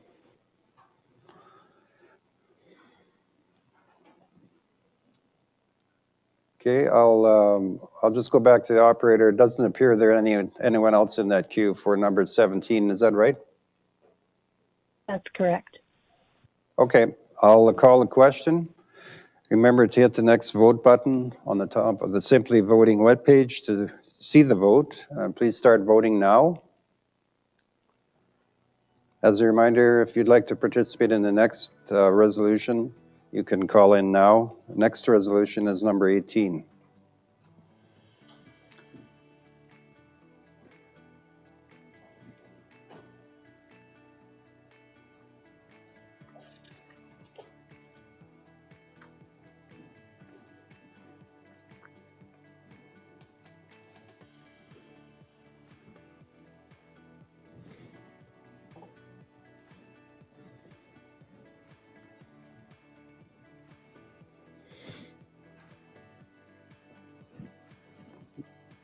Would you like to give me some?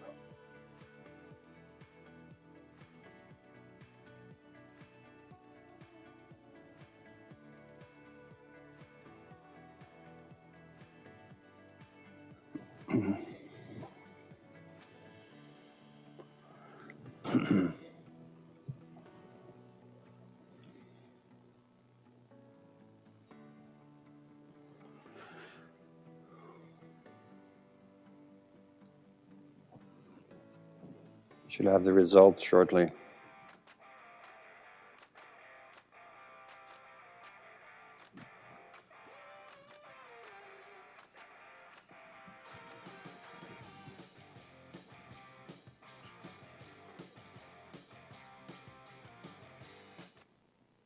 Okay, that resolution passed. 83.8% in favor, 16.2 opposed. Go to number 18. Resolution number 18-21A. Abstention deemed negative. RM of Emerald number 277. Be it resolved that Section 99, Clause 3 should be changed to reflect that a council member that abstains from voting should not be positive or negative. It shall be considered as the member not voting on the motion in question. Okay, thank you. I'll go to the operator. Thank you. We have Everett Gray, Reeve of the RM of Emerald, number 277. Your line is open. Thank you. Okay, Everett, would you like to move the resolution? I would. Thank you. Okay, and if you'd like to speak to it, go ahead. I believe the motion is self-explanatory, but I will verify a little. Our first meeting this year with a couple of new members on council, they were not, did not, or weren't aware of the matters that come to the table, and they needed more information to be able to decide whether they should vote against or for. Okay, thank you. Operator, someone else in the queue? Yes, we have Norm Hall, Reeve of the RM of Elfros, number 307. Your line is open. Thank you. Ray, you should be telling jokes in between the end of the voting and before the results come in. Anyway, with that said, I disagree with Everett on the reasoning for this. If a motion is that important that it needs to come, that people don't have enough information on it, maybe that should be tabled until they do have that information, and then their vote will count one way or the other for sure. But we're trying to ask that Robert's rules be changed because that's what SARM and all the RMs run by is Robert's rules. Basically, Section 99 is that. So I disagree with their reasoning for this, and I encourage everybody to vote against this motion. Thank you. Okay, operator, we have someone else? Yes, we do. Jeremy Welter, Councillor for RM number 350. Your line is open. Yeah, I am actually also calling in. I'm reasonably confident. I missed who the last caller was. It sounded like at the very end that they were not in support of this. Not in support of this motion. I would also like to speak against this motion. My opinion is, as an elected representative, it is your job, your duty to understand the business of BRM. There's already processes in place where if you don't feel that you have enough information to vote on a resolution or something that's happening at your council table, you have the option to request that the vote be held off until you have the opportunity to review the information at a further date and vote on it then.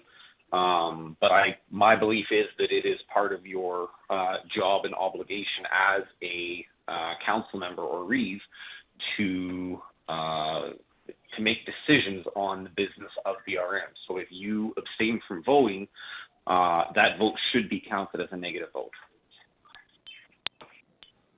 Okay, thank you. Anyone else calling in? There's no one at this time. Okay, I note that the mover is still on the line. I'm wondering if Everett would like to close debate. You have the chance to speak if you choose to. No, not at this time. Okay. Okay, thank you.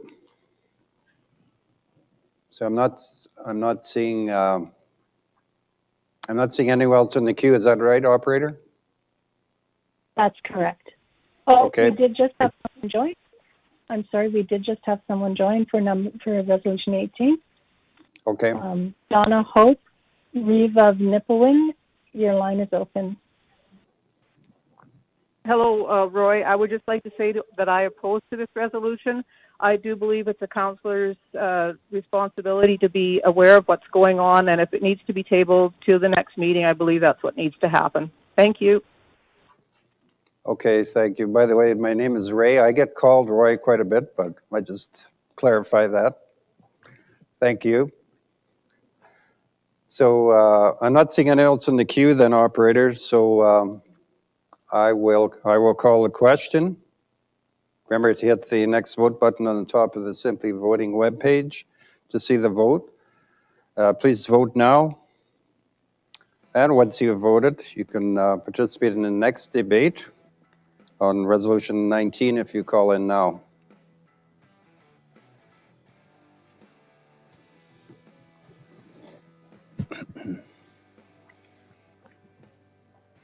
Just while you're voting, I get called Roy quite a bit, just so that everybody knows. So,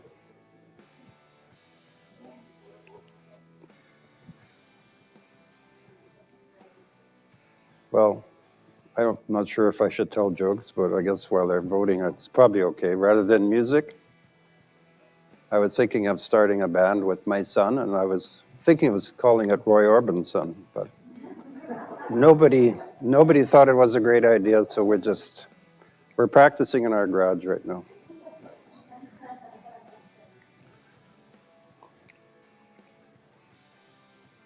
So if Norm is still listening, that's probably as close to a joke as you're going to get right now.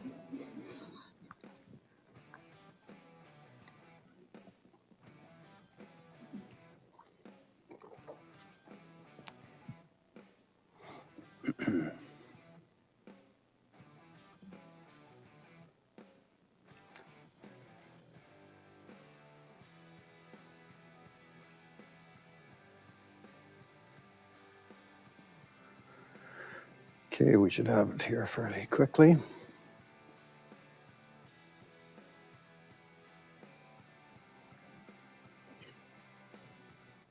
Okay, that motion is lost. 18.3% in favor, 81.7% were opposed. So I'll move on to number 19. Resolution number 19-21A, Road Maintenance Agreement Rates. RM of Usborne number 310. Be it resolved, SARM lobby the provincial government to take action and increase the road maintenance agreement rates and loss of road life fees. Okay, thank you. Operator, do we have a mover for the resolution number 19? Yes, we do. Jack Gibney, Reeve of the RM of Usborne, number 310, your line is open. Ray, I so move. Okay, thanks. Jack, would you like to speak to it? Well, it's pretty much self-explanatory, Ray. With the loss of fundings here in the for the municipality in the last number of years, like our potash tax sharing, central clearing the path program's been cut, and our costs are going up. We have a lot of bulk gravel hauls coming out of our municipality. The rates need to come into line to cover the cost of keeping our roads up and able to move. So thank you, Roy or Ray. It's okay. Thanks, Jack. Anyone else that would like to speak to this resolution? Just a reminder for a mover to call into the next, for the next resolution, number 20, you can call in now. And operator, I'm not seeing anyone right now. Oh, I did actually see one come up. So go ahead, operator. Yes, thank you. Derek Kola, Reeve of the RM of Hoodoo, number 401, your line is open. Hello, I just wanted to call and give support to this motion.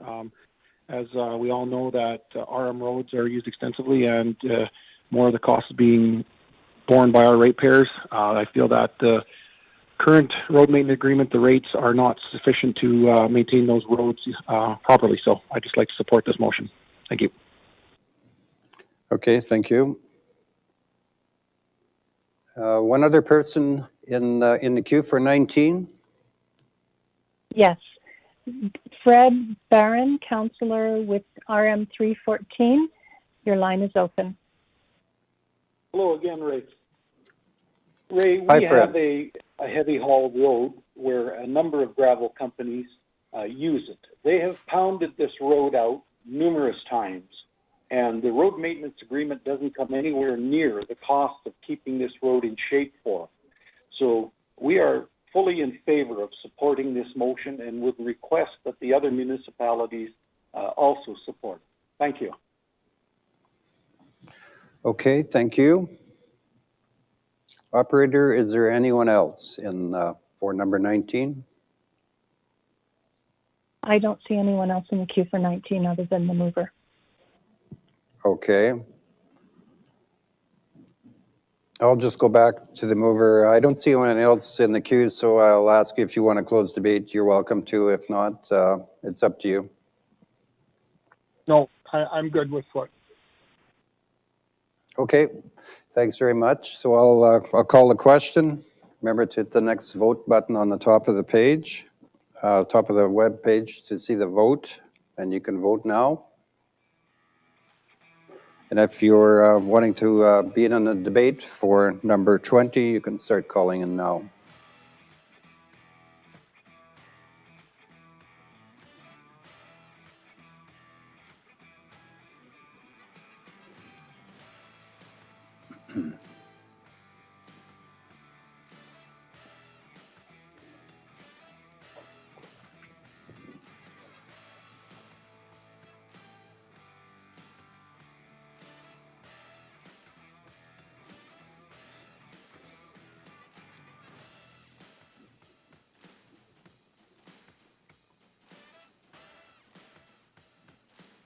Okay, we should have the results shortly.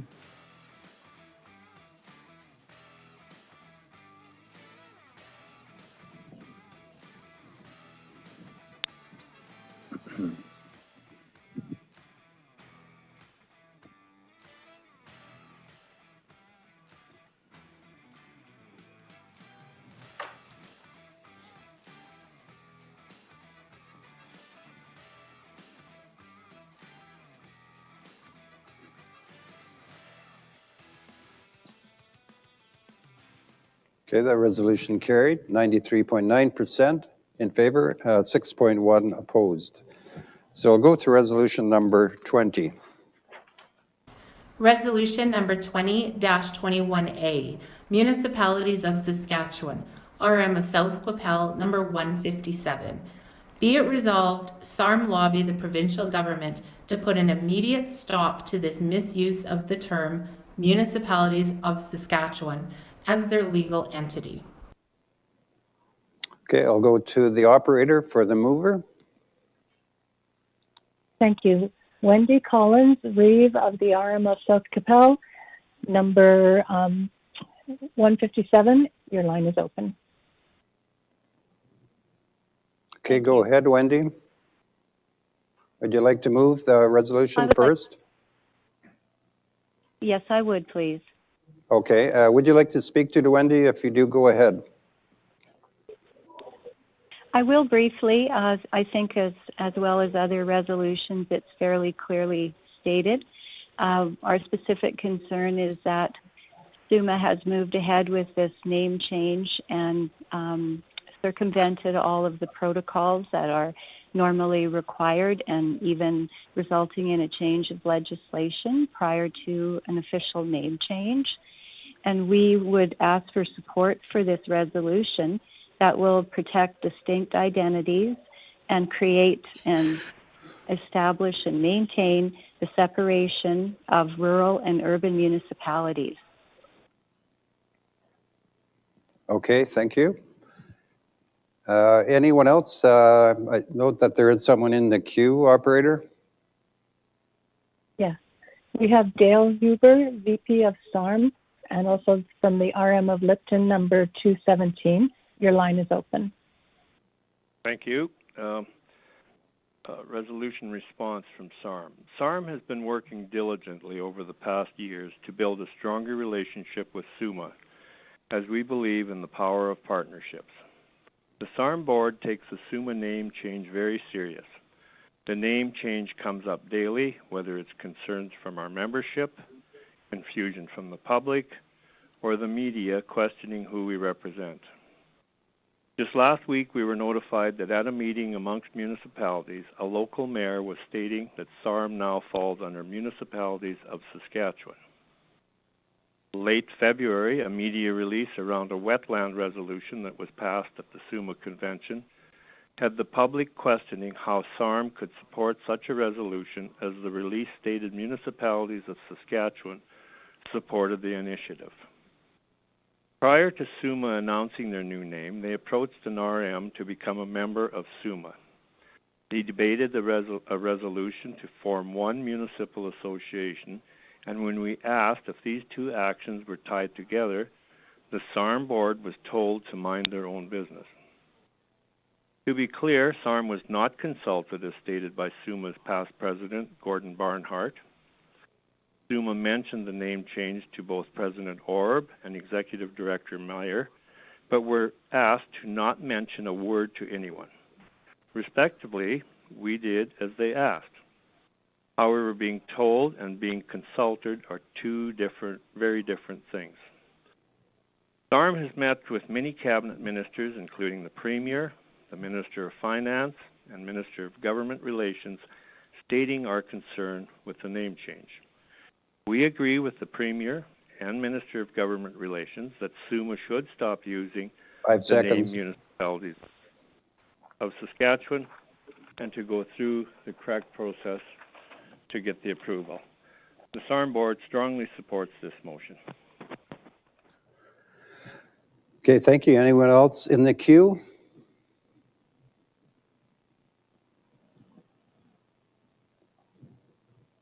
Okay, I'm not seeing anyone, operator. There's no one calling in. That's correct. Okay, I think I'll... I'm sorry, I may not have been clear. No, there is no one calling in. Okay, thank you. I will call the question in that case. And remember to hit the next vote button on the top of the Simply Voting webpage to see the vote, and you can start voting now. As a reminder, once you have voted, if you'd like to participate in the next resolution, you can call in now.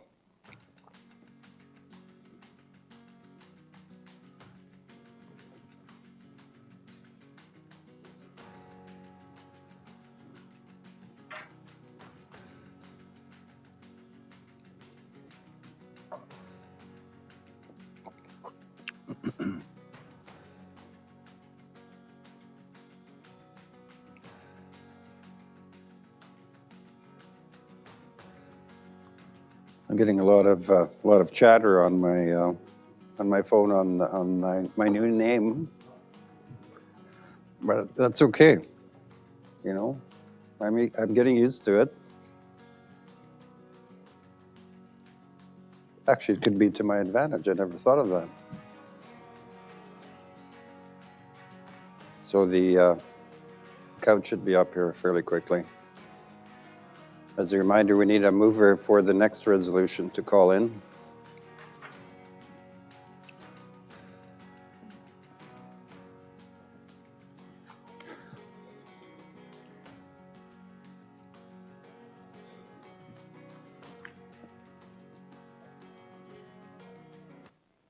Okay, that resolution carried 96.9% in favor, 3.1% opposed.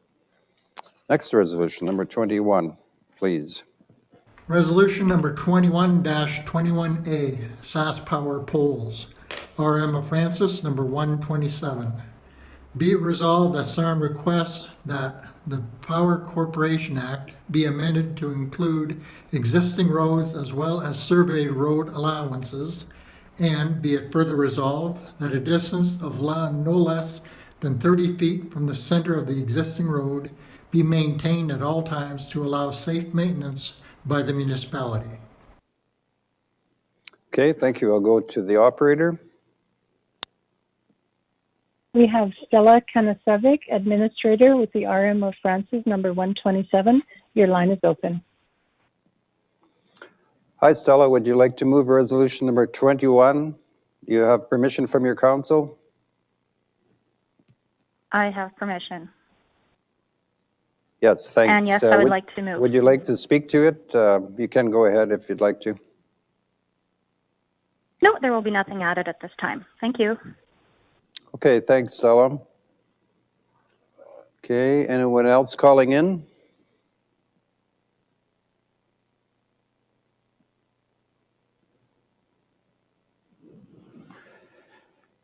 Okay, doesn't appear to be, operator. There's no one calling in on this one? That's correct. Okay, In that case, also a reminder for the next resolution, the mover for number 22 to call in. So I'll call the question.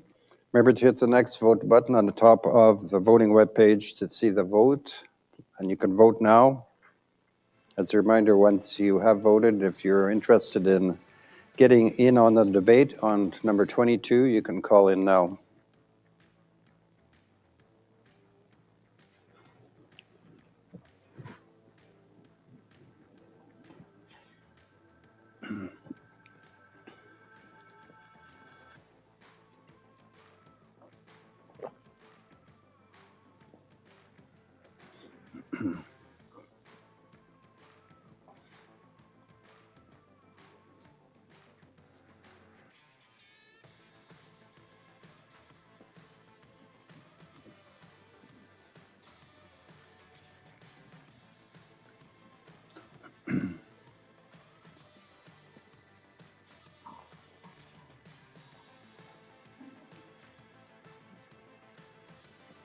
Okay, we should have the results shortly.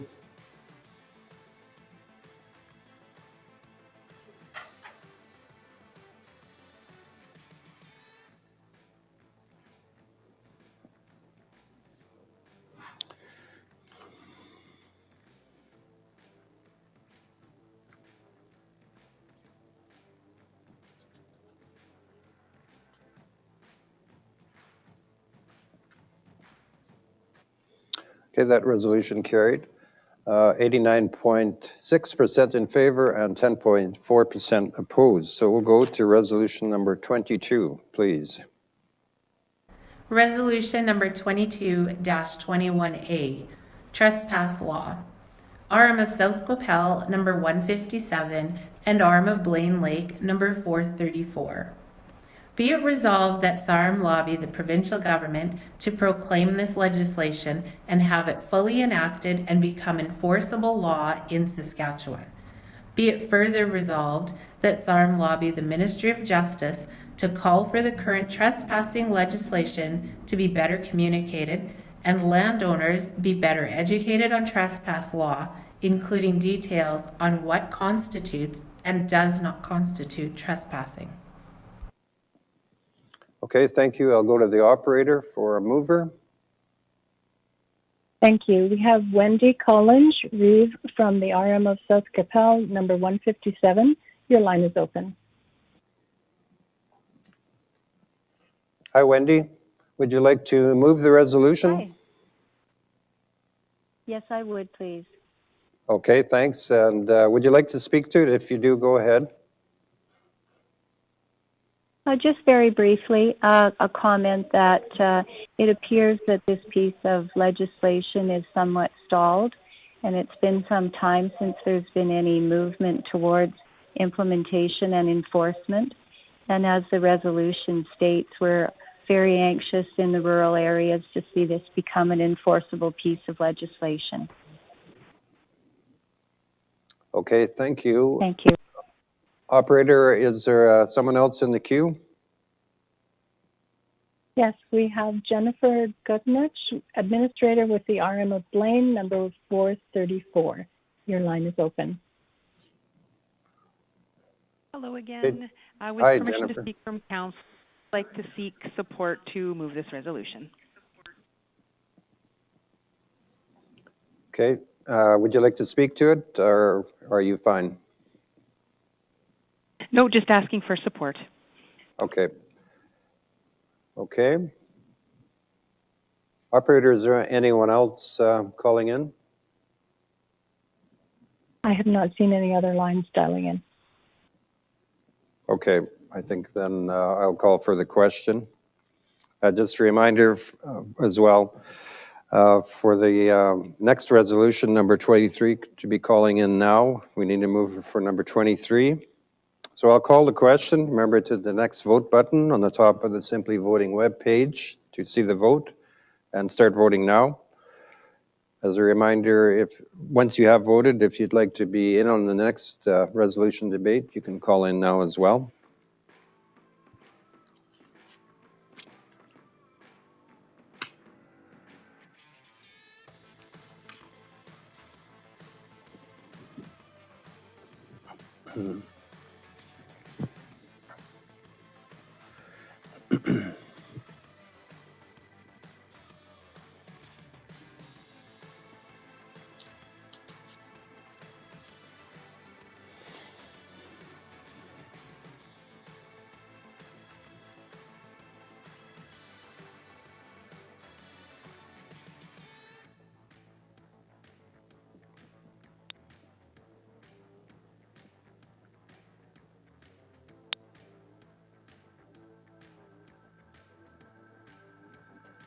Okay, we should have the results here fairly quickly.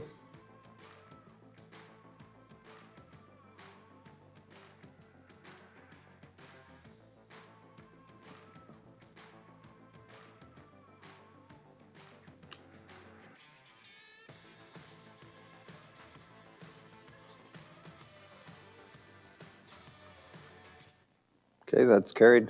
93.7% in favor, opposed 6.3%. So we'll go to resolution number 23. Resolution number 23-21A, delisting of prairie dogs as species at risk. RM of Val Marie number 17, RM of Oberg number 76, RM of Lone Tree number 18, and RM of Arlington number 79. Be it resolved that SARM lobby the federal government to remove the black-tailed prairie dog as a species designated by the Species at Risk Act. Okay, thank you. Operator, do we have a mover? Yes, we do. Greg Cornfield, Councillor of the RM of Val Marie, number 17. Your line is open. Hi, Greg. Would you like to move resolution number 23? Yes. Okay, thanks. Would you like to speak to it? Yes, I would. Yeah, sure. Go ahead. Okay, ratepayers from all sides of Grasslands National Park are coming to our council with serious concerns about the growth and damage that they are experiencing from prairie dog expansion. It is devastating to the environment. Many of these statements and hypotheses offered by the environmentalists that prairie dogs are an essential part of the ecosystem are unbelievable and against local knowledge. Any species that may be found in a prairie dog colony could also be found in a Richardson ground squirrel colony. Their colony sizes have increased exponentially in the last 40 years in the Val Marie area, and researchers and those that report to Kosiwik will not believe the local knowledge. There are many producers that will not request help or admit to knowing where a colony is because they do not want the restrictions applied to their land because of the known existence of an endangered species. They are not endangered. Their territory is from southern Saskatchewan to Mexico.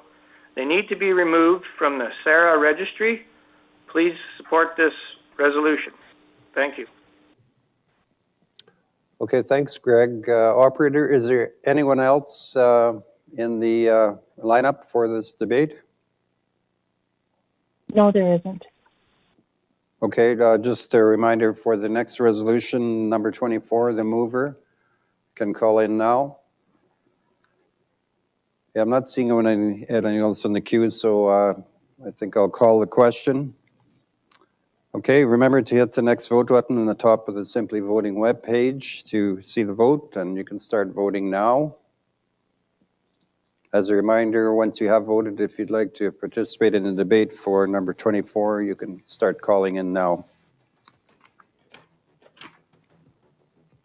So we're nearing the end. And if you did have a chance to see my video this morning, you noticed that I like to do some fishing. So I'm an avid ice fisher fan. And if Don McCallum is still participating on this resolution debate, I just want to make sure that he knows that when I go ice fishing, I bring fish home instead of ice. So just to make that clear. I followed Don on Facebook, and I noticed that when he went ice fishing, he didn't catch any fish. So if he wanted to pick me up sometime, we could go fishing, and I could give him a demonstration of how to catch some fish. I think the season's coming to an end, though.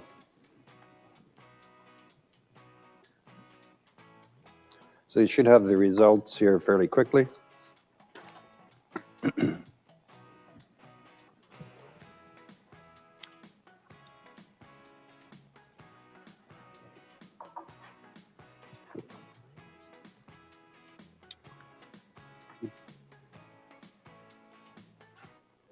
That resolution is carried 92.5% and opposed 7.5. So the last resolution, number 24.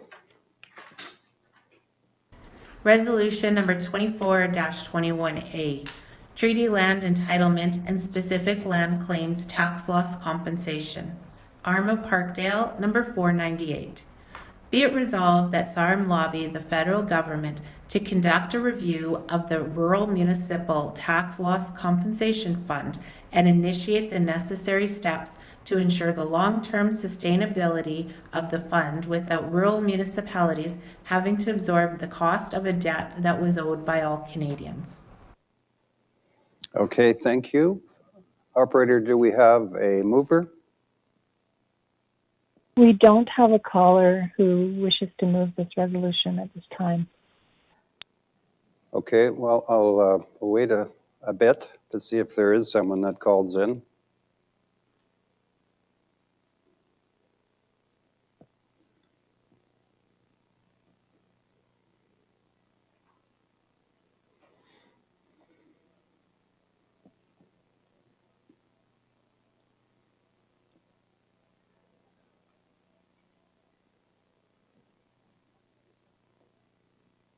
Not seeing anyone, operator. Is there anyone calling at this time?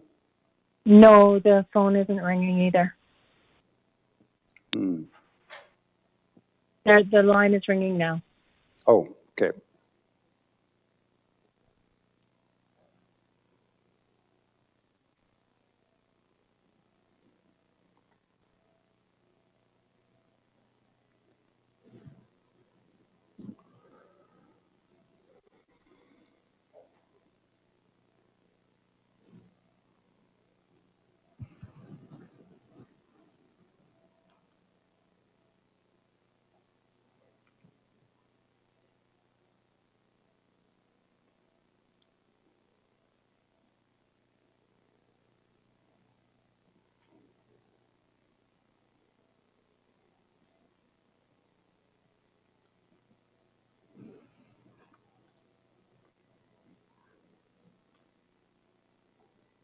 Okay, we have several people on the line.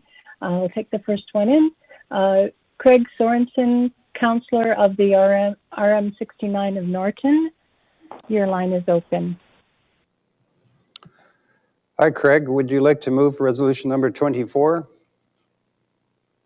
Yes, I would if nobody else wants to move it. Okay, would you like to speak to it? Yeah, yes, I would. Okay, go ahead. Yeah, we have some land that was sold to the natives a number of years ago, and there's this treaty land entitlement that set up. And this year, this was a concern I raised at the council table a while ago, that this is the last year that we get any money from it. So I think they vote in favor of this resolution because we have to come up with about $13,000 next year. And with everything being so tight, I think it should be reassessed and more money put into it. Okay, I'll go back to the operator then for the next one in the queue. Thank you. Sherry Jimmy Reeve of the RM of Neota, number 468. Your line is open. Thank you. I just wanted to speak in favor of this motion. The Treaty Land Entitlement Framework in Saskatchewan has been in place for over 25 years now, and it certainly is in need of review in terms of tax loss compensation for municipalities. And it would bode well for relationships between municipalities and First Nations as well in terms of moving this framework forward. Thank you. Okay, thank you. I'll go back to the operator again. Thank you. Arlen Kurtz Reeve of RM 183. Your line is open. Afternoon. I would ask you to support this resolution. When this was put in place many years ago, interest rates were very high, and it was supposed to be there in perpetuity. But because of where interest rates are, this is going to fall short. So we need to have it reviewed, and I'd ask you to support this. Okay, thank you. I'll go back to the operator again. Thank you. Emile Boutin, Reeve of the RM of St. Louis, number 431. Your line is open. Hello, Ray. I'm calling in support of this motion. Okay, as an thank RM you. Who has as an RM who has some treaty land in our area, we are suffering the loss of revenue due to the expiration of the fund. And I think it's very important for the federal government to step up and make good on this deal.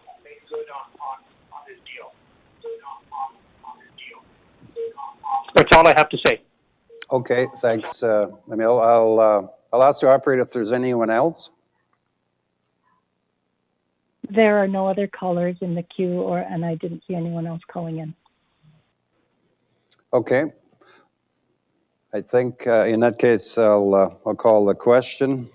Remember to hit the next vote button on the top of the page of the Simply Voting webpage to see the vote. Please start voting now.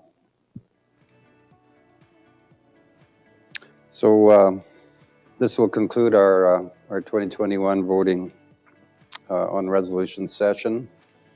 We'll just wait a bit for the results, but in the meantime, I can thank everyone for taking part, and I think we had a fairly successful discussion on all the resolutions, and really appreciate your patience.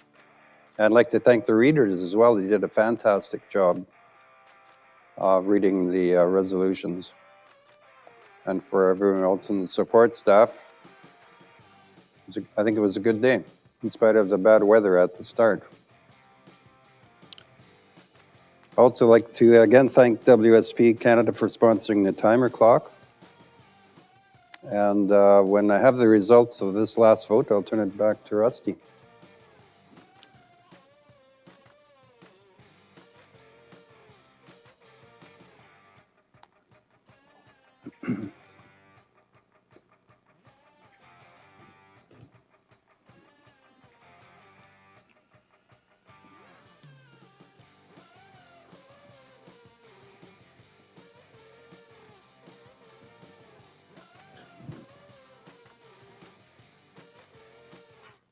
Resolution carried 97.1%, opposed 2.9%.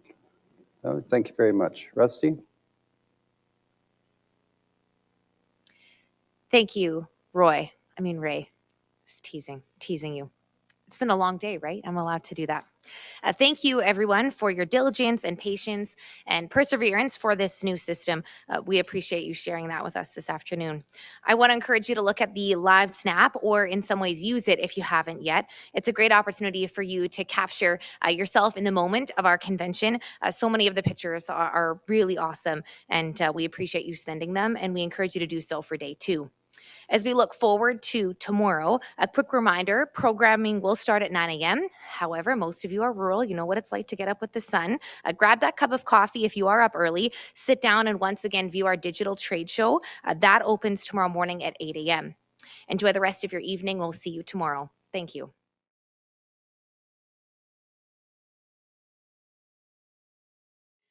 Good morning. It's day 2 of our 116th annual SARM Convention and Trade Show. Welcome back. I'm Rusty Dean. Once again, I'll guide you through today's activities. I hope if you were up early with that cup of coffee, you had a moment to peruse our digital trade show. Remember, the more active you are on our platform, the better it is for you. You have a chance to win the SARM Challenge. We'll announce the winner at the end of today. And a little update. If you know Karen Paz, or the RM she's in, you should give her a shout out because she so far is in the lead of our SARM Challenge. Now, also with our trade show, you can view it throughout the day. If you place your name in any of the draws for the exhibitor booths, just know that the exhibitors will notify you if you are a winner and send the prize directly to you. Now, as we continue through the morning, we've loved that you've connected with us through our chat. Just know that there won't be a chat function during our Bear Pit and during our premier session. So please keep that in mind. Thank you so much for joining us on the platform. It's remarkable that we are in a virtual convention. We never would have thought at the beginning of SARM that fast forward 116 years, we're now virtual and digital, and we're talking to each other just through the computers. But thank you so much to the 271 RMs represented in the convention and registered, also to the 1,118 members that are registered and using our platform. We so appreciate it. At this time, I'd like to begin. I'll have our president, Ray Orb, take the stage to introduce our next guest.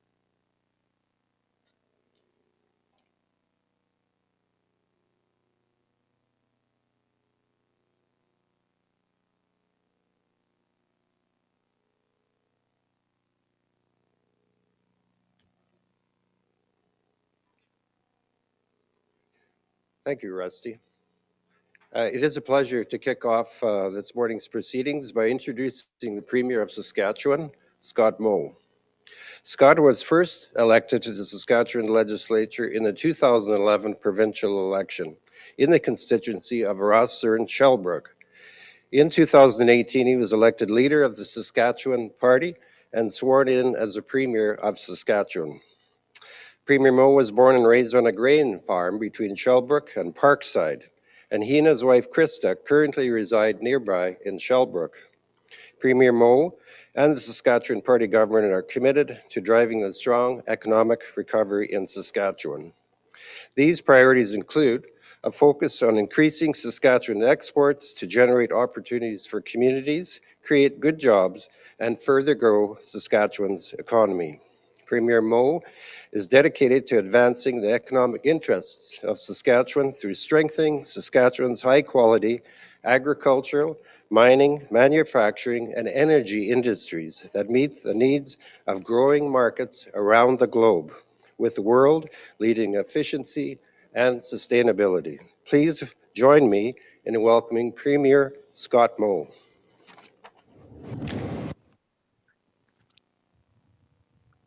Thank you very much, Ray, and it's good to see you, even if it is virtually here this morning. It's good to see you nonetheless, and hope to see you in person very, very shortly.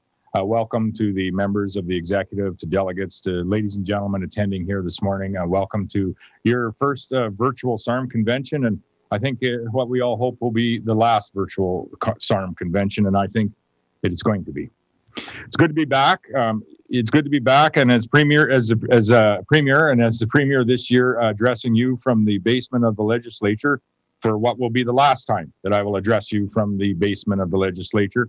It's unfortunate that we were unable to get together in person this week, because I think there would have been a very positive mood in the room. There's a growing optimism in our province after what has been a very difficult year, even a growing optimism over the course of the last 24 hours or so.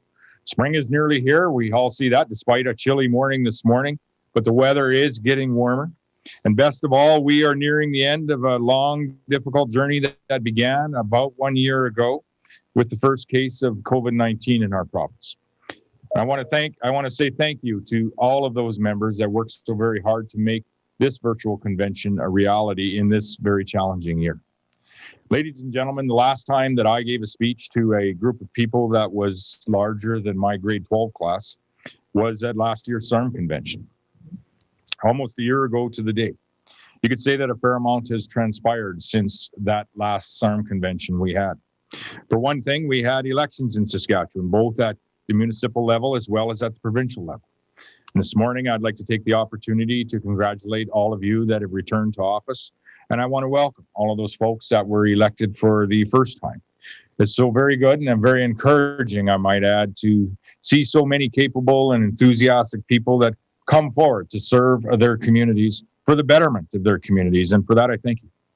For our part in government, we are humbled by the support that we received in last fall's provincial election, not just in the rural areas of the province. We're very humbled by the support we received across the province. I can tell you this.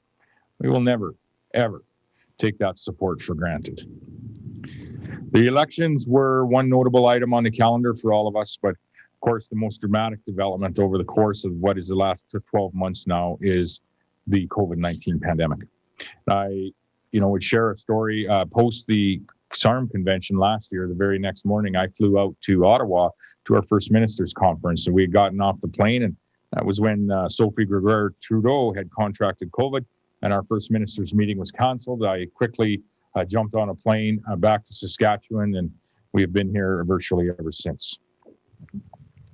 So a year ago, just after the SARM convention, we were heading into this pandemic. And today, ladies and gentlemen, we are on our way out of this pandemic. What a year it's been for sure for all of us. It's been a tough year, but in many ways, it's been a tremendously inspiring year. Everywhere in Saskatchewan, during the last few months, we have seen people that have towered above the circumstances that they are faced with. We've seen people encourage us with their determination, with their generosity, and their courage. And here's something else we've seen. We've seen steady and committed leadership in communities right across this province. Reeves, councillors, administrators, and staff going well above and beyond what could ever be expected, dealing with one challenge after another, and just always with a focus on getting the job that needs to be done, getting it accomplished. That's strong leadership. That's strong leadership in our communities. Strong leadership that you have provided. And it's because of what you do and what we do together that we've been able to come through what has been a very difficult time and come through it together. This morning, I want to provide some details on how we're going to build a stronger Saskatchewan in the months and in the years to come. I'll give you an update on our efforts right up to and including yesterday to contain COVID-19 and to continue to ramp up our vaccination campaign, provide a snapshot or some previews of the upcoming budget, and we'll look ahead to the economic recovery that I know we're all looking forward to, a recovery that in many ways is going to be led by the rural areas of our province. Because the industries that drive growth in Saskatchewan, the industries that create jobs and generate wealth in our province, agriculture, energy, forestry, mining, manufacturing, well, these are industries that are located in the rural areas of our province. Industries that have, in part, a large part, created the great synergy in our province between rural and urban Saskatchewan. Our resources, as I said, are located in the rural areas of our province. And in the towns and cities and villages across Saskatchewan are people that then add value to these resources and make them available to others all around the world. And it's this partnership, this great synergy that brings us together as a province. It's a partnership, for sure, an important partnership that has always been valuable to this province, but it all starts with you, and it starts with your neighbors, the folks that you represent. And we're counting on you folks, all of you, and the people that you serve to bring our province back to the leadership position that we've come to expect over the course of the last decade. Now, of course, the context for this morning's discussion is going to be in part the pandemic, yes. It's really the context of everything that has occurred and happening right now, even today, in our province, in Canada, and around the world. Last year, it was the pandemic that compelled the province to take extraordinary steps to support workers, to support families, and to support our businesses and also our communities. And you saw us fast track, for example, our revenue sharing program last year. Last June, we pushed out $278 million to municipalities in one shot. That's funding with absolutely no strings attached. It was a record amount of revenue sharing last year, and we pushed it out early because we knew that municipalities would be facing challenges throughout the year. Both challenges, not just financial, but with financial operational pressures that they may be faced. In part, due to the pandemic, we invested an additional $2 billion booster shot in our infrastructure program. That's over and above the $5.5 billion that we had already committed over the course of the next 2 years. This is money that we are committing for capital projects in communities across this province. That 2-year plan also included $150 million in MEEP funding. Only the second time this has ever occurred in the province. And that's MEEP funding is the Municipal Economic Enhancement Program. $150 million that is distributed in per capita funding to complete infrastructure projects that you may have in play. And also, yes, to create jobs. And to date, there's been more than 760 communities and RMs across the province that have put the MEEP funding to use. We added an additional $300 million for highways. This is on top of what we were already investing in our province. Much of this is going to upgrade some of our TMS roads and to build additional passing lanes for safety for our families that travel on the very same highways that our industries utilize. A few weeks ago, we put out another update. So far, 16 highways projects worth more than $130 million have been awarded, and they should be completed by this fall. That includes TMS highway upgrades on highways number 43, 56, 229, and 322. New passing lanes are going to be installed on highways numbers 2, 3, 14, and 16. And there's another 8 projects that are being tendered as we speak, and 4 more are going to tender later this year. So delegates, we have been able to been able to advance a lot of good work that was in the plans over the next few years. But I'm sure you're saying to yourself, there's still a lot more work to do when it comes to repairing, rebuilding, and building new highways here in the province. Even down here in the basement of the legislature in our capital city, I think I can hear you saying that under your breath right now, and I can assure you that on his appointment, our new highways minister, Fred Bradshaw, heard you in the very first day. And you're correct. There is much more work to do when it comes to ensuring that our highways continue to be repaired and replaced. And that's why today I'm announcing that we are going to invest an additional $11 million in the Rural Integrated Roads for Growth program. And that's the program that I still call EMRA. $11 million on top of $28 million that is already budgeted to transfer to the Saskatchewan Association of Rural Municipalities. This money we know will be used and used efficiently to construct and repair roads in your municipality, to construct and repair bridges and culverts in RMs right across this province, and it's a partnership that we are very proud of. And while I'm at it, there is another small announcement that I want to make, and it's related to a perennial top-of-mind concern for many SARM delegates, many RMs across the province, and that has to do with channel clearing. You folks have flagged the buildup of brush and vegetation in our waterways for years. I heard it as a 2-time environment minister. I hear it as premier, and I know other MLAs across the spectrum hear it from you as well. The Water Security Agency has budgeted this year about $600,000 over the next 2 years to support channel clearing activities in rural municipalities. It's a program that is outsubscribed. We have far more subscriptions than what we have had money allocated to that program. So today, I'm pleased to say that we are going to meet those allocations. I am pleased to announce that we are boosting in year the amount to $500,000 for this fiscal year. That's effective immediately. And this will allow us to fully fund 50%, our 50% share of all the channel clearing applications that were received. Next fiscal year, we're going to follow this with $1.5 million in channel clearing funding. That's a total of $2 million over 2 years to expand channel clearing in your community, in your rural municipality across this province. And I'm hoping that that investment is an indication that the Water Security Agency is going to be more responsive to some of the challenges that you have been facing. And in the future, we will be more responsive. We'll be willing to work in partnership to deal with the water and drainage issues that you are experiencing in your community in a way that doesn't unduly hinder economic growth in this province and doesn't unduly hinder the economic recovery that we all seek.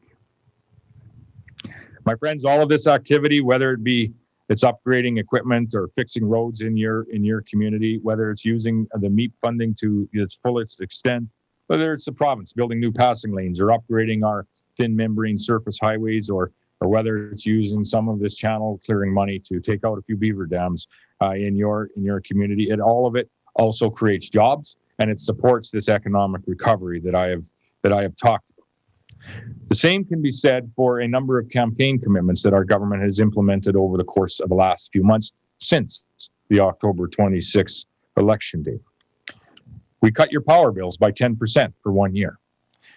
Everyone benefits from that, whether you're a household, whether you're a farm, agribusiness, whether you're a business, big and small. Schools will benefit from this, hospitals, as well as municipalities. Both rural and urban municipalities will benefit from a power bill reduction over the course of this next year. We cut the small business tax rate from 2% to 0 temporarily, and that is to support and to create jobs across this province. We introduced a new Saskatchewan home renovation tax credit, again, to support and create jobs in this province. And about 2 weeks ago, unrelated to our election commitments, we announced that SGI is going to send out a one-time rebate worth a total of about $285 million to all of those that have a registered vehicle in the province. The average check to folks that have one vehicle registered will be about $285, and it should start to arrive in your mailboxes about this May.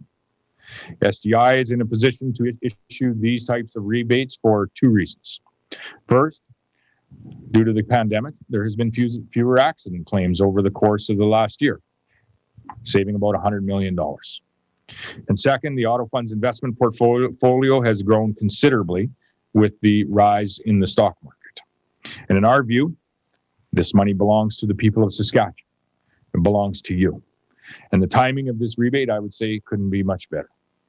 Because, ladies and gentlemen, even though there are signs of resilience, signs of strength in our economy and in our communities, we have the highest percentage of small business operating throughout this pandemic, the lowest unemployment rate in the country. Our exports continue to soar, in large part due to agriculture, and our commodity prices continue to firm up as the days go by. But even with all of that good news in our province, workers and families in Saskatchewan are still facing an indeterminate amount of uncertainty. This pandemic has hit our economy hard, our Canadian economy, and it's hit our Saskatchewan economy hard. We've lost jobs here, and we need to do everything in our power to get those jobs back, and we will. We'll do that by working together with our municipalities across this province. Delegates, the pace of our recovery depends, yes, on the course of the pandemic, but what we've seen recently is tremendously encouraging and should be encouraging for all of us, which is why we have started to change and lift and soften some of the public health guidelines earlier this week. There's been a steady decline in the number of COVID-19 cases here in Saskatchewan, maybe not as quickly as some would like to see it, but we are most certainly and undeniably heading in the right direction. Recoveries are up, hospitalizations are down. The number of people in intensive care in our hospitals is down. The infection rate is down. Yes, there's an ongoing concern of COVID-19 variants, but we are now testing for those variants in province at our provincial lab. We'll be screening every test that is done in the province in the days ahead. We continue to expand our rapid point of care testing in a range of settings, and that includes in our long-term care homes. It includes in our schools across the province. But the best news of all is that our vaccination program is picking up speed. We're making significant progress, and that's thanks to the dedicated work of our frontline healthcare professionals in your community and mine. In fact, Saskatchewan is leading the nation when it comes to administering vaccinations. Our healthcare workers in Saskatchewan are getting shots into arms faster than anywhere else in Canada. They've now administered over 94,000 shots, and as of yesterday, that's actually just slightly above 100% of the vaccines that we have actually had delivered to Saskatchewan, well ahead of any other province. Saskatchewan has administered nearly 8,000 shots per 100,000 people, second highest in the nation, and 20% above the national average, which is 6,600 shots per 100,000 people. We now expect to receive about 124,000 doses of vaccine by the end of March. That's more doses in the next 3 weeks than we've received in the last 3 months.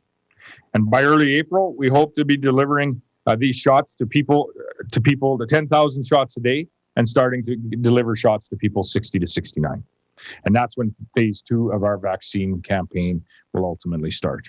This is when the rest of us, beyond our elderly in our communities, those in our long-term care facilities, that's when the rest of us are going to be able to get access to our shot. Now, some people are wondering why we're taking this age-based criteria, this age-based priority. Why should we in this province give priority to older people? Well, here's why. The older you are, the more vulnerable you are to serious outcomes of COVID-19. Our seniors are at the highest risk of severe outcomes. And that is why we are taking this age-based approach to our vaccination program. But delegates, all of us are going to get our shots faster than we first envisioned, and that's a good thing. Last week, we announced that we are extending the period of time between our first and second dose to 4 months. So everyone, this is a game changer for our province, and it's a game changer for Canada. So everyone in Saskatchewan is now going to be able to receive at least their first shot by early June. Everyone in Saskatchewan will have access to their first shot of this vaccine by early June.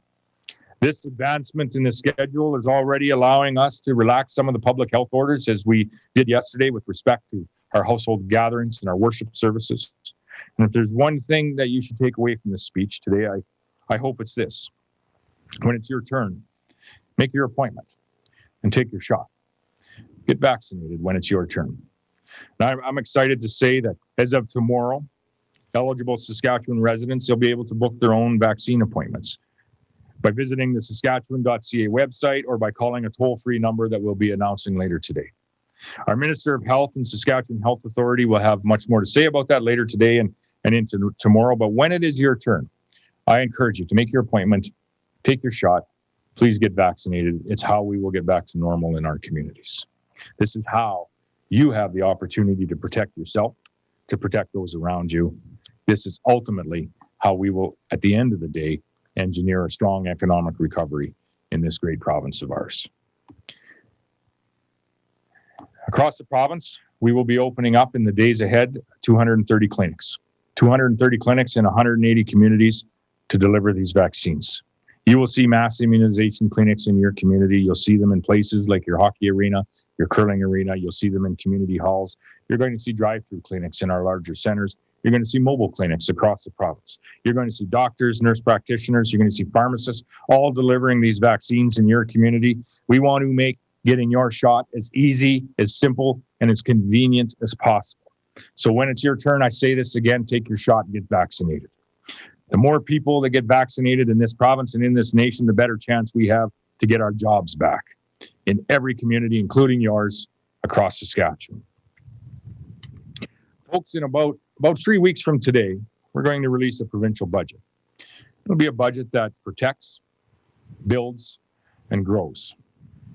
This budget will protect Saskatchewan residents by making important and crucial investments needed that we require in healthcare and other areas, investments that will help see us through this pandemic. It will help build Saskatchewan as we continue to invest in roads and schools and hospitals, as well as many other important projects that will create jobs in our province, make our communities safer, and keep our economy strong. As we emerge from the pandemic later this summer into the fall, it will grow Saskatchewan. This budget will set us in a place for ample growth in Saskatchewan by helping to ensure a very strong and robust economic recovery. Between the current year's budget, the upcoming year's budget, our government will now have committed more than $4 billion to our pandemic response to protect both the lives and the livelihoods of Saskatchewan people. And this investment involves every area of government. We've increased health funding to respond to this pandemic, to protect our frontline workers, healthcare workers, and as they provide care for our COVID patients, and now to carry out one of the most effective and robust vaccination delivery programs in the nation. We've increased education funding to make sure that our kids, our teachers, our educational assistants, all of those that are in our schools, were safe. We protected livelihoods with a range of business supports evident in communities across this great province. And as a result, more businesses stayed open during the pandemic in Saskatchewan, more than just about any other place in the nation. When it comes to building our province, to support the recovery and to position the province for the next decade of growth, you're going to see a continuation of work in this budget that has been underway for now more than a decade. Since 2007, we have invested more than $30 billion in infrastructure, and that is evident in town after village, after city, after rural community in this province. And we're going to continue to invest. We're going to invest in areas like long-term care, for instance. A new $37 million, 72-bed facility is being built as we speak and should be completed by this fall in the community of Meadow Lake. That will be the 15th long-term care home built by our government in Saskatchewan, and planning is underway now for number 16 and number 17 new facilities in Grenfell and La Ronge. And in this upcoming budget, we are going to announce a further commitment to add additional long-term care capacity in our province. Meanwhile, we're following through on a campaign commitment to hire 300 additional care aides to work in our long-term care facilities, but also to work in home care across Saskatchewan. This includes 57 new aides that are going to be provided to support an expanded home care program in very rural and remote areas of Saskatchewan. In the budget, we continue with hospital projects. We continue with the planning dollars for the hospital project in Prince Albert, as well as in Weyburn. And operational funding is going to be provided for the new CT scanner in Melfort. Ladies and gentlemen, the building continues in education, where we have announced new schools for a number of communities. A new school in Carrot River, one in Blaine Lake, one in Lanigan, one in Lloydminster, and numerous school renovation projects, too many to mention, across the province. In terms of municipal infrastructure, yesterday we committed $12 million to support 26 ISIP projects across Saskatchewan. And I would say this, stay tuned in the days and weeks ahead, as there are many more ISIP projects that are going to be announced. In the coming year, we're going to continue to invest in revenue sharing. Revenue sharing could be down slightly this next year due to a drop in PST revenues. That's the nature of the program, and there is going to be some variability in that program from year to year, but through the years, the trend line of revenue sharing has been in one direction, and virtually in one direction only. It's up 120% since 2007, and that is a signal of the strong partnership and the value that this government places on the partnership that we have with our rural municipalities in Saskatchewan. This year, you're also going to see a significant investment by our Crown utilities, SaskTel and SaskPower.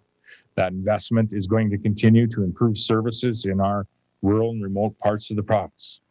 By the summer, SaskTel expects to bring on the installation of 74 new macro cell towers. This is part of a major and significant investment to improve rural cell coverage, and involves an investment in excess of $100 million. Our goal is to provide the most comprehensive cell coverage possible to ensure that no matter where you live, families in this province can stay safe, and businesses operating in rural areas of this province can continue to compete and to grow like they do everywhere in Saskatchewan. My friends, the third plank of our budget will be growth.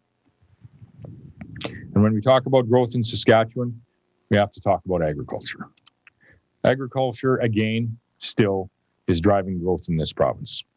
Just look at our export statistics this past year. Last year, we shipped $16.9 billion of agri-food products around the world. It's up 31% from the year previous. Up 31% from the year previous. Agriculture now accounts for about 55% of Saskatchewan's exports. It is the very spinal cord of our Saskatchewan economy, always has been and will continue to be in the future. And the credit goes to many of you and the people that you serve, the producers and the businesses that support this great industry. Credit to our researchers and to all of the value add processors in this province. In government, I can quite simply say that what we try to do is to keep up. And we're working very hard to support this industry. You can count on that support to continue in the years ahead, because we have, like many, very high expectations on what agriculture can achieve as we look into the future. In our growth plan, we set a goal of increasing crop production to 45 million tons by the year 2030. We wanted to boost agriculture exports to $20 billion a year, and I can say we're well on our way to achieving this.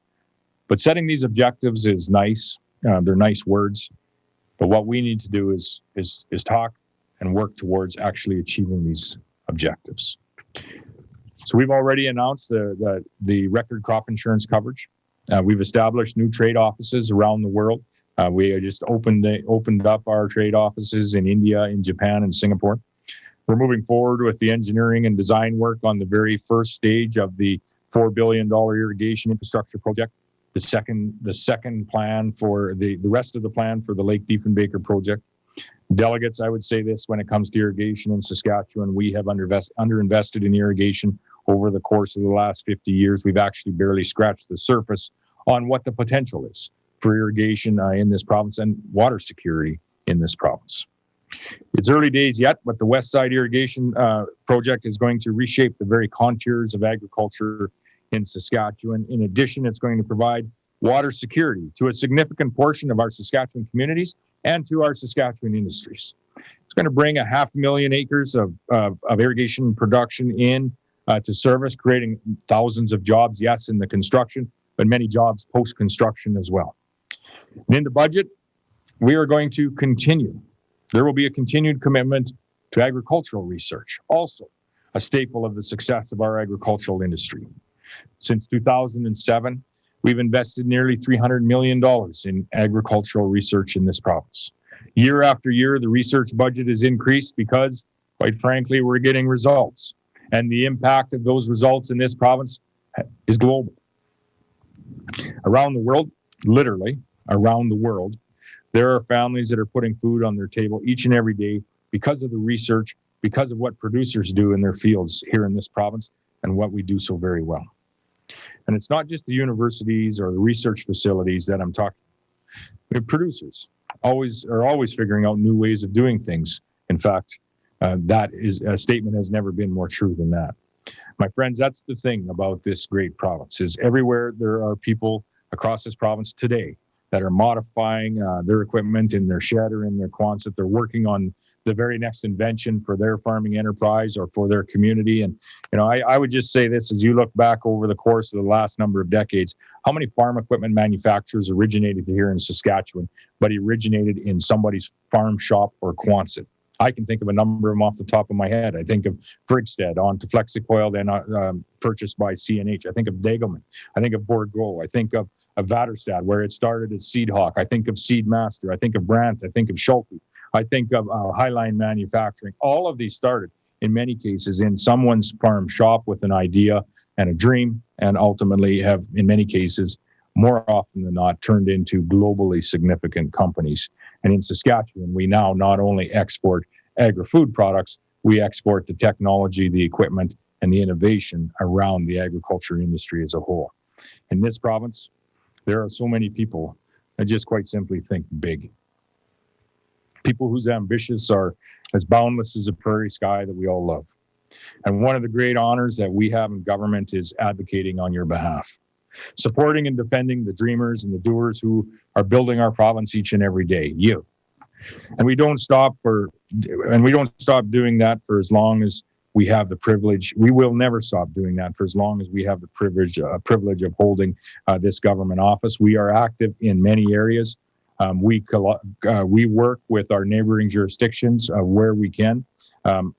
For example, with Alberta, Manitoba, and very shortly, likely British Columbia, we are actively pushing the federal government and have formally asked the federal government to give Saskatchewan and the other Western provinces more say in how we run our Vancouver Port Authority, better known as the Port of Vancouver, where a large value of Saskatchewan products are exported from. In fact, the prairie provinces produce most of what is shipped through the Port of Vancouver.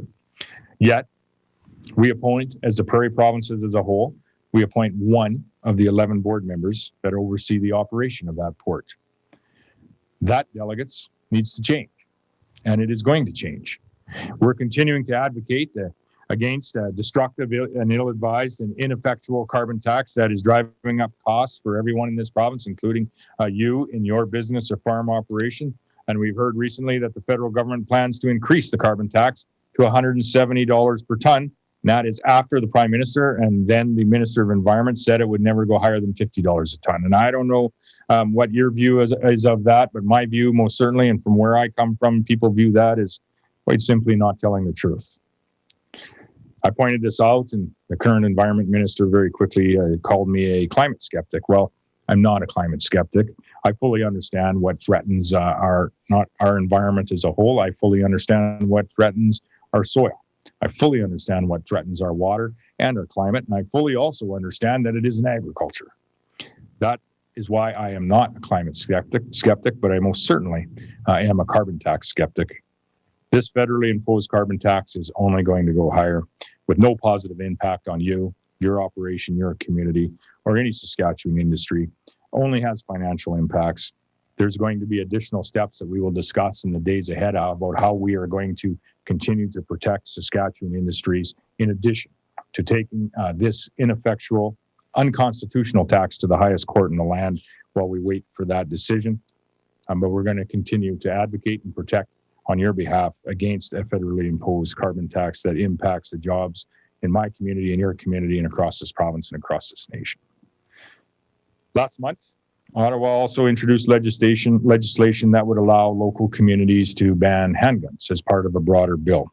We had an inkling that this was coming, and we had discussions around what we could do if this was to arrive. And that's why last year we introduced legislation that would prevent municipalities from banning handguns or having any other bylaws with respect to firearms. We didn't see why law-abiding citizens in this province should be penalized for crimes that may be committed in other areas of Canada by criminals that are quite often using stolen firearms, not using hunting firearms. My friends, we need to have more input into how federal gun laws are administered in this province, and we will. And that's why we appointed our own chief firearms officer, who reports directly to the minister. Ladies and gentlemen, I highlight these items as these are just a few of the areas where we continue to advocate on your behalf with our federal government and continue to push for increased provincial Saskatchewan autonomy on behalf of the people that we serve, on behalf of you. We have common concerns and we have shared interests, and we have a partnership that has stood the test of time. And in closing, I would like to thank you again for that partnership over the course of my elected period and over the course of the time the Saskatchewan Party has had the honor of serving you as your government. And I would like to thank you for your leadership. Delegates, we're in the final days of this pandemic, and as life begins to return to normal in Saskatchewan, we need to shift our focus back to the business of building stronger communities, of building a stronger Saskatchewan. We have so much to offer the world right here from this great province. But sometimes I think it's easy for us to lose sight of that fact. Sometimes we need a reminder. Last month, I read a story in the Davidson Leader that provided me with that reminder, and I share it with you, and I hope it provides you with a similar reminder. It's a story about two brothers, Tom and Joe Clausen. They're the new owners of the Napa Auto Parts in Davidson, and the Clausens are equal partners in that venture. They're originally from Manitoba. Tom Clausen was living in a community just north of Kitchener, Ontario, when Joe called him about the possibility of buying a business in Davidson, Saskatchewan. Well, I can tell you, Tom didn't need much convincing to come west. And he says this, he said, it's more than we could have asked for. It's the perfect location. It's the perfect shop. It's almost too good to be true. And Tom says he got a lot of strange looks when he told his friends and colleagues in Ontario that he was going to move to Saskatchewan. But it didn't matter to him because, in his words, again, I had a dream to chase in Saskatchewan, so I hit the road, and I firmly believe that it's going to pay off in the long term. But we do too. Well, Tom didn't move to Davidson alone. He came with his wife, Christine, also from Ontario, and their two young boys, Andrew and William. Well, Christine now is expecting their third child, a boy, due in April. The Clausens came to Saskatchewan like thousands of others over decades before them. They came here to build a business. They came here, like so many others, to raise their family. And they came here, like so many others, to make a life in this great province. Ladies and gentlemen, as we begin the next chapter of our growth story, let's do everything we can to make sure that Saskatchewan remains a welcoming place for the dreamers, a welcoming place for the doers, and a welcoming place for the builders. Let's make sure this province, all of our beautiful home, is a place where hope and opportunity is found, where hope and opportunity is always found in your community and every community across the great province. God bless Saskatchewan, and thank you for having us here today.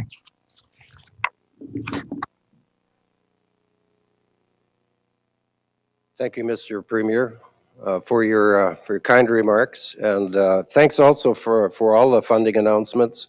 They'd be almost too many to mention for me individually, but thanks also for acquiring more federal funding for roads and bridges and for rural internet and all the things that we need in rural Saskatchewan, and your ongoing commitment as well to develop a really good rollout for the vaccine in rural Saskatchewan.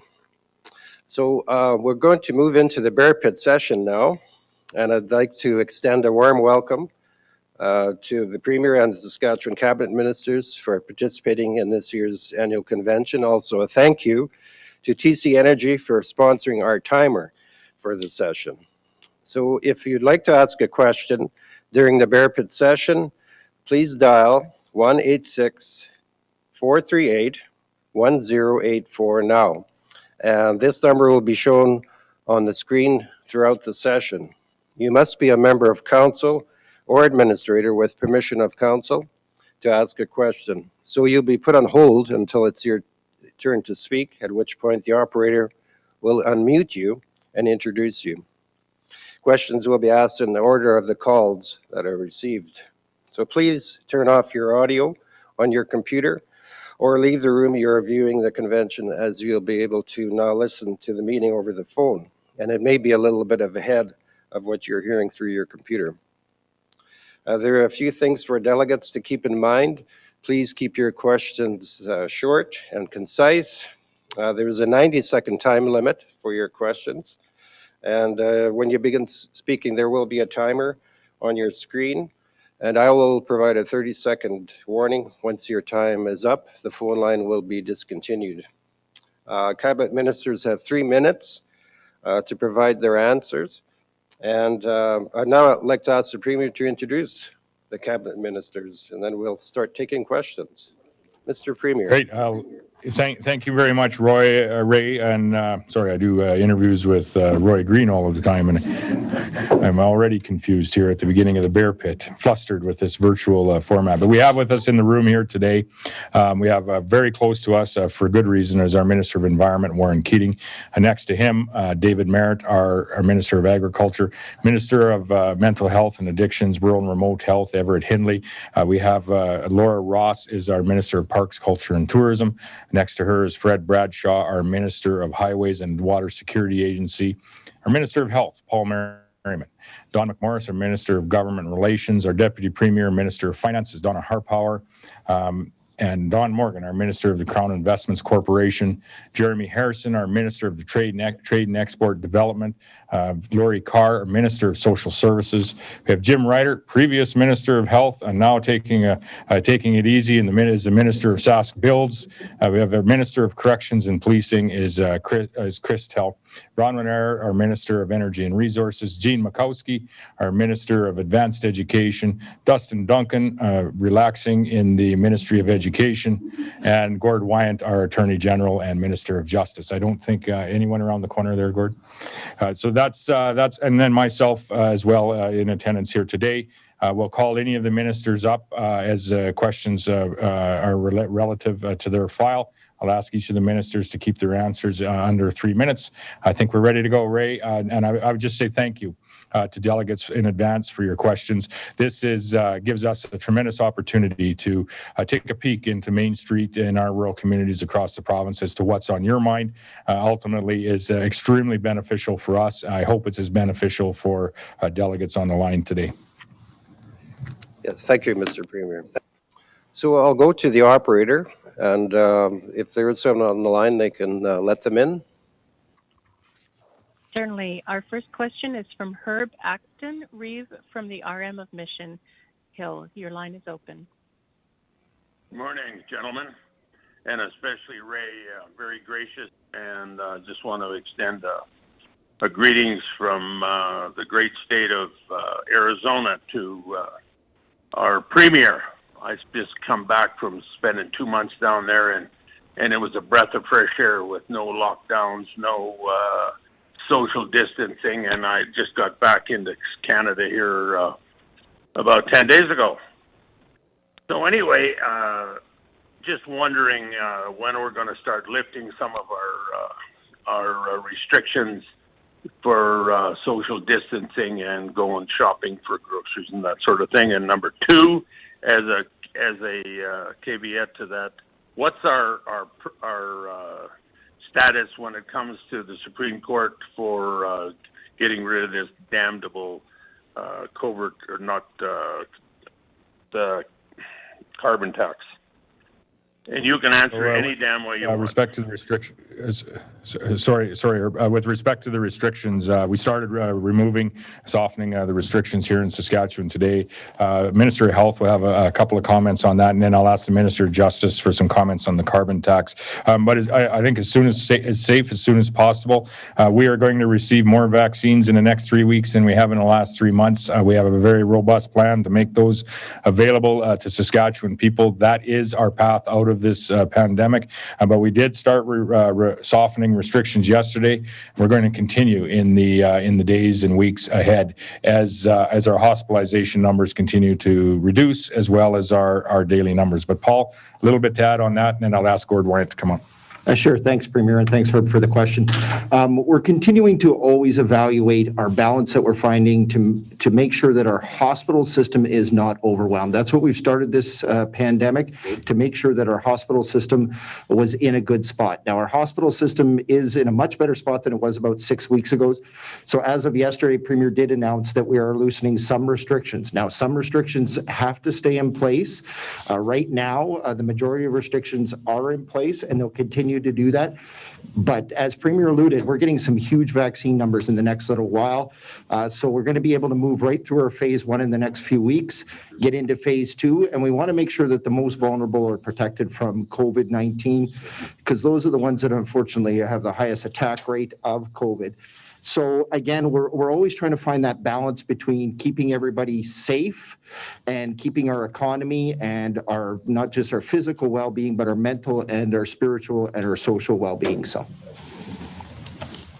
Thanks for the question on the carbon tax. As you know, we put forward a very persuasive argument to the Supreme Court. We have just been advised within the last week that we can expect a decision shortly. I know that's really not much in terms of when we're going to get it, but the Supreme Court has indicated to us that we should be prepared for that. So we're optimistic about the decision, about the case that was put forward to the Supreme Court. So we're anxiously waiting for that decision to come down, and we should know fairly soon.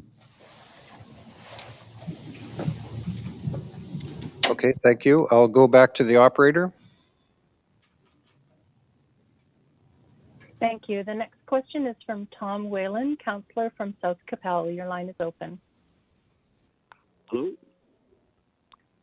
Hello, Tom. Hello, go ahead. Hi. Right, yeah, this is for the Justice Minister.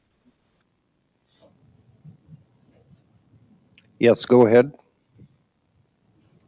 Right. So we're concerned about this the trespass law. Last year at this time, we were told that it was all in place and just needed to be proclaimed. This past fall time, we were told the same thing, again, that it was just a matter of having it proclaimed. So are you able to commit today to a specific time of when this will actually become law? Well, thanks very much for that question. You're correct. We've passed the legislation. We're waiting to proclaim it. There's been a significant amount of collaboration that's been done with respect to ensuring that we have some public education around the issue to make sure that we have a good communication strategy. And there's been some work being done across ministries with respect to the preparation of an application so that we can have the proper implementation of the legislation. That work is proceeding, and I understand that it's proceeding quite quickly now. So we're still very hopeful. But we need to make sure that we have the right vehicle in place to ensure that people can have access to the information that they need so that they're not offending the legislation. The last thing that we would want to do is proclaim the legislation without having the proper tools in place. And while there's been a lot of work that's been done, as I say, we're fairly close. At least that's my understanding. So we're hopeful. We know how important it is to people in rural Saskatchewan around this piece of legislation. That's why we brought it forward. We also want to make sure that when we proclaim it, that there's the appropriate tools are in place to make sure that it's effective and efficient. Otherwise, I think we fail. So you can look forward to some more information on this in the near future, and we'll continue to work on it as diligently as we can. So you're correct, Tom. It is ready to proclaim. We will be proclaiming it at some point in time. We just want to ensure there's the sufficient amount of support infrastructure around this piece of legislation when we do proclaim it. As well, we want to ensure that there's no unintended consequences that should arise as well. And so there's that last look happening and that last piece of consultation in which SARM is involved right now. But we will be moving forward when we can, ensure that those two pieces are checked. Okay, thank you very much. Go back to the operator again. Thank you. The next question is from Patrick Tarian, Reeve of the RM of Willow Bunch, number 42. Your line is open. Yes, thank you, Mr. Premier, ministers, delegates, and distinguished guests. My concern comes from the actions of some of our Crown corporations, more specifically SaskPower, SaskEnergy, and SaskTel. When sending payments into SaskPower, any payments, which includes my 10% rebate, thank you, by the way, so any payments under the $10,000 are forwarded to Alberta for processing. More recently, calling into SaskTel last month to arrange an automatic debit from my credit card on my mobility bill, I was shocked to find out that my call was forwarded to Ottawa, Ontario, to a call center for processing. And last summer, dialing into a Sask First One call, otherwise known as Dial Before You Dig, and having my call answered as such, a Sask First One call, I was disappointed to find out that this call, too, was to our neighbors to the west, Calgary, Alberta. What gave it away was when the person on the other end asked me what county I was calling from. I had to explain to him that Saskatchewan and the Sask First One call doesn't have counties in our lovely province. We're all municipalities. So, and in calling the affected ministries to discuss these concerns, I was told from SaskEnergy that it was their decision based solely on efficiencies. So I humbly request that we please ensure that agriculture remains our number one export and not good-paying Crown Corporation and public jobs in this province of Saskatchewan. Thank you. Go ahead, Don. I just say, Patrick, thank you for the question. And here is our first peek into Main Street in rural communities across Saskatchewan, because I was unaware of this. It'll be something that we'll be checking into. Point well taken. But our Minister of Crown Investment Corporation, Don Morgan, is here. Thanks very much for the question. Appreciate the issue coming up. The Crowns have, over the last number of years, been given a directive that they should be as profitable as they possibly can. They look towards the Saskatchewan companies first to provide services. If they're not unable to find it as quickly as they want, they've been looking outside of the province, which in a lot of areas is unacceptable. And I was not aware of the full nature and extent of the issues that you've raised, but I can tell you that we're working with the Crowns to try and develop better systems of collaboration, of working with each other, and trying to do things more where we hire and retain some of the best and brightest people in Canada, and those people live right here in our province. So I want to make sure that those people are given the best opportunities to do it. Interestingly enough, at one time, Saskatchewan and Saskatoon had some of the best infrastructure for call centers, and we were doing work in Saskatoon for Apple, and all of the tech center, all the tech calls went through Saskatoon. But if you lived in Saskatoon, your tech call was routed through Mumbai. So I think we should do a better job of trying to focus on keeping things in Saskatchewan. So point well taken, and we'll see what we can do. Thank you. There is some work, given that we do try to prioritize Saskatchewan workers to the degree that we can. And there is some work that's done on that through Sask Builds across government in Priority Saskatchewan, and it's some good work that has occurred. There will be some such as this, I suppose, for the time being, where there is going to be some contracts that are out of province. As Don said, better to be out of province than out of country in some instances. But there is some work that will be contracted to companies outside of the province. But we always do have an eye to prioritizing the opportunities that we have for building a strong economy here within Saskatchewan, most certainly. And some of that work has been done by Jim Ryder, Gord Wyant previously in the Ministry of Sask Builds, under the Division of Priority Saskatchewan. So, but point well taken. Okay, thank you very much. I'll go back to the operator for the next question. Thank you. The next caller is Norm Hall, Reeve of the RM of Alfra, number 307. Your line is open. Mr. Premier, good to see you again.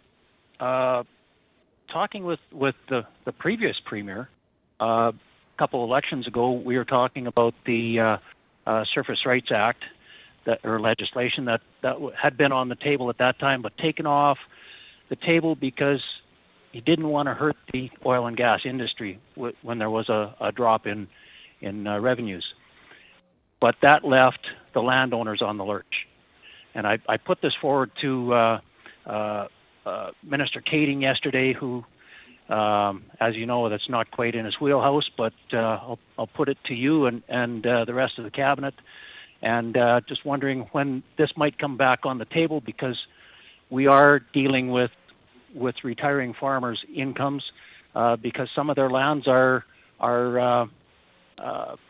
being hurt by the oil and gas industry and not being able to recover their full value. So I hope you're looking at that.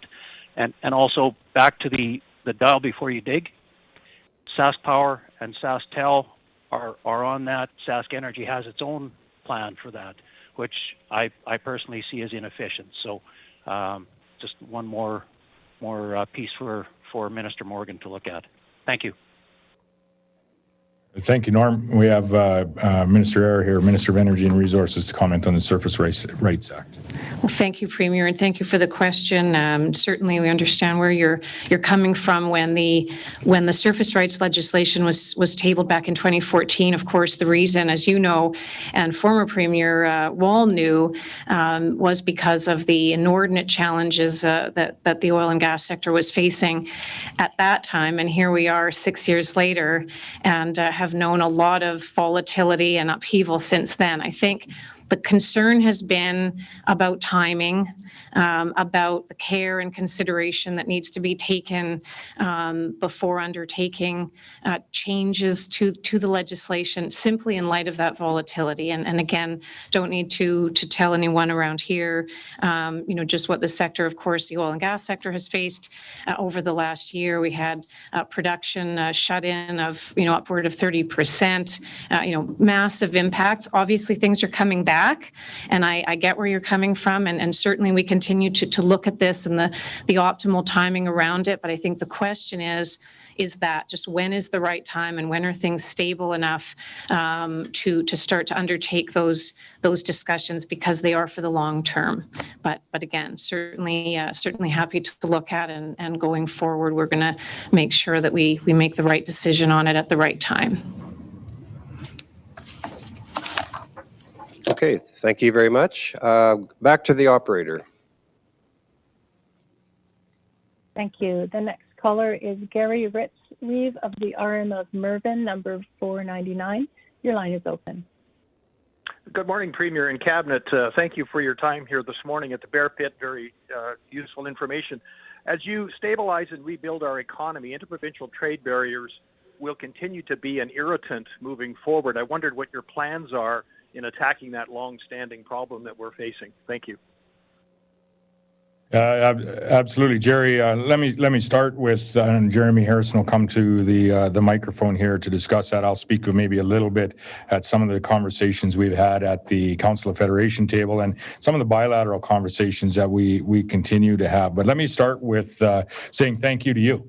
For your service federally on behalf of this nation, in particular your service to the agricultural industry, and your continued service now as a Reeve of the RM of Mervyn. And most notably, let me say thank you for your advocacy and ultimately bringing across the line, the removal of impediments to growth in agriculture, removal of things like the Canadian Wheat Board. Thank you very much for all of your service, Jerry. It's greatly appreciated by the industry in the province.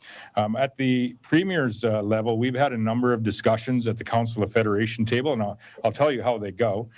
We need to remove interprovincial trade barriers. Everybody agrees. It goes around the table. It comes back around the table, and then everybody starts in with their yeah, buts, I need to protect this. Yeah, but I need to protect this. Yeah, but I need to protect this, and nothing gets done.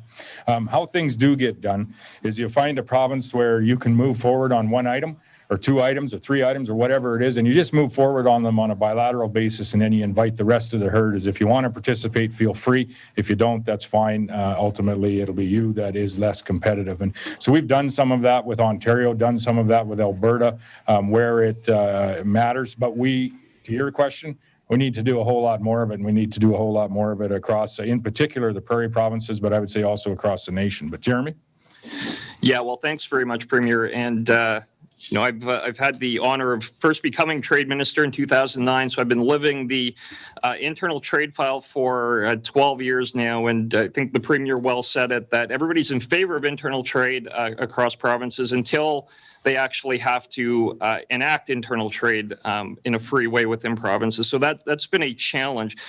Where we've kind of landed through a long process, NWP, the newest partnership, still is the gold standard amongst trade agreements within Canada. And it was really the basis for the Canada Free Trade Agreement negotiations, which were conducted over a period of years, concluded about 3 years ago.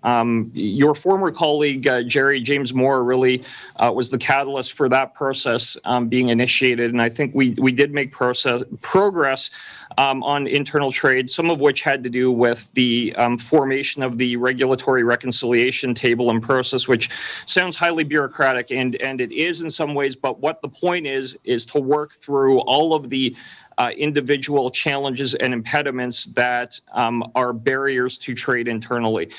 So we've made some progress on interprovincial alcohol sales, for example, on that, and I'm hopeful we're going to make additional progress on that over time. But I think the short answer is that we are going to continue to work on that. It's a lot more complicated than it would appear on the surface, but we really have been, I think, in a very real way, the drivers of this within the country.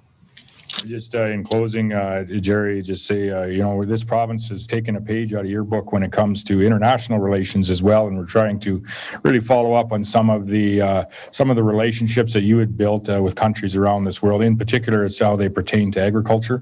We've opened up our trade offices in New Delhi, India, in Singapore, in Tokyo, on top of the one that we previously had in China, and we are going to be opening more in the future to ensure that our industries in this province, namely agriculture, energy, mining, our manufacturing industry, can continue to have market access into those global markets that are so important to the wealth and health of our Saskatchewan communities. Okay, thank you. Thanks very much for the questions and the answers as well. Just a reminder, the 1-866-438-1084 number is open for people to call into. I'll just go to the operator. I don't see anyone in the queue right now. Is that right? That's correct. Well, I'll just, I think, Mr. Premier, I'll take the prerogative of the chair and I'll ask a question in the interim. And it might not be surprising. I know the Premier knows that SARM is a proponent of building pipelines, especially access to U.S. markets. And we were supportive, of course, of Keystone XL. And Energy East at the time, and Trans Mountain as well, hoping that that pipeline gets built sooner than later. The status of the Keystone XL is something that concerns us because we know that President Biden canceled the permit. But has Saskatchewan, do they have a plan? Do you have a plan of how you can address that or negotiate that, or is there a plan in the works? Absolutely. We've been reaching out, myself as well as Minister R, to all contacts that we have. For example, I have been in virtual conversations just like we are here today with a number of not only governors but senators as well as congressmen that are involved in the energy committees in their respective houses. And as we know, there's been a bill that has come forward to the Senate. It didn't pass, but it did come forward to the Senate to keep the U.S. Senate.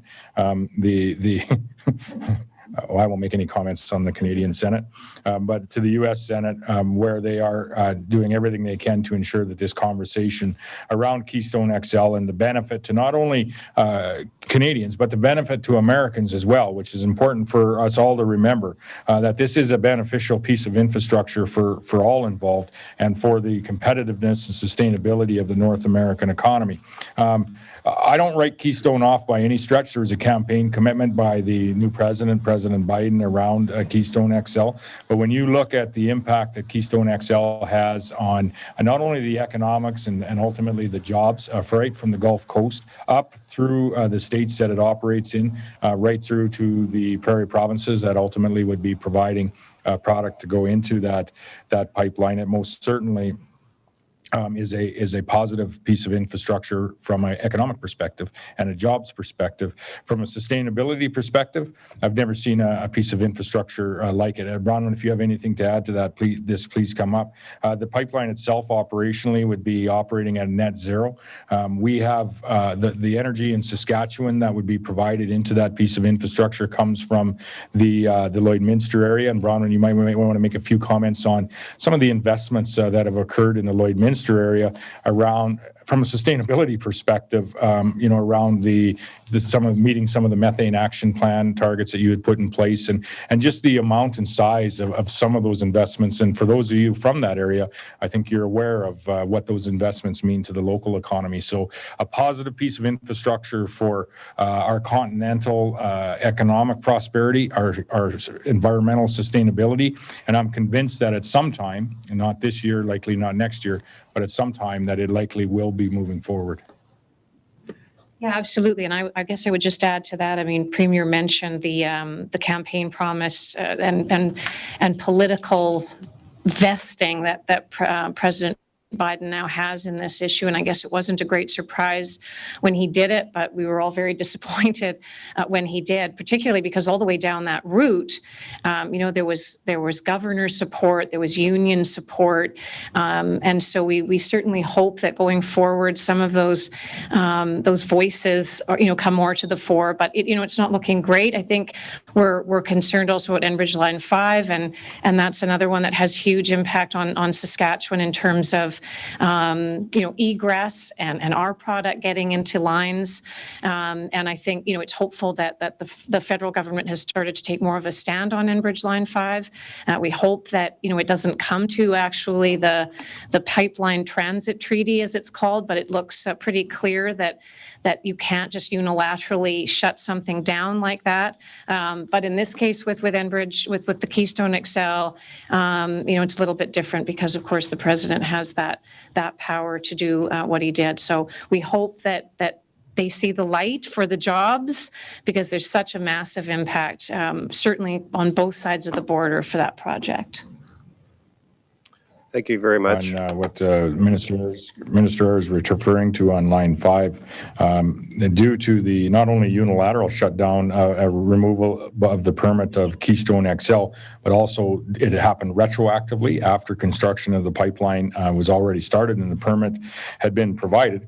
There's now a Michigan governor that has applied for the very same consequence on Line 5, which would essentially shutter 2, probably 3 refineries in eastern Canada.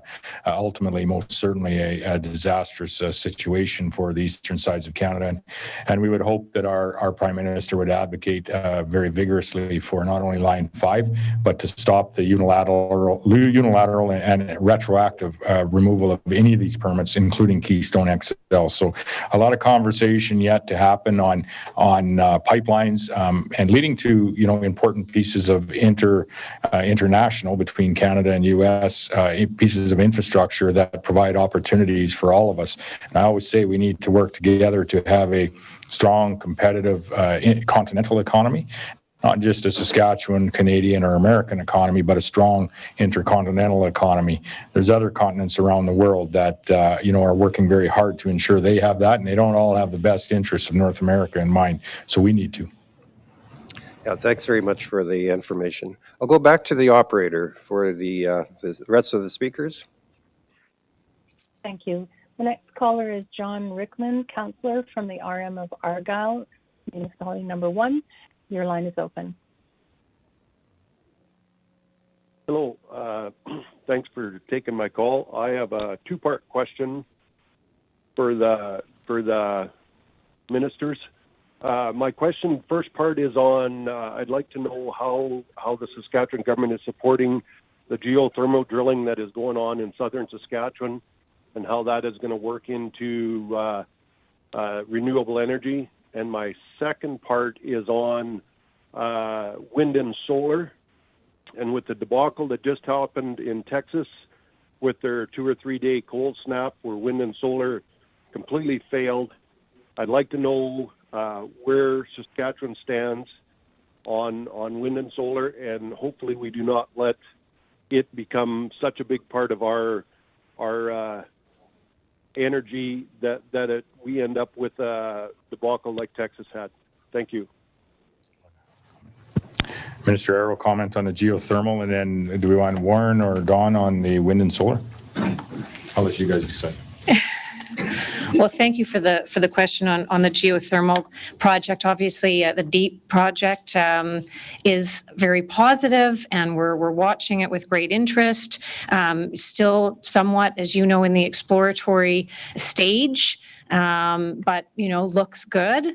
There are costs around geothermal, significant costs, as we all know, and things that are yet to be determined around just how this would look, tying into the power grid and so on. But again, very positive development. And again, in terms of just the impact, very different, or very similar rather to just the regular oil and gas sector, use of roads, use of municipal services, all of those things in the sort of the rural municipality context.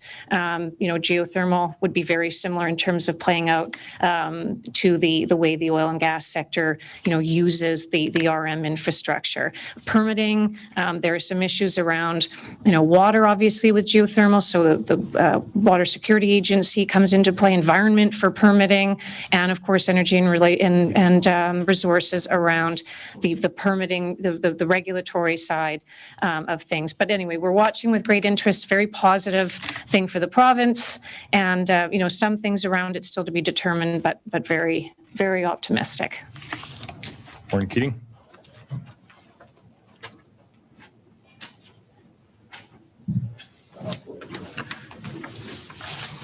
Well, I think what the Texas situation really shows is that we need to have a blend of supply.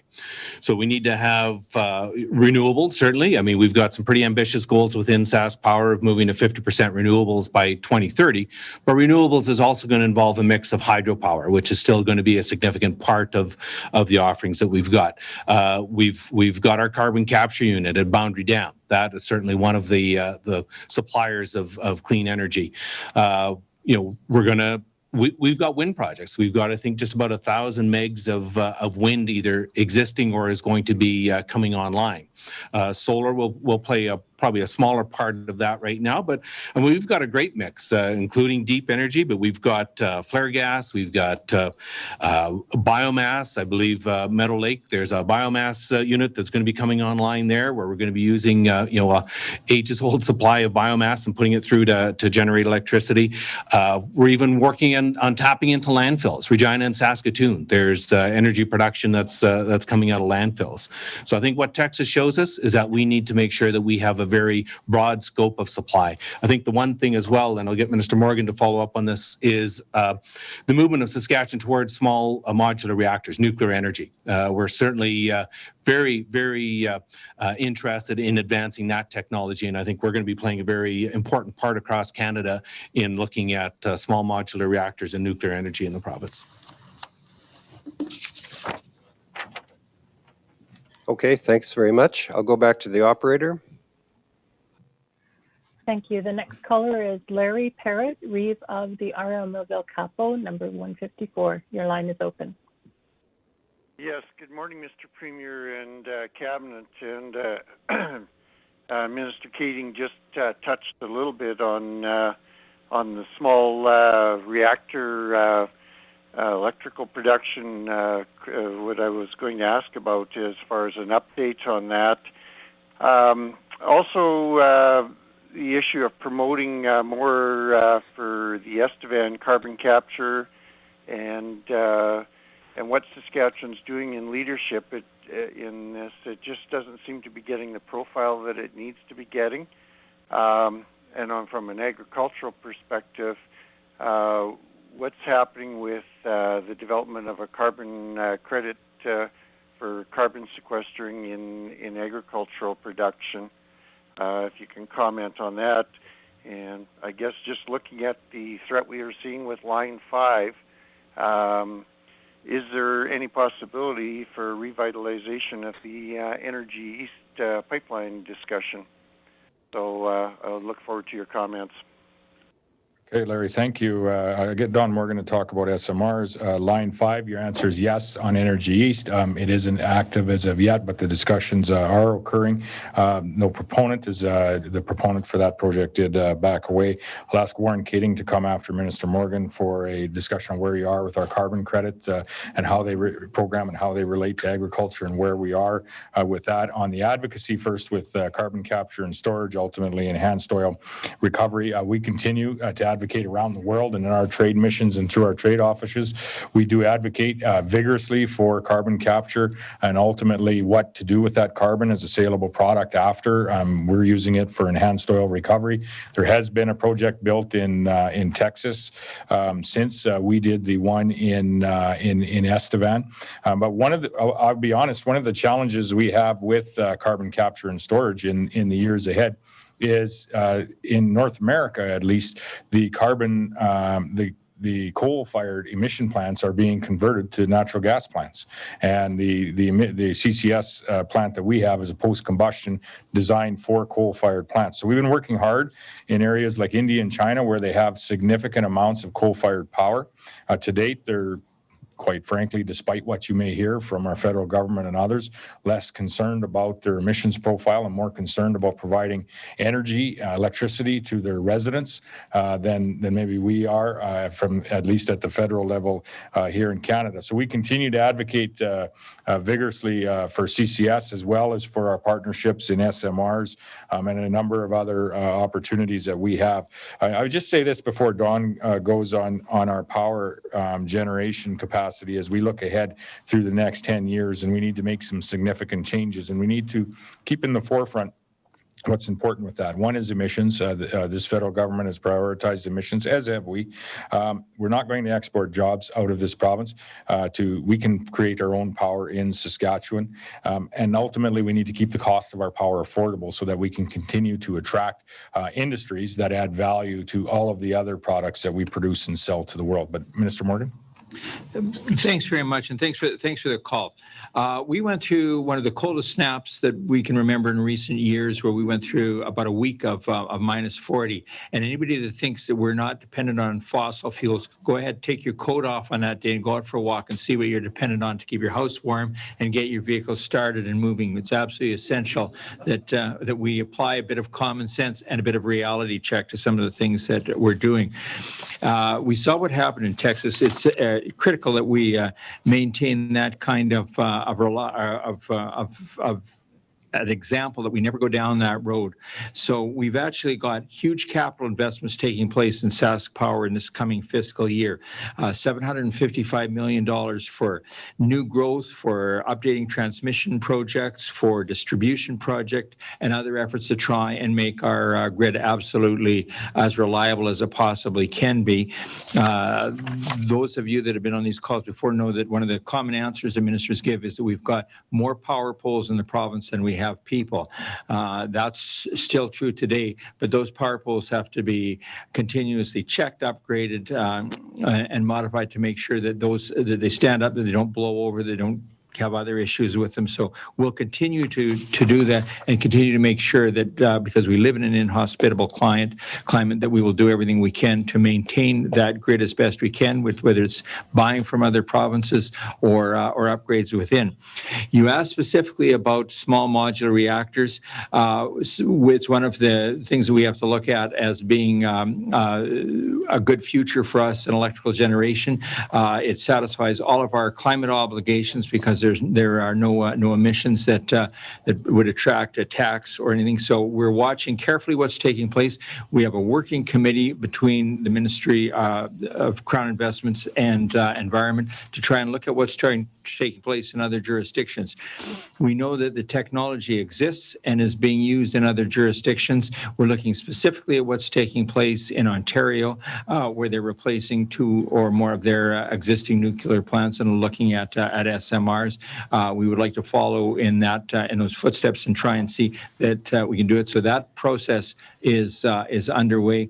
And it's a long timeline from when you start to look at that to when the first electricity flows out of it. So we want to try and be as aggressive as we can, because we think that may well be a significant part of the future of electrical generation in our province. So thanks. Yes, Warren Kading, just to discuss quickly the carbon credits. And one note on SMRs is we had signed a memorandum of understanding to work with Ontario and New Brunswick on the advancement of SMRs. A feasibility study that we have put together will be released next week. There's been largely a large amount of interest also coming from Alberta on where we're heading with the SMR discussion, and Alberta will likely be more involved in that discussion as this feasibility study is ultimately released. On the net carbon conversation that Warren will venture into, we should all know this.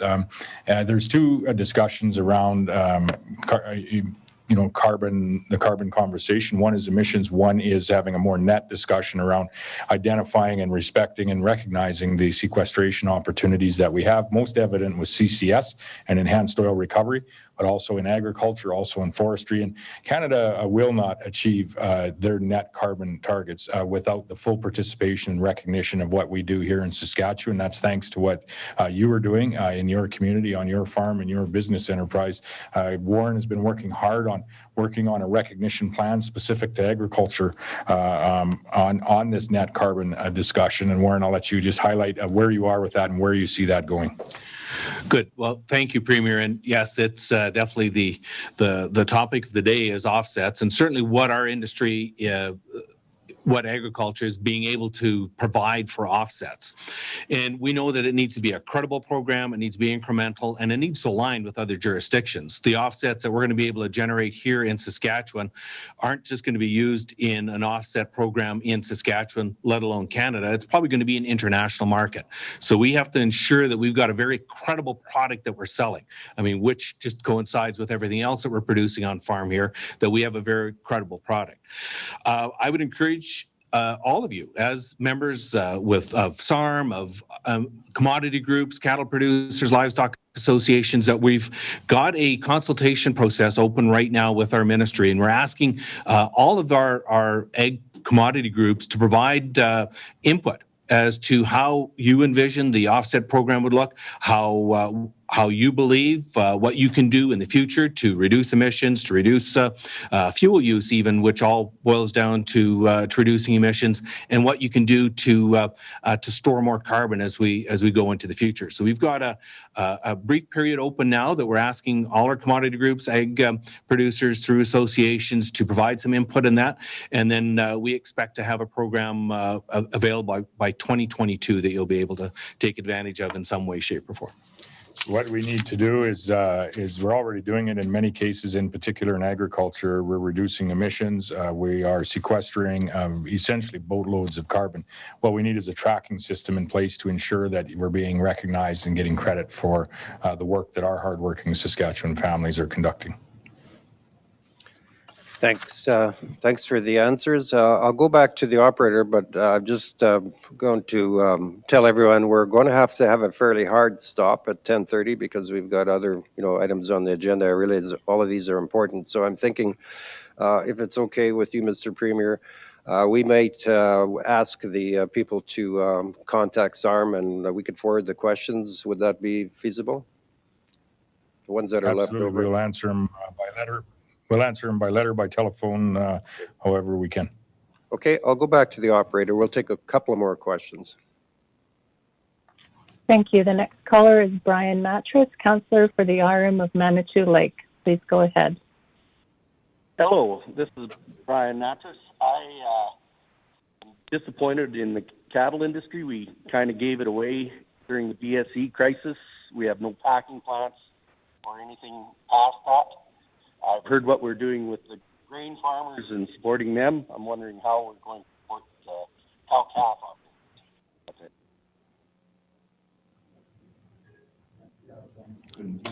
Anything? Couldn't quite hear the end of the question, Brian. Dave, do you want to comment on this? I'm wondering how we support the cow-calf operators. Okay. Support.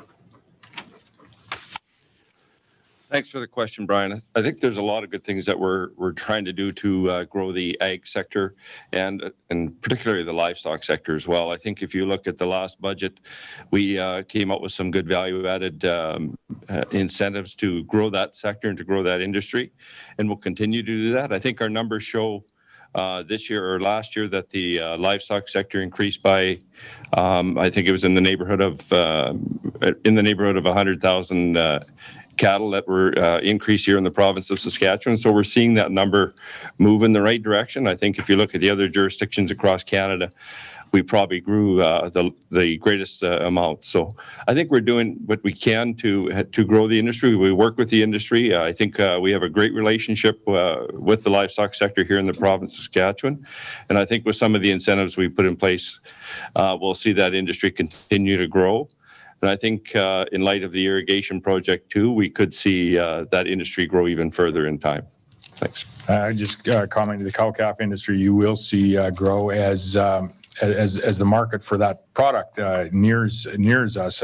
Dave is right. The irrigation project that we have in place, likely we will see some feedlot activity with respect to that access to water, which in turn will be positive for the cow-calf industry here in the province. And our packing capacity also does move with where the product is. And you're right.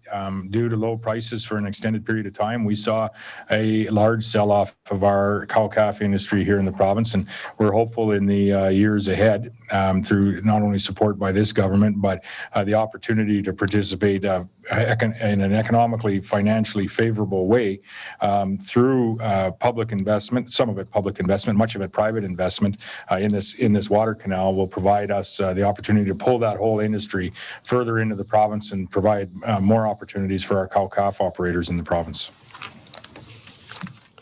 Okay, thank you. I'll go back to the operator again. Thank you. The next caller is Brian Fornwald, councillor from the RM of Browning, number 34. Your line is open. Good morning, Mr. Premier and Cabinet. My question is in regards to mental health and addictions.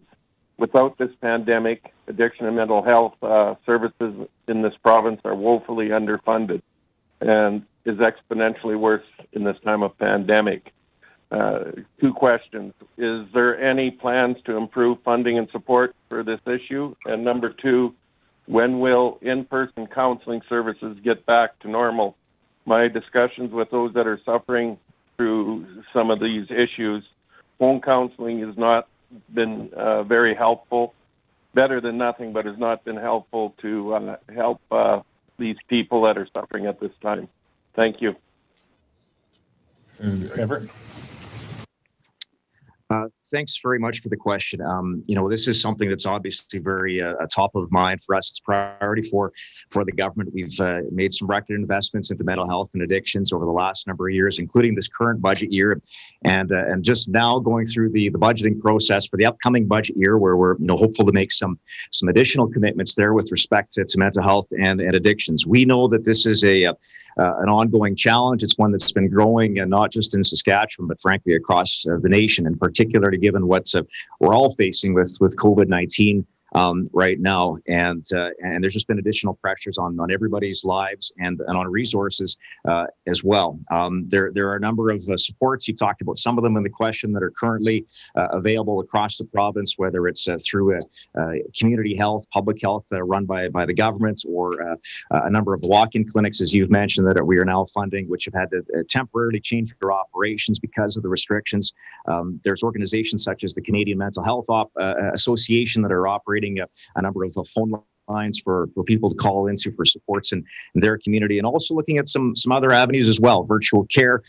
There was a recent innovation challenge that was sponsored by Innovation Saskatchewan and the Ministry of Agriculture, where there's now been a local, Saskatchewan-based company that's designed an app to help rural folks access mental health. With respect to the walk-in clinics, we're very cognizant of that, and that this is not where we want to be, unfortunately, because of the restrictions. I know in the case of my community in Swift Current, their local walk-in clinic opened literally 2 or 3 months before COVID hit, so they had a very short time frame where they were able to operate as they were intended. I know they've been busy. I've spoken to them, but they're anxious to get back to in-person visits once again. And as Minister Merriman had answered earlier on today in one of the other questions, with respect to just and the Premier did as well, with respect to restrictions and getting things back to normal, we're on our path to do that. So it's a combination of the balance of keeping people safe, but also making sure that we try to get things back to normal, and that would include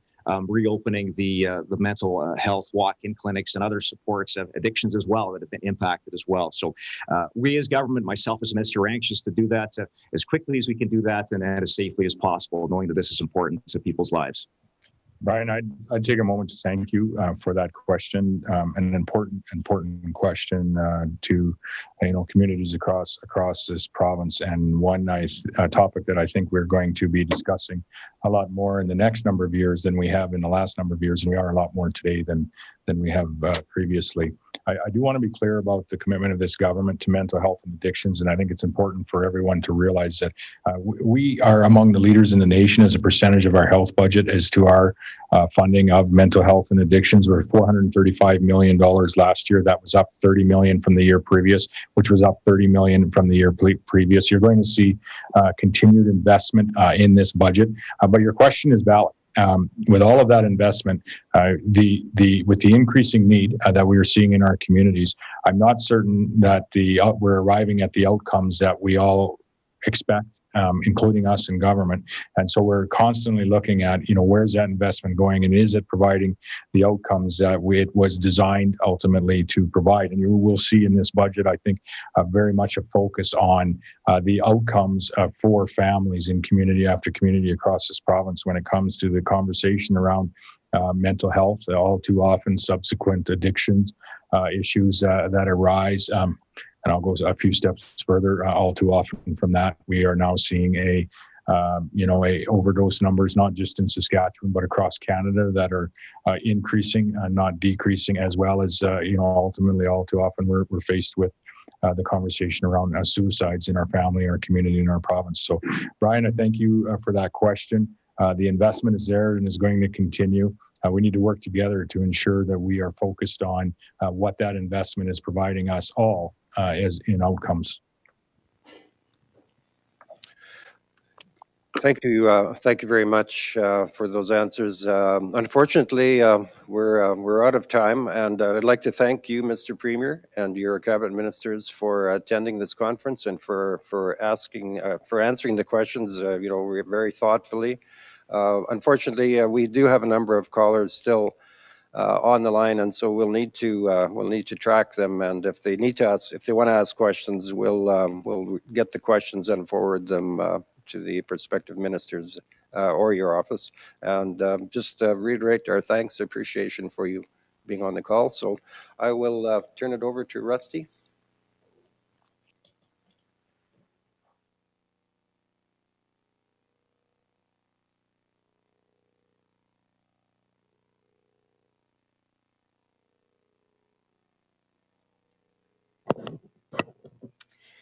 Thank you, Ray, ministers, Premier Moe.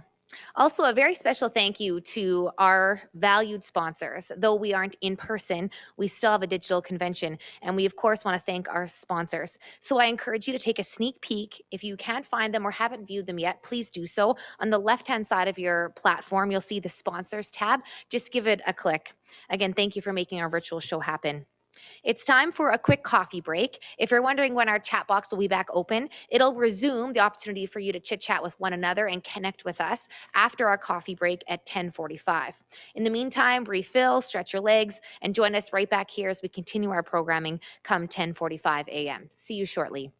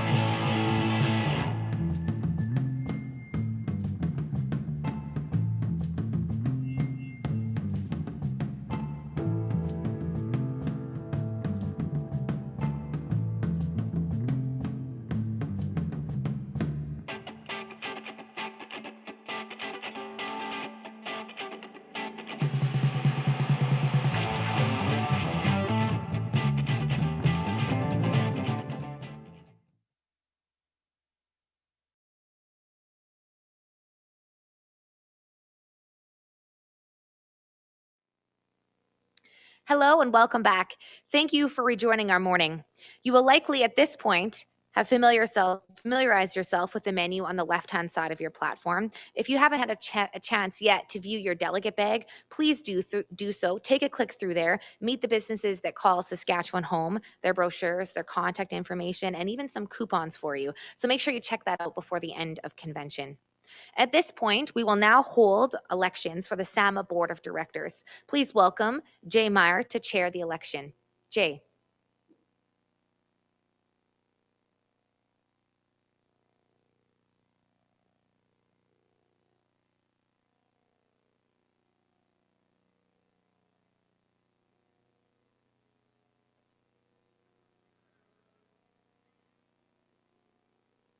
Thank you, Rusty. Yes, good morning. We will now hold the two positions, or the elections for the two positions of the SAMA board. Voting will take place online using the same process as was used during the resolution session. A candidate must receive more than 50% of the votes casted to be declared the winner. If no candidate receives 50% of the votes cast, a second vote will take place. The candidate with the least number of votes will be dropped from the ballot for the second vote. Votes will continue until we have two candidates with 50% of the votes. We do have 5 nominees for the 2 SAMA board positions. Delegates will now be addressed by each candidate and their nominator in the order nominations were received. I will ask that the videos be played.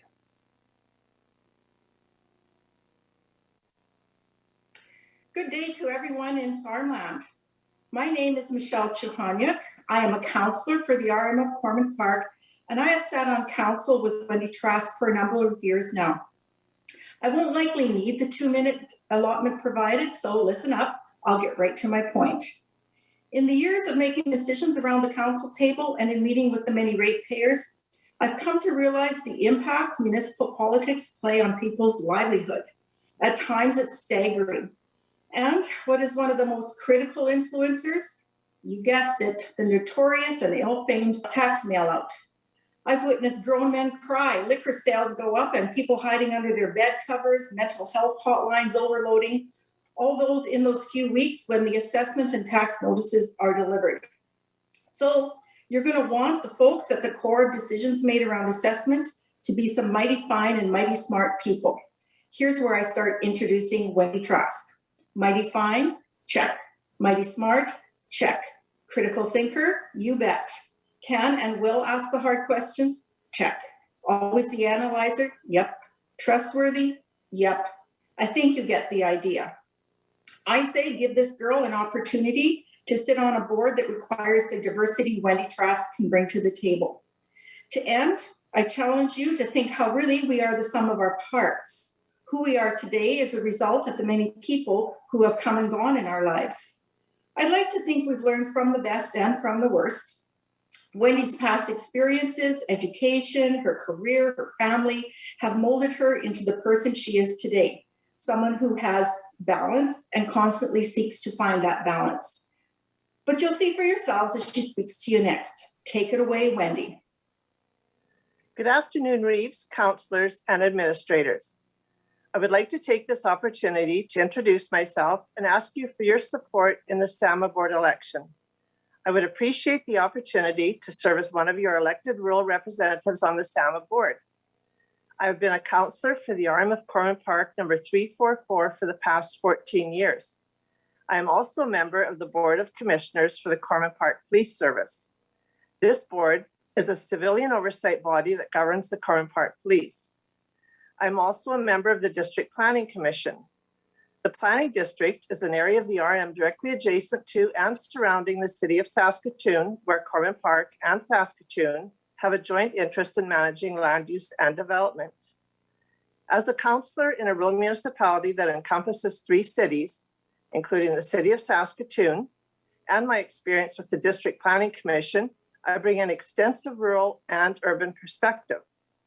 I represent over 1,100 ratepayers in Division 8, a division that has both larger agriculture parcels as well as medium-sized and smaller acreages, And the close proximity of this division to Saskatoon, west to the town of Asquith and northwest to the South Saskatchewan River, creates a mixture of ratepayers that are full-time farm operators, as well as those that are employed in the city and surrounding area that have chosen the country as their place of residence.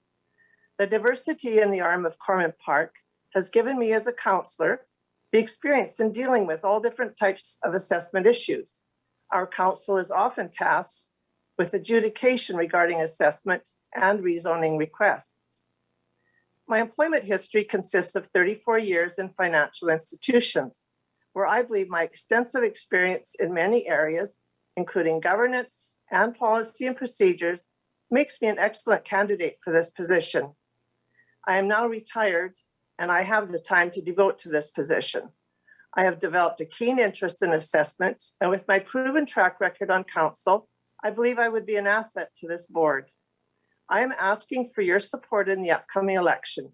I would welcome the opportunity to serve as your elected rural representative on the SAMA board. Thank you.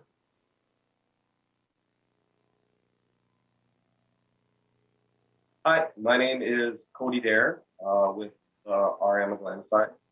I am nominating Kim Custer, Council with Kim. 6 years now. Since I've been on, she's been there or whatever. And Kim is very good at getting the job done when you need her to get a job done. She doesn't shy away from taking a job that nobody else wants to do. We're looking into the things nobody else wants to do. She has worked a job while she has also been an active counselor. She's very good at contributing to discussions that are going on at the table, whether it's a good thing to explore options. Afraid to ask questions that might make certain people uncomfortable. Got time like get a little personal for her, which she's doing very good to get better at. And other than that, that covers most of her traits I think are useful. Hi, my name is Kim Custer. I'm a counselor at the RM of Glenside 377. I would like to tell you a little bit about myself. I've been married to my husband, Mark, for over 30 plus years. We have 7 children, 5 grandchildren, and 1 more on the way. We run a cattle and mixed grain farm, so I can tell you that sometimes our life can be a little hectic. Hence, we have a busy lifestyle. My passion is dogs. We raise dogs on the farm. I love all breeds and like to spend as much time as I can with the dogs. I've been employed in the medical field for over 25 years. My last job was at a very busy medical walk-in clinic where I was assistant to the doctor.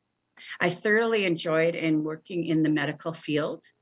I've worked all of my adult life off the farm, as well as been a very important role in the farm with my husband and raising our 7 children. I found time to be proactive member in my community, and I'm fiercely proud of my family and all of their accomplishments. I have served on the RM Council for 7 years. During this time, I initiated a fundraiser for the RM to go towards building a shop, which was much needed for the RM of Glenside. We had a lot of fun. We had over 200 guests come out to a comedian night supper. We did well with it. I would have liked to have done better, but it definitely was an experience and I would do it again. I've done a lot of fundraising for the Bell-Jenny Community Center. Those funds go towards the power, the upkeep, the heat repairs on the Bell-Jenny Community Center. I've always been very active in our community. I've been active when the kids are in 4-H or sports. I love to be active and enjoy a new challenge. Although my experience with land assessment is limited, I am extremely interested and eager to learn. I have, of course, gone online to familiarize myself with SAMA and the processes. Being a landowner, I am very familiar with land taxes. I am now wanting to learn the process of assessment to aid with my role as a counselor with the RM of Glenside 377. Thank you very much.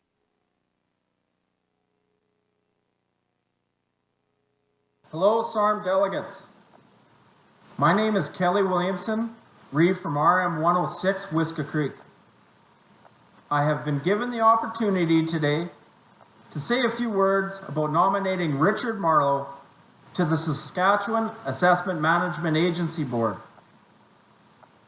Richard Marlowe has the right attributes to be our representative on the SAMA board. Richard has experience in appraisal services and has worked it professionally. Richard has participated in numerous boards and committees throughout the province and has held leadership roles within them. This, combined with a strong educational background, makes Richard the right candidate for the SAMA board. I'm asking you to please support me in nominating Richard Marlowe. Thank you. Good day, fellow municipal leaders. My name is Richard Marlowe, and I'm asking you to support me for the SARM-SAMA rep position. First off, I want to assure everybody that I will accept the results of this election. We won't have to worry about listening to it on CNN or NBC or CBC or anything like that. I'm fully confident that the SARM staff will make sure that your votes are heard. As I said before, my name's Richard Marlowe, and I've been the Reeve of the RM 76 for the past 2 years, and I'm now entering my first full term. This is my first foray into the SARM representative area, and I'm looking for your support because I believe I have a unique combination of relevant education, work experience, and board experience that will be of value at the SARM SAMA board table. I was raised on a mixed farm north of Anarite, Saskatchewan, and I attended Kincaid Central High School. After high school, I went on to the University of Saskatchewan, where I studied agricultural economics. I have a degree in agricultural economics, as well as completed the requirements for a degree in agronomy.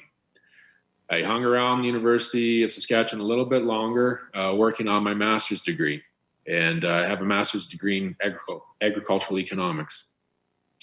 While completing my master's degree, I also worked as a contract researcher and sessional lecturer in the College of Agriculture, Department of Agricultural Economics.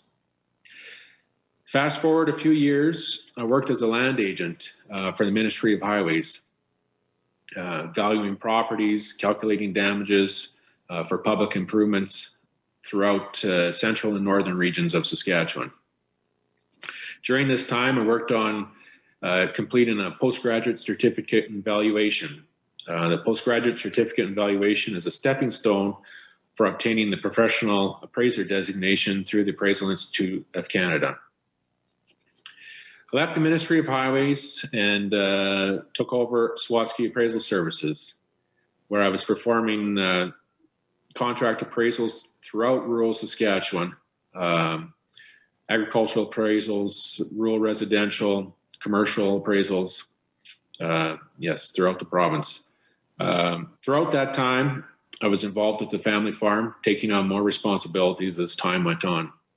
And as of now, I no longer perform contract appraisals, and my main focus is on the farm and the Reeve responsibilities. So I'll switch now. I'll fill you in on my board experience. So I've been involved with several provincial organizations, the Saskatchewan Institute of Agrologists, Saskatchewan Agriculture in the Classroom, Saskatchewan Soil Conservation Association, and most recently, the Saskatchewan Mustard Development Commission. At different points, some of the boards may or may not have been in a status quo, steady as she goes holding pattern, with or without much change in speed or direction.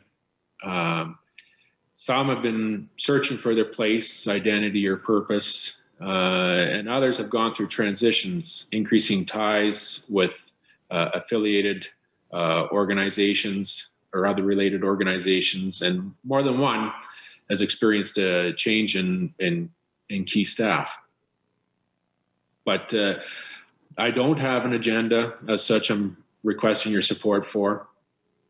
What I am asking for your support is based upon my relevant education, work experience, and board experience, as well as my willingness to listen and learn, so as to be of value and service to rural Saskatchewan at the SAMA board table. Thank you very much. Please support Richard Marlowe. Hello, I'm Neil Hardy, Reeve of the RM Hudson Bay, and it's an honor to nominate John Wagner, the Reeve of the RM of Piapot, as a rural member for SAMA. John has been a very active member of his community for many years, such as the Reeve for 26 years, councillor prior to that. John attended the University of Calgary for 2 years, then joined the family farm and farms in the RM of Piapot. He grain farms as well as ranches. John and his wife Rhonda have 2 children, Stacey and Brett, and 4 grandchildren. I've worked with John for 10 years and found him to have a vision for rural Saskatchewan that fits with what needs to be done now and in the future. John is a leader in the communities in many such areas as the 4-H, member of the Lions Club, member of the hospital board, the local rank, and certainly the RM. Marketing clubs is a highlight for John, and he spends some time with that. Sam has also been one of his major places that he works at. I nominate John Wagner for the position as SAMA Rural Rep. Thank you, Neil, for the introduction and all the help throughout the years in SAMA and as a friend. I really appreciate it. When I started on the SAMA board, the major issue we were dealing with was local market indexes on agricultural land. Saskatchewan had moved to a market value assessment system. What this entails is that every 4 years, all properties are revalued at what they would have sold for on the market on a certain date called a base date. We are in a revaluation year right now, and the values you're getting are what the property would have been worth on the market January 1st, 2019, which is the base date. What was happening with the local market index system was your land was rated on the basics: soil type, cultivated acres, topography, then valued based on what land was selling for in your RM. The results in some cases was identical quarters and different RMs having over 40% differences in assessed values, both paying the same education mill rate. This is called boundary share. After a lot of arguing, lobbying, and legislation, we moved to our regulated ag model. We call it a productivity model as it takes in soil type, cultivated acres, topography, weather, grazing unit, miles to market, flooding, etc. Land was scored from 0 to 100 for a productivity rating. Then all the agricultural land sold in Saskatchewan is combined and an average price per acre is determined. This is called a provincial market index. You divide the average price per acre by the average productivity rating for the province, and you get a dollar value per productivity point. The result being land with identical productivity ratings has the same assessment regardless of where it is in the province. Agriculture is somewhat protected because of the productivity rating and provincial market index. However, residential and commercial can face erratic swings in certain areas depending on sales. Commercial was a major problem last revaluation. The companies are now employing tax agents who are professionals to look for gray areas and different values to reduce assessment through appeals. The last revaluation saw over 7,000 appeals, the majority in commercial. The appeals dating back a number of years are costing SAMA a lot of money in employee time, legal fees, and delayed values. Plus, the affected municipalities are losing money if the appeal is lost. This also starts to take away from the other things SAMA should be doing, like annual maintenance, re-inspections, and bringing new technology on stream. As a board member, I, along with others, pushed for a better solution for commercial assessments. We were having problems with market adjustment factors being applied that inflated property values. This showed up primarily in rural municipalities that are adjacent to cities. There have been some changes made to the commercial assessments. In the past, when valuing commercial property, especially in rural municipalities, a bare land value was used for the property, which means there was no allowance for landscaping, asphalt, parking lots, etc. The building's value, when compared to property sales, would be low. A market adjustment factor would be applied to bring the value consistent with surrounding sales.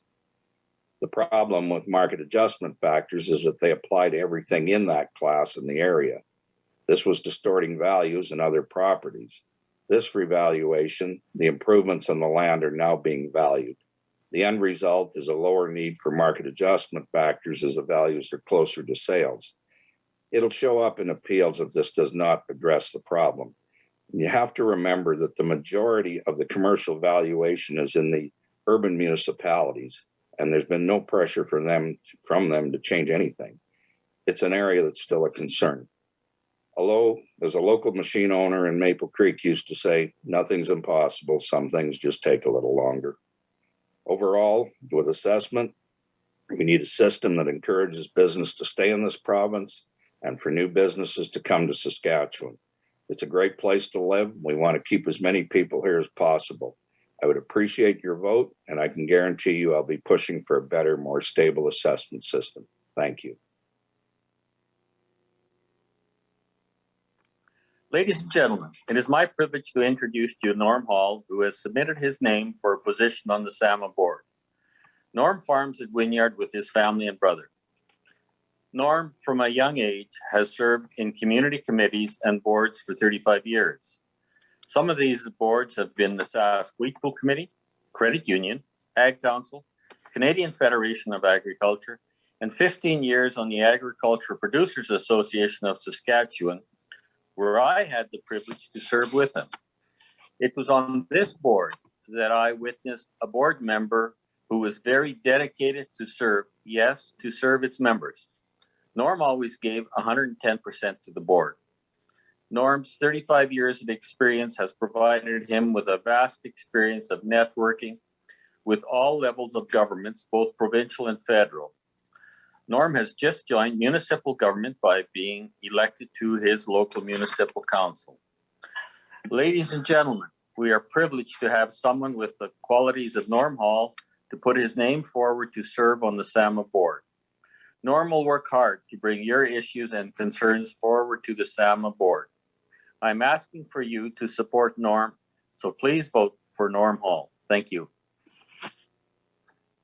Hi, my name is Norm Hall, and I'm a grains and oilseeds producer on the beautiful south shores of the Cool Lakes in the Wynyard area.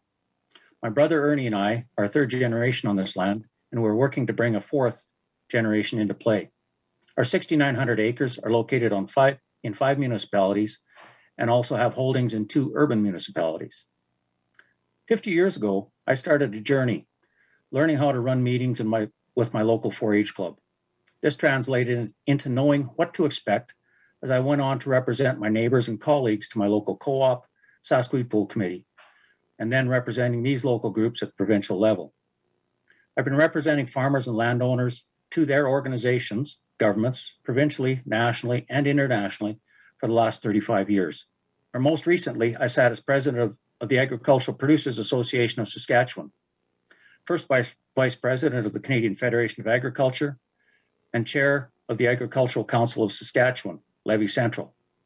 I currently sit on the boards of Saskatchewan Farm Stewardship Association, Farmers in North America, Reeve of the RM of Elfrost 307, and president of the Wynyard Co-op Farm Center.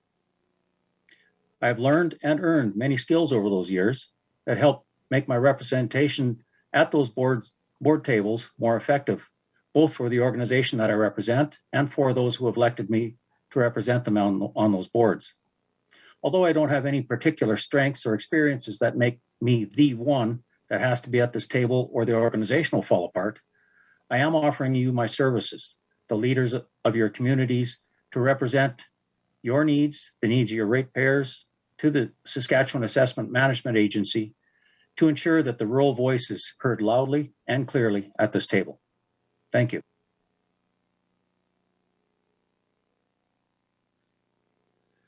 Thank you to the nominators as well as the candidates. And at this time, I will introduce once again JP Kuplin from Data on the Spot, who will provide instructions for voting during these elections. Excellent. Thanks, Jay. Okay, so this is the last time to vote. So at this time, you should have the website sarm.dotsconnect.live open on a browser or on your phone. If you're looking for that link, all you need to do is find the email that we sent you, and it's the same link as you used yesterday for resolutions. We're going to go through those voting instructions again, and I just wanted to remind you, if you have any trouble, you can email us at credentials@dataonthespot.com, or you can give us a call and we'll walk you through it. Our toll-free number is 1-833-368-7123. So we're just going to watch these instructions again, and then Jay will open up the election. Thank you. Voting instructions. Credentials. You will have received voting credentials via email from vote@simplyvoting.com. This contains your unique elector ID and password. If you're having any trouble locating your credentials or having any difficulty at all, please reach out to the DOT support staff by emailing credentials@dataonthespot.com. This is an example of a credentials email. When you open the email, there are a couple pieces of information that you may want to write down for quick reference during the meeting. There is a direct link to the voting website. Also, there is your unique elector ID and password. When the chair calls for a vote, you are going to navigate to your voting website. Once on the voting website, you're going to enter in your elector ID and password and click the green Login button. When a vote is open and active, it will appear in blue under the current ballot section, and it will say Vote Now. If you do not see a current ballot available, simply click the Next Vote button near the top of the page next to your name. This will refresh the page and reveal the current active ballot. To open the ballot, simply click on the blue Vote Now text. Once the ballot has been opened, make your selection by putting a check mark next to your choice or choices. Click Continue to see a summary of your selection. This is your last chance to change your mind. If you are happy with your selection, click Confirm. You know that your vote has been received when you see the green success checkmark. At this point, you can navigate back to the video portion of the meeting and await the results. Thank you, and have a great meeting. Thank you again, JP. But let me remind you that we will be conducting more than one vote. You will be only voting for one candidate per ballot.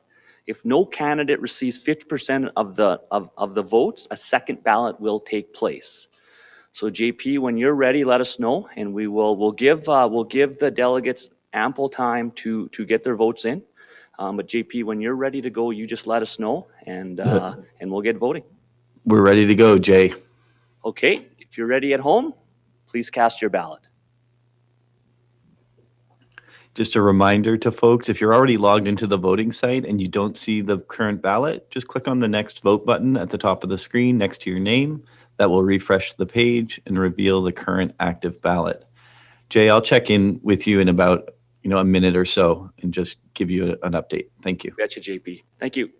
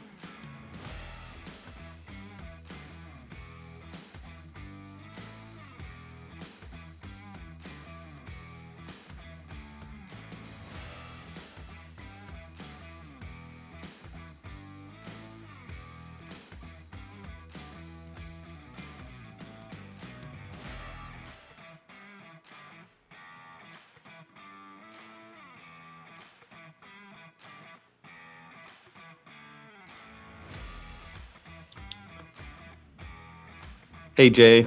I'm just checking in here. I think we should leave it open for another minute or so. It's a little slow coming in this morning, but I'm sure people are just getting warmed up. So You bet. give Let's me do an- that for the first vote here. We'll get everyone set up. So we'll give it a little more time. Thanks, Jay.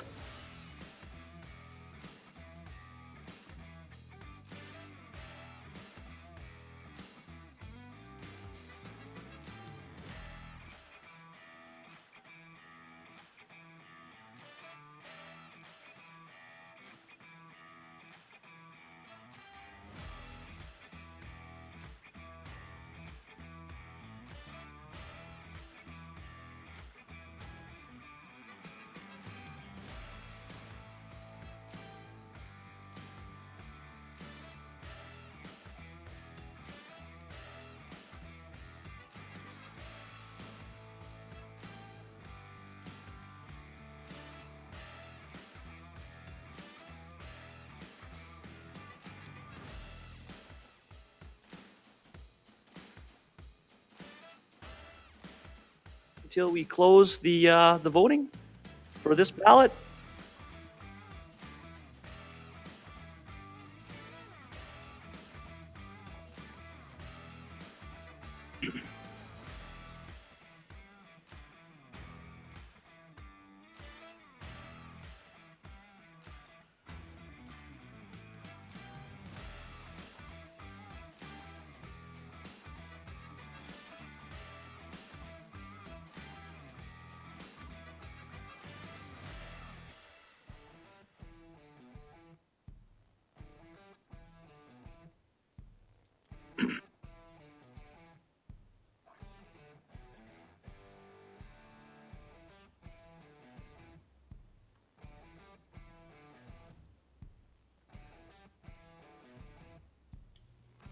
Okay, Jay, the vote has been closed. Please stand by for the results.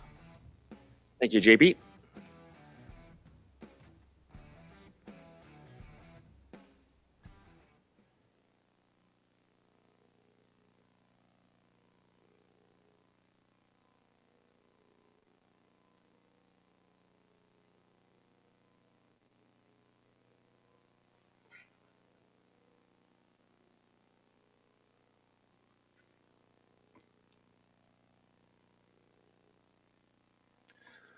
Okay, the results are in. John Wagner with 58.51%, followed by 18.26% for Richard Marlowe, 12.03% for Norm Hall, 8.71% for Wendy Trask, and 2.49% for Kim Custer.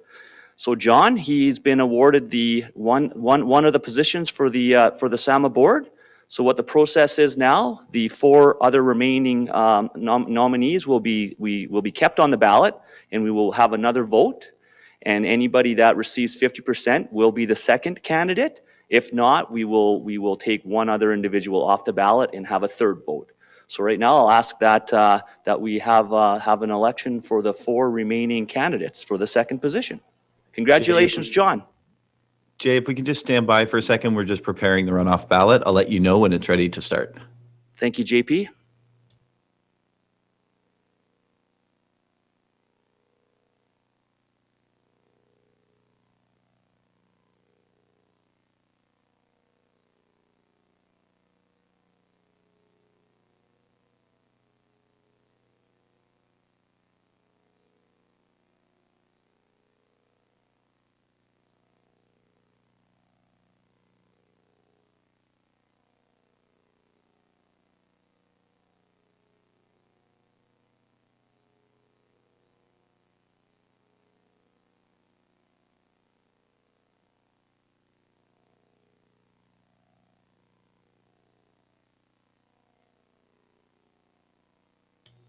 Okay, Jay, the runoff ballot is ready and open.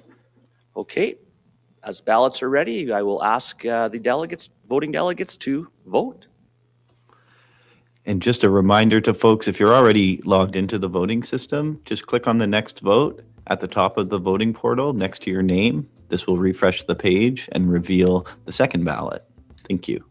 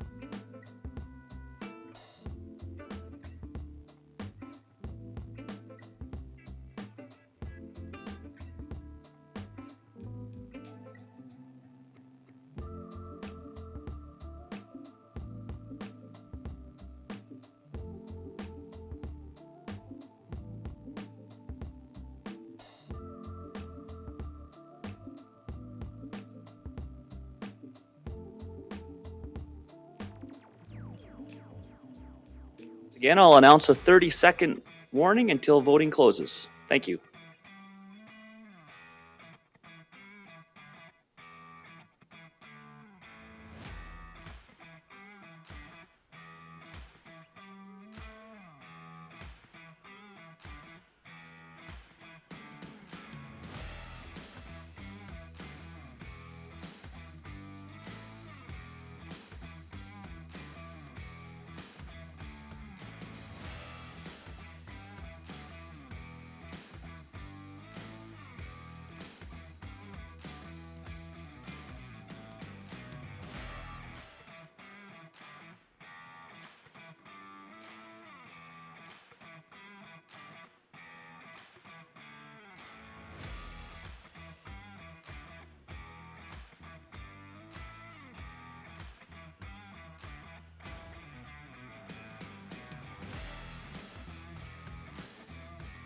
Okay, Jay, the vote has now closed. Please stand by for the results. Thank you, JP.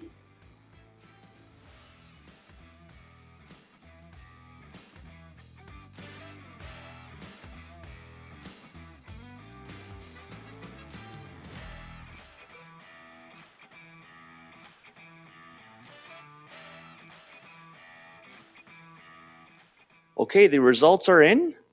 We have Richard Marlowe with 46.67% of the votes, followed by Wendy Trask with 27.92% of the votes, followed by Norm Hall with 21.67% of the votes, and Kim Custer with 3.75% of the votes. So that being said, we do not have any candidates with 50% of the votes. So we will be we'll be taking the candidate with the least number of votes off of the next ballot, and that will be Kim Custer. So the next ballot will include Richard Marlowe, Wendy Trask, and Norm Hall. So we'll have JP prepare that ballot. And while he's doing that, remember to hit the next vote button on the top of the Simply Voting webpage to see the next vote. So we'll have one more vote for sure. And if anyone has 50% of the votes, they will be the second candidate for the SAMA position, or winning the second candidate that wins the position for the SAMA board. And if not, we'll have another ballot. Okay, just another 30 seconds or so, Jay, just to set up the ballot. I'll let you know when it's ready to get voted on. Thanks, JP.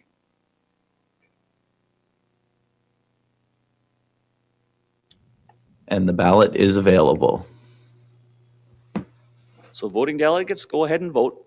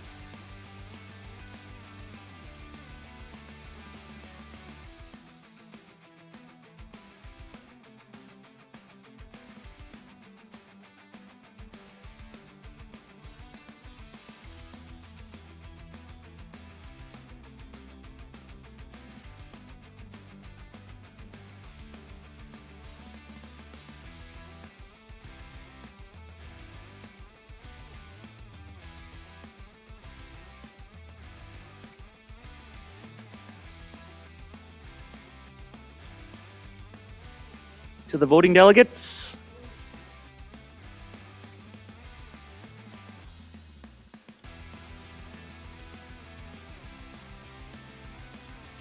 We got a 30-second warning for the voting delegates.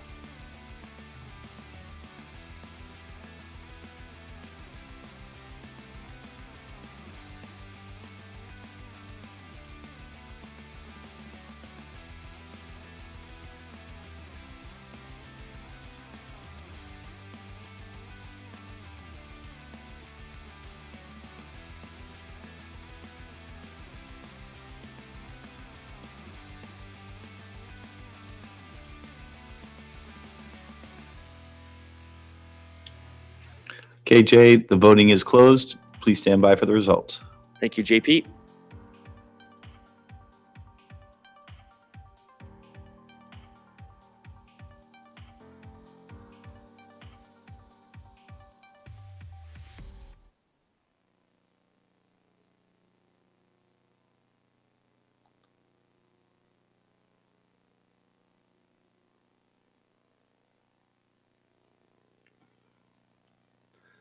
The results are in, and it appears we have a candidate with 52.70% of the votes, and that's Richard Marlowe, followed by Wendy Trask with 28.22% and Norm Hall with 19.09%. So I'd like to congratulate Richard. You will be the second representative on the SAMA board representing SARM. So congratulations to both John and Richard, and I appreciate your guys' patience during the election process. This concludes the SAMA board election appointments, and I will turn it over to Rusty. Thank you very much.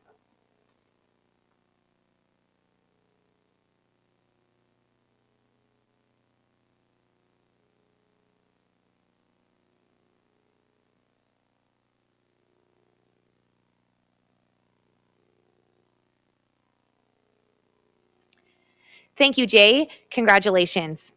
Established in 1905, SARM remains a grassroots association committed to rural municipal government.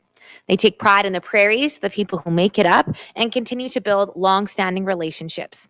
A relationship we value is with SMHI. We invite Wayne Black, president of SMHI, to address our delegates now. Good morning, and welcome to those of you that have chosen to tune in to the SARM virtual convention.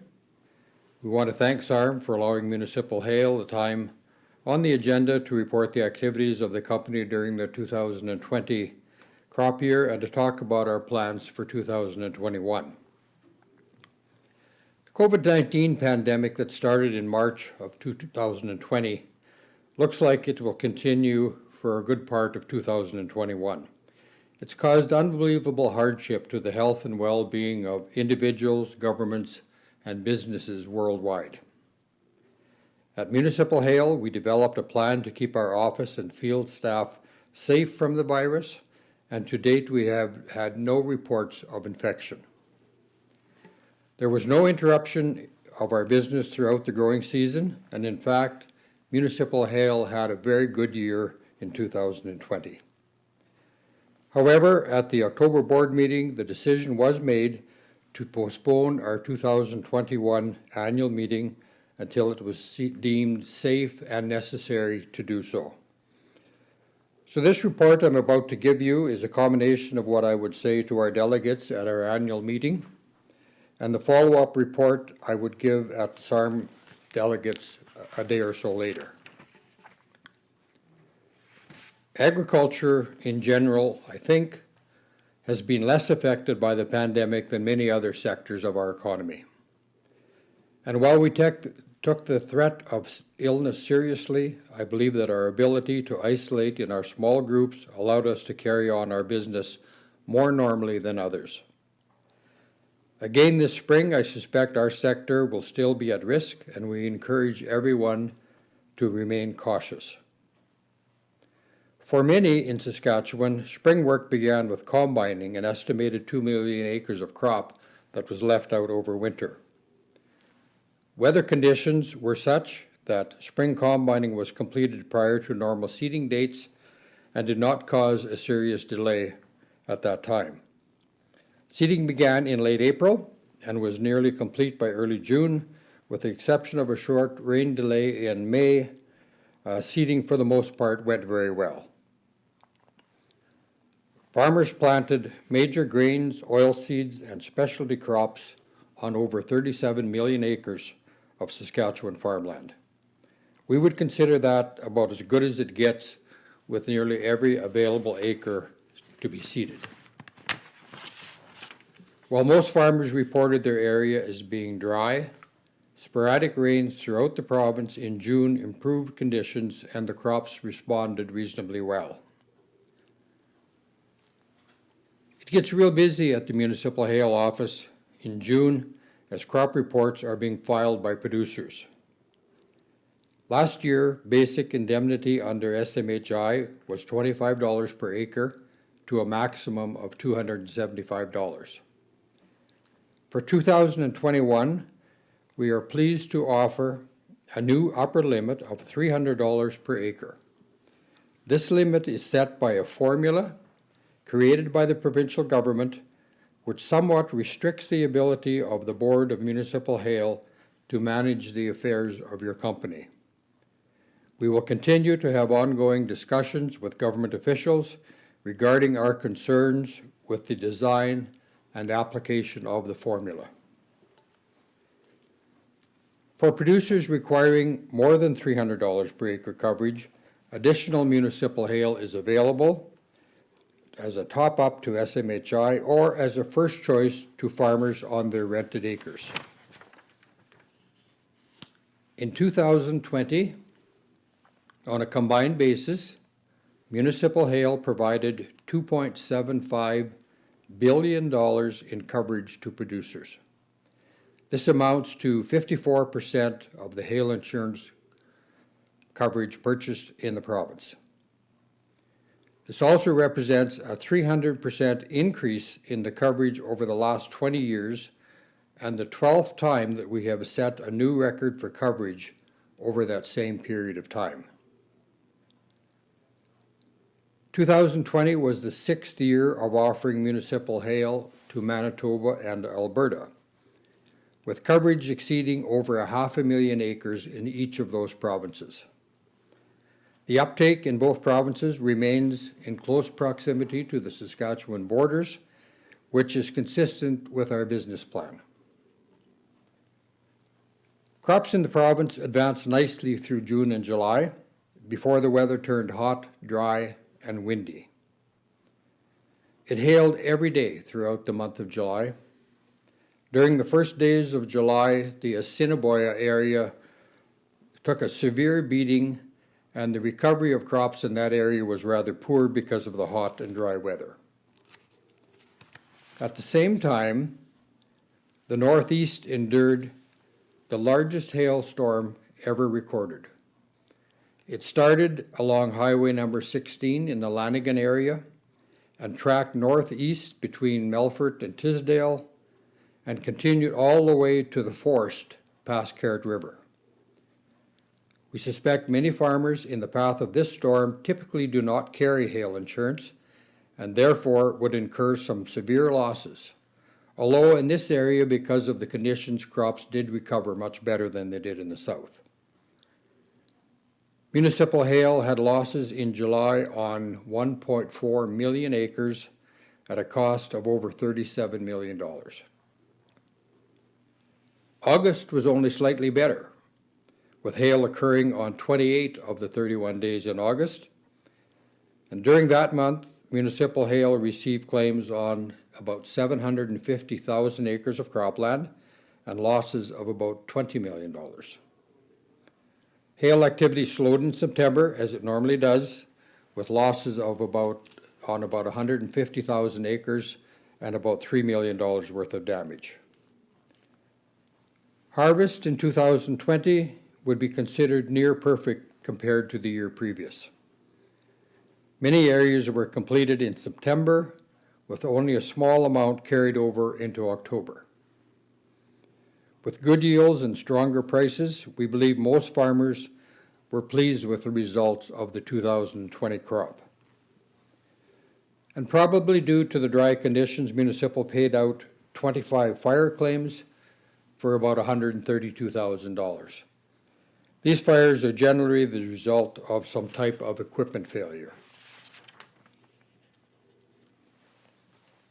In 2020, municipal hail received 5,297 claims and returned over $62 million to prairie farmers. As significant as that amount is, 2020 would be considered a soft year for municipal hail. An $8 million underwriting gain plus $5 million of interest on investments means a positive revenue return of about $13 million in 2020. This makes up for just over half of the $21.5 million in losses incurred by the company in the 2 previous years. Municipal Hail remains in a strong position, both in personnel and finances, as we move into the 2021 season.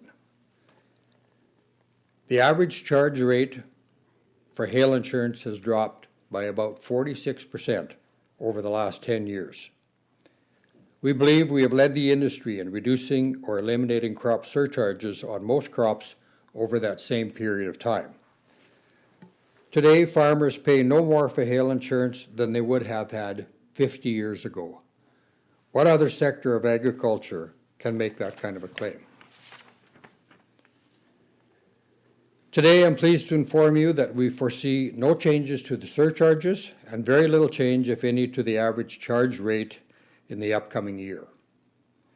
Areas that experienced heavy hail may see some small adjustments in the rates.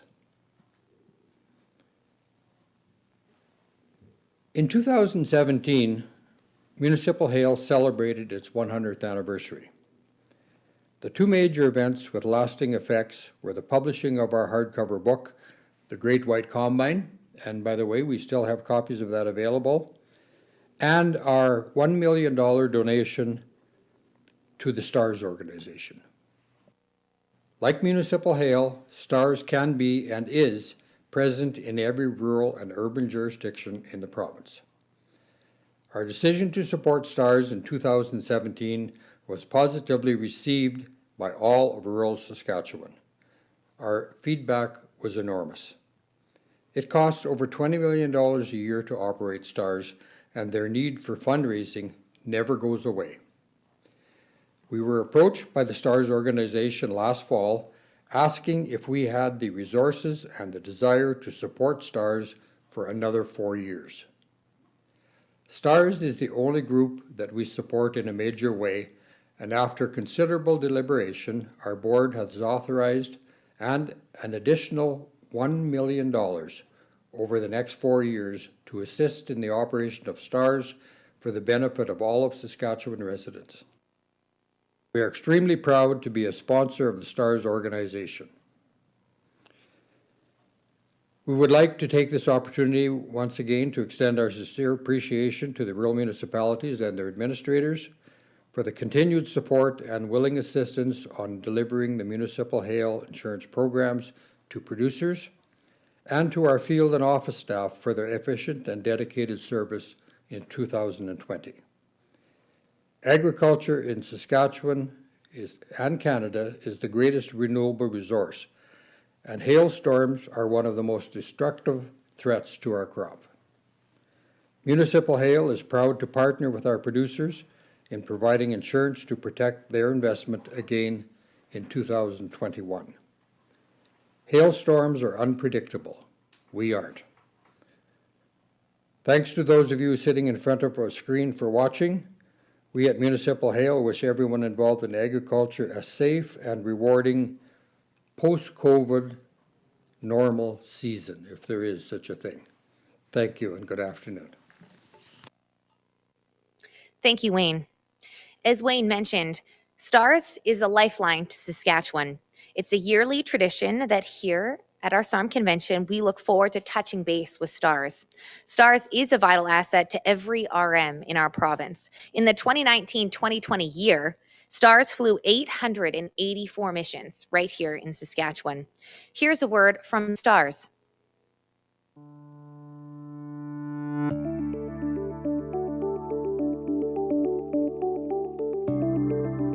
Hello, everyone. It's our great pleasure to be with you once again, albeit virtually this time.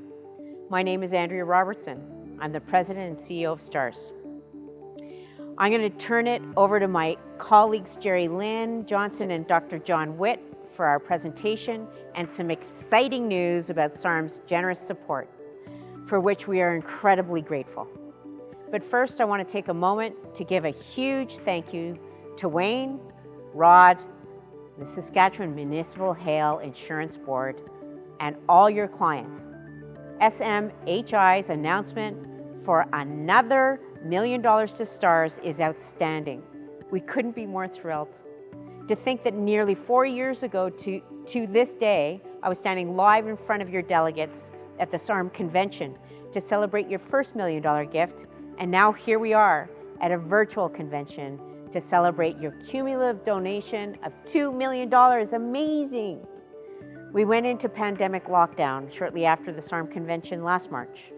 And while this year has been one of great change on many fronts, two things have remained constant. One, our commitment to be there for critically ill and injured patients across Western Canada when they need us most. And two, our community's commitment to our mission through these challenging times. We truly could not do what we do without the steadfast support of donors like SARM and SMHI. While you help to ensure the crops and livelihoods of people across rural Saskatchewan when disaster strikes, we help ensure they're given the prospect of a second chance when the unthinkable happens. Your donation will save lives and fuel air medical innovation, contributing to the health and safety of communities across Saskatchewan for generations to come. Thank you. Our patients thank you. Their families, neighbors, and your communities thank you. When you see our new red helicopters in the sky, please know the generosity of SMHI and SARM will help ensure we remain there to help critically ill and injured patients for generations to come. Thank you so very much.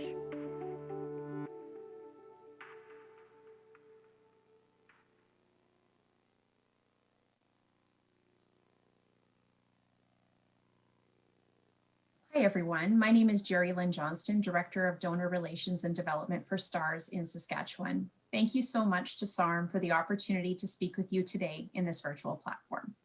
As you know, STARS was built by the community for the community, and attending the SARM events every year is always very special to us, as you represent the communities who support us and people we serve.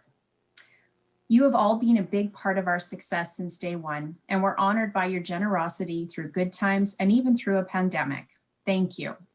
I'm also thrilled to share that your financial support has reached a new milestone. More on that later. The end of April will mark 9 years since we flew our first mission in this province. It's hard to believe that it's been that long, and yet many people tell us they can't imagine living in Saskatchewan without STARS. We'd like to share a video with you that illustrates how far we've come.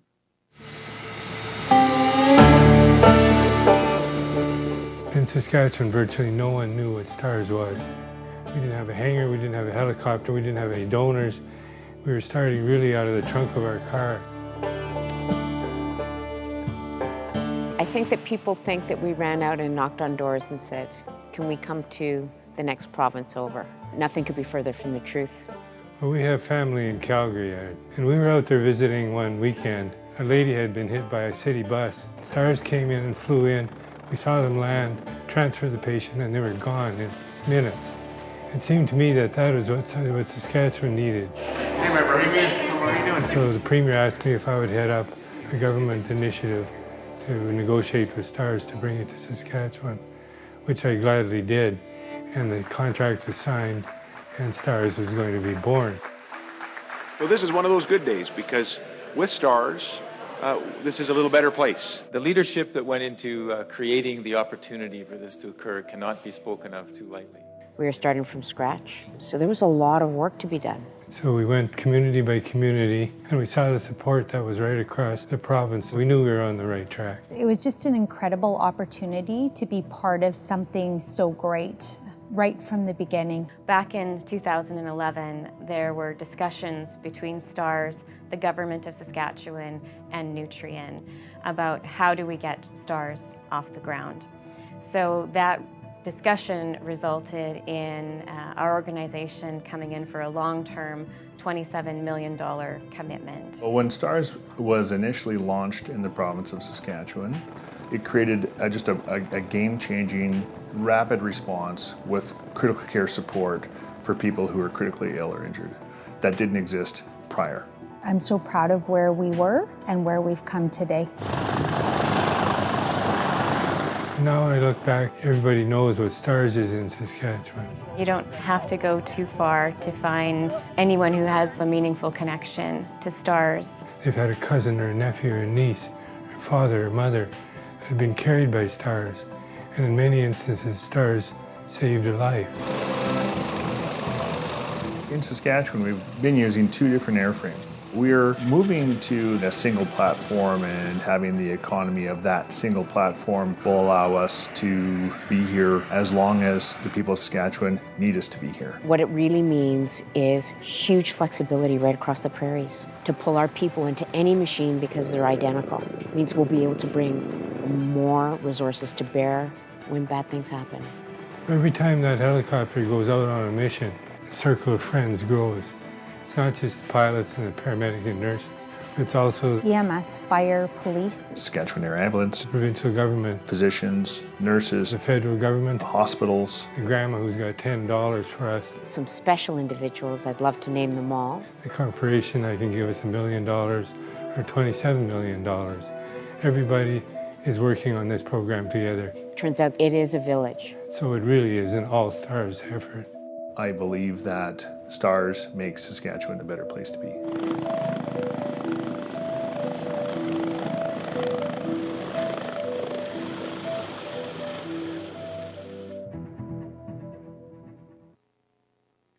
I hope you all enjoyed that video, and I hope it showed just how much your support really does matter.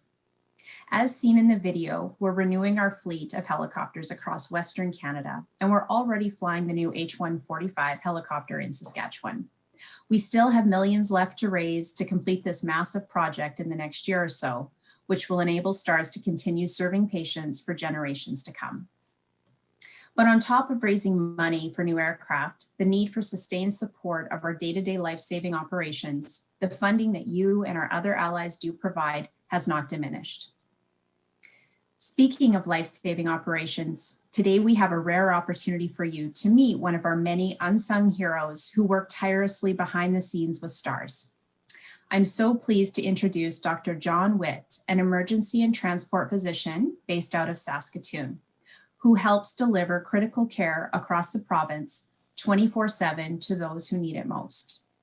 Thanks for taking the time to be with us, John.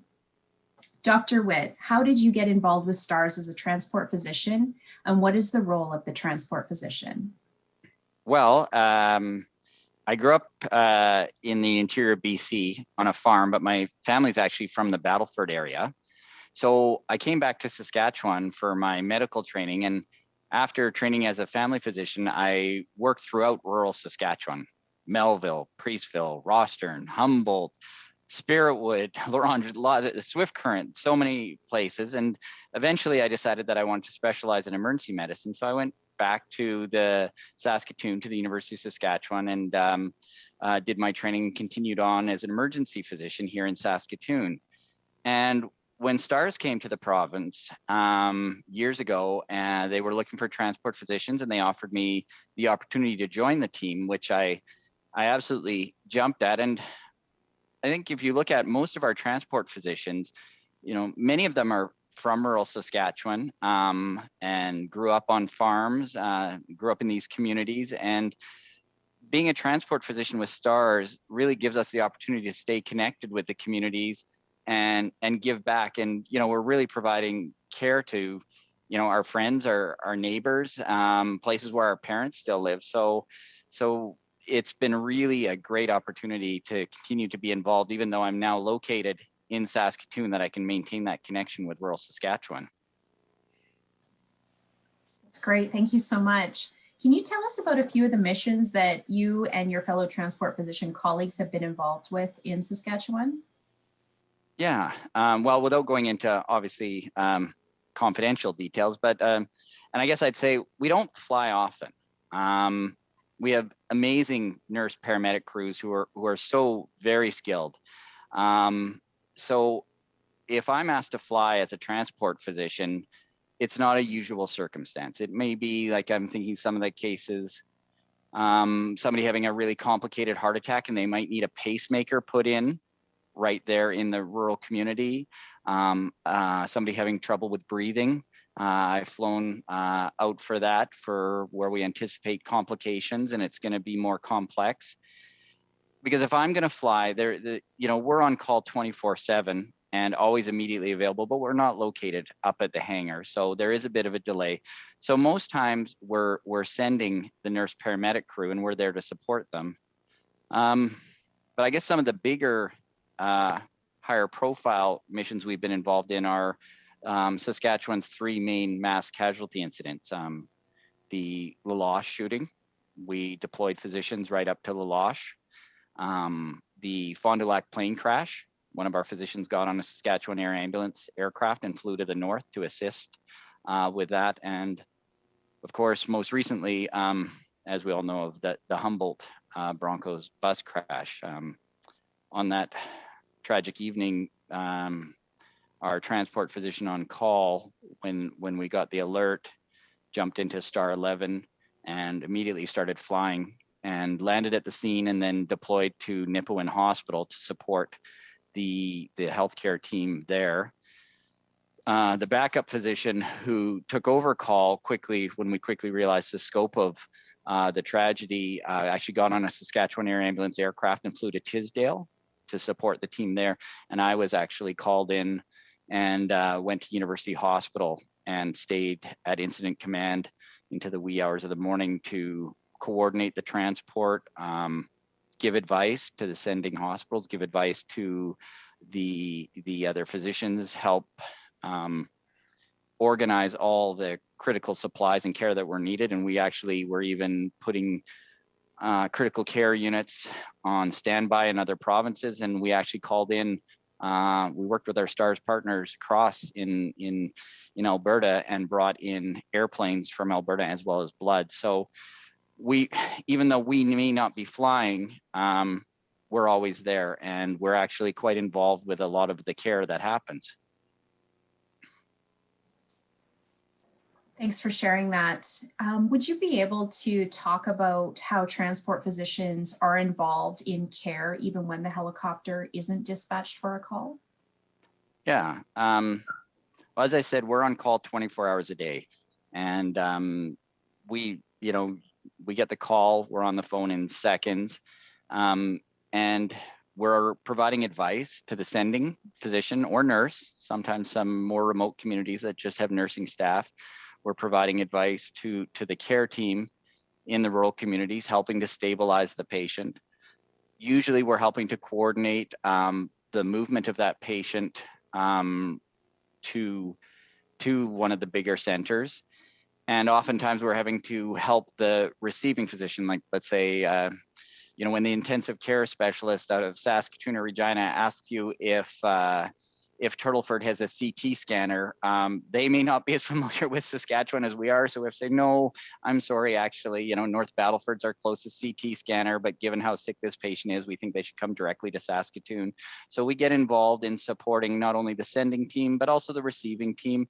And then we provide support right through the whole transport.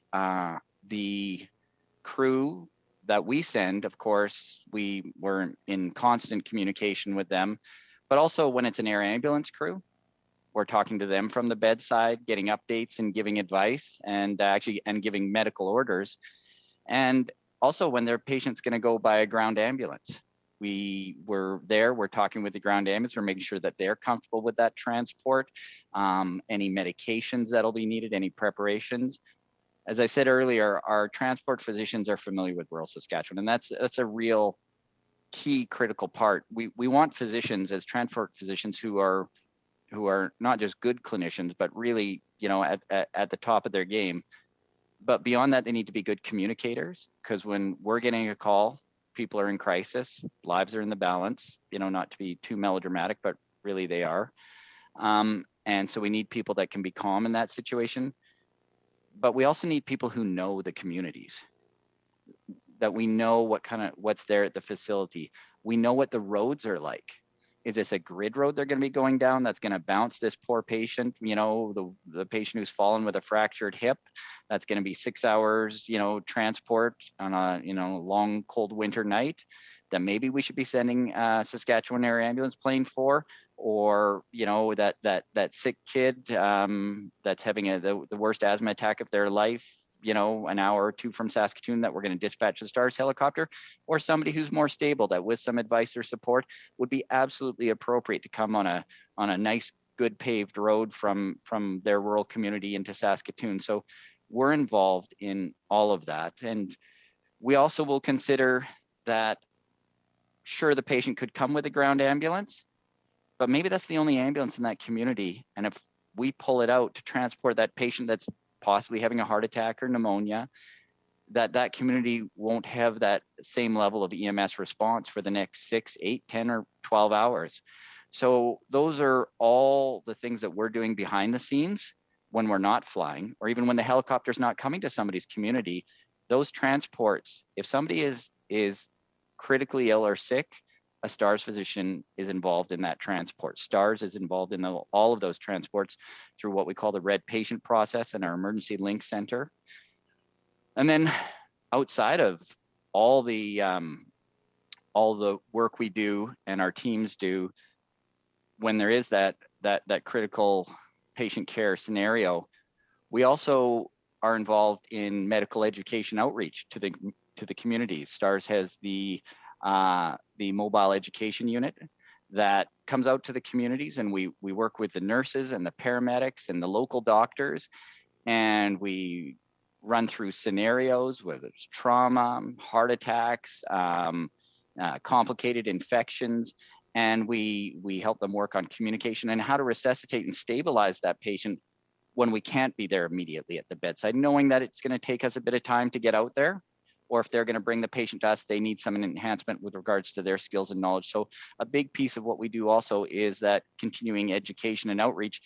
So that's really been a big piece of our role in the province as well. Thank you so much for the inside glance at what you do as a transport physician, and just thank you from everyone in Saskatchewan for the work you do. Is there anything else that you would want our partners at SARM to know about STARS and your role?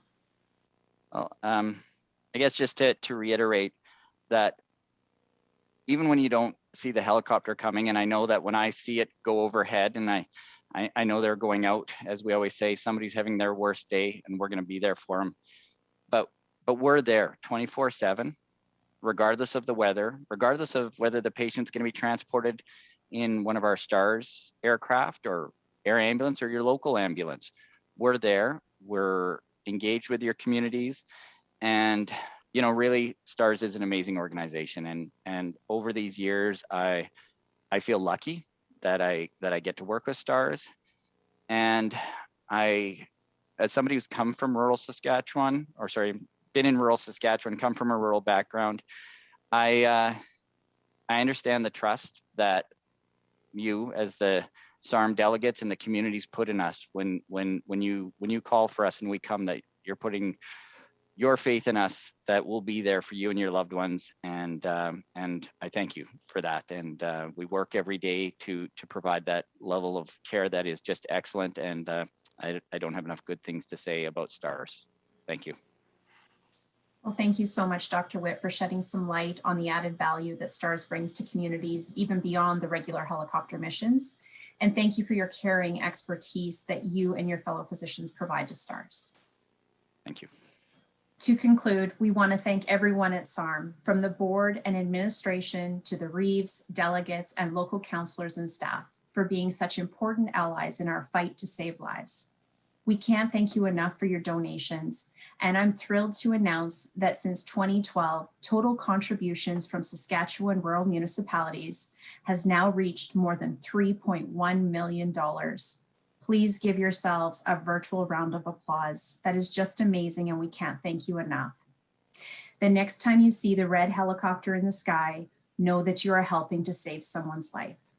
And as we've learned from Dr. Witt today, remember all of the other ways your support of STARS helps to provide vital care round the clock for your friends, your neighbors, and your loved ones. Thank you so much for your time today, and enjoy the rest of the conference.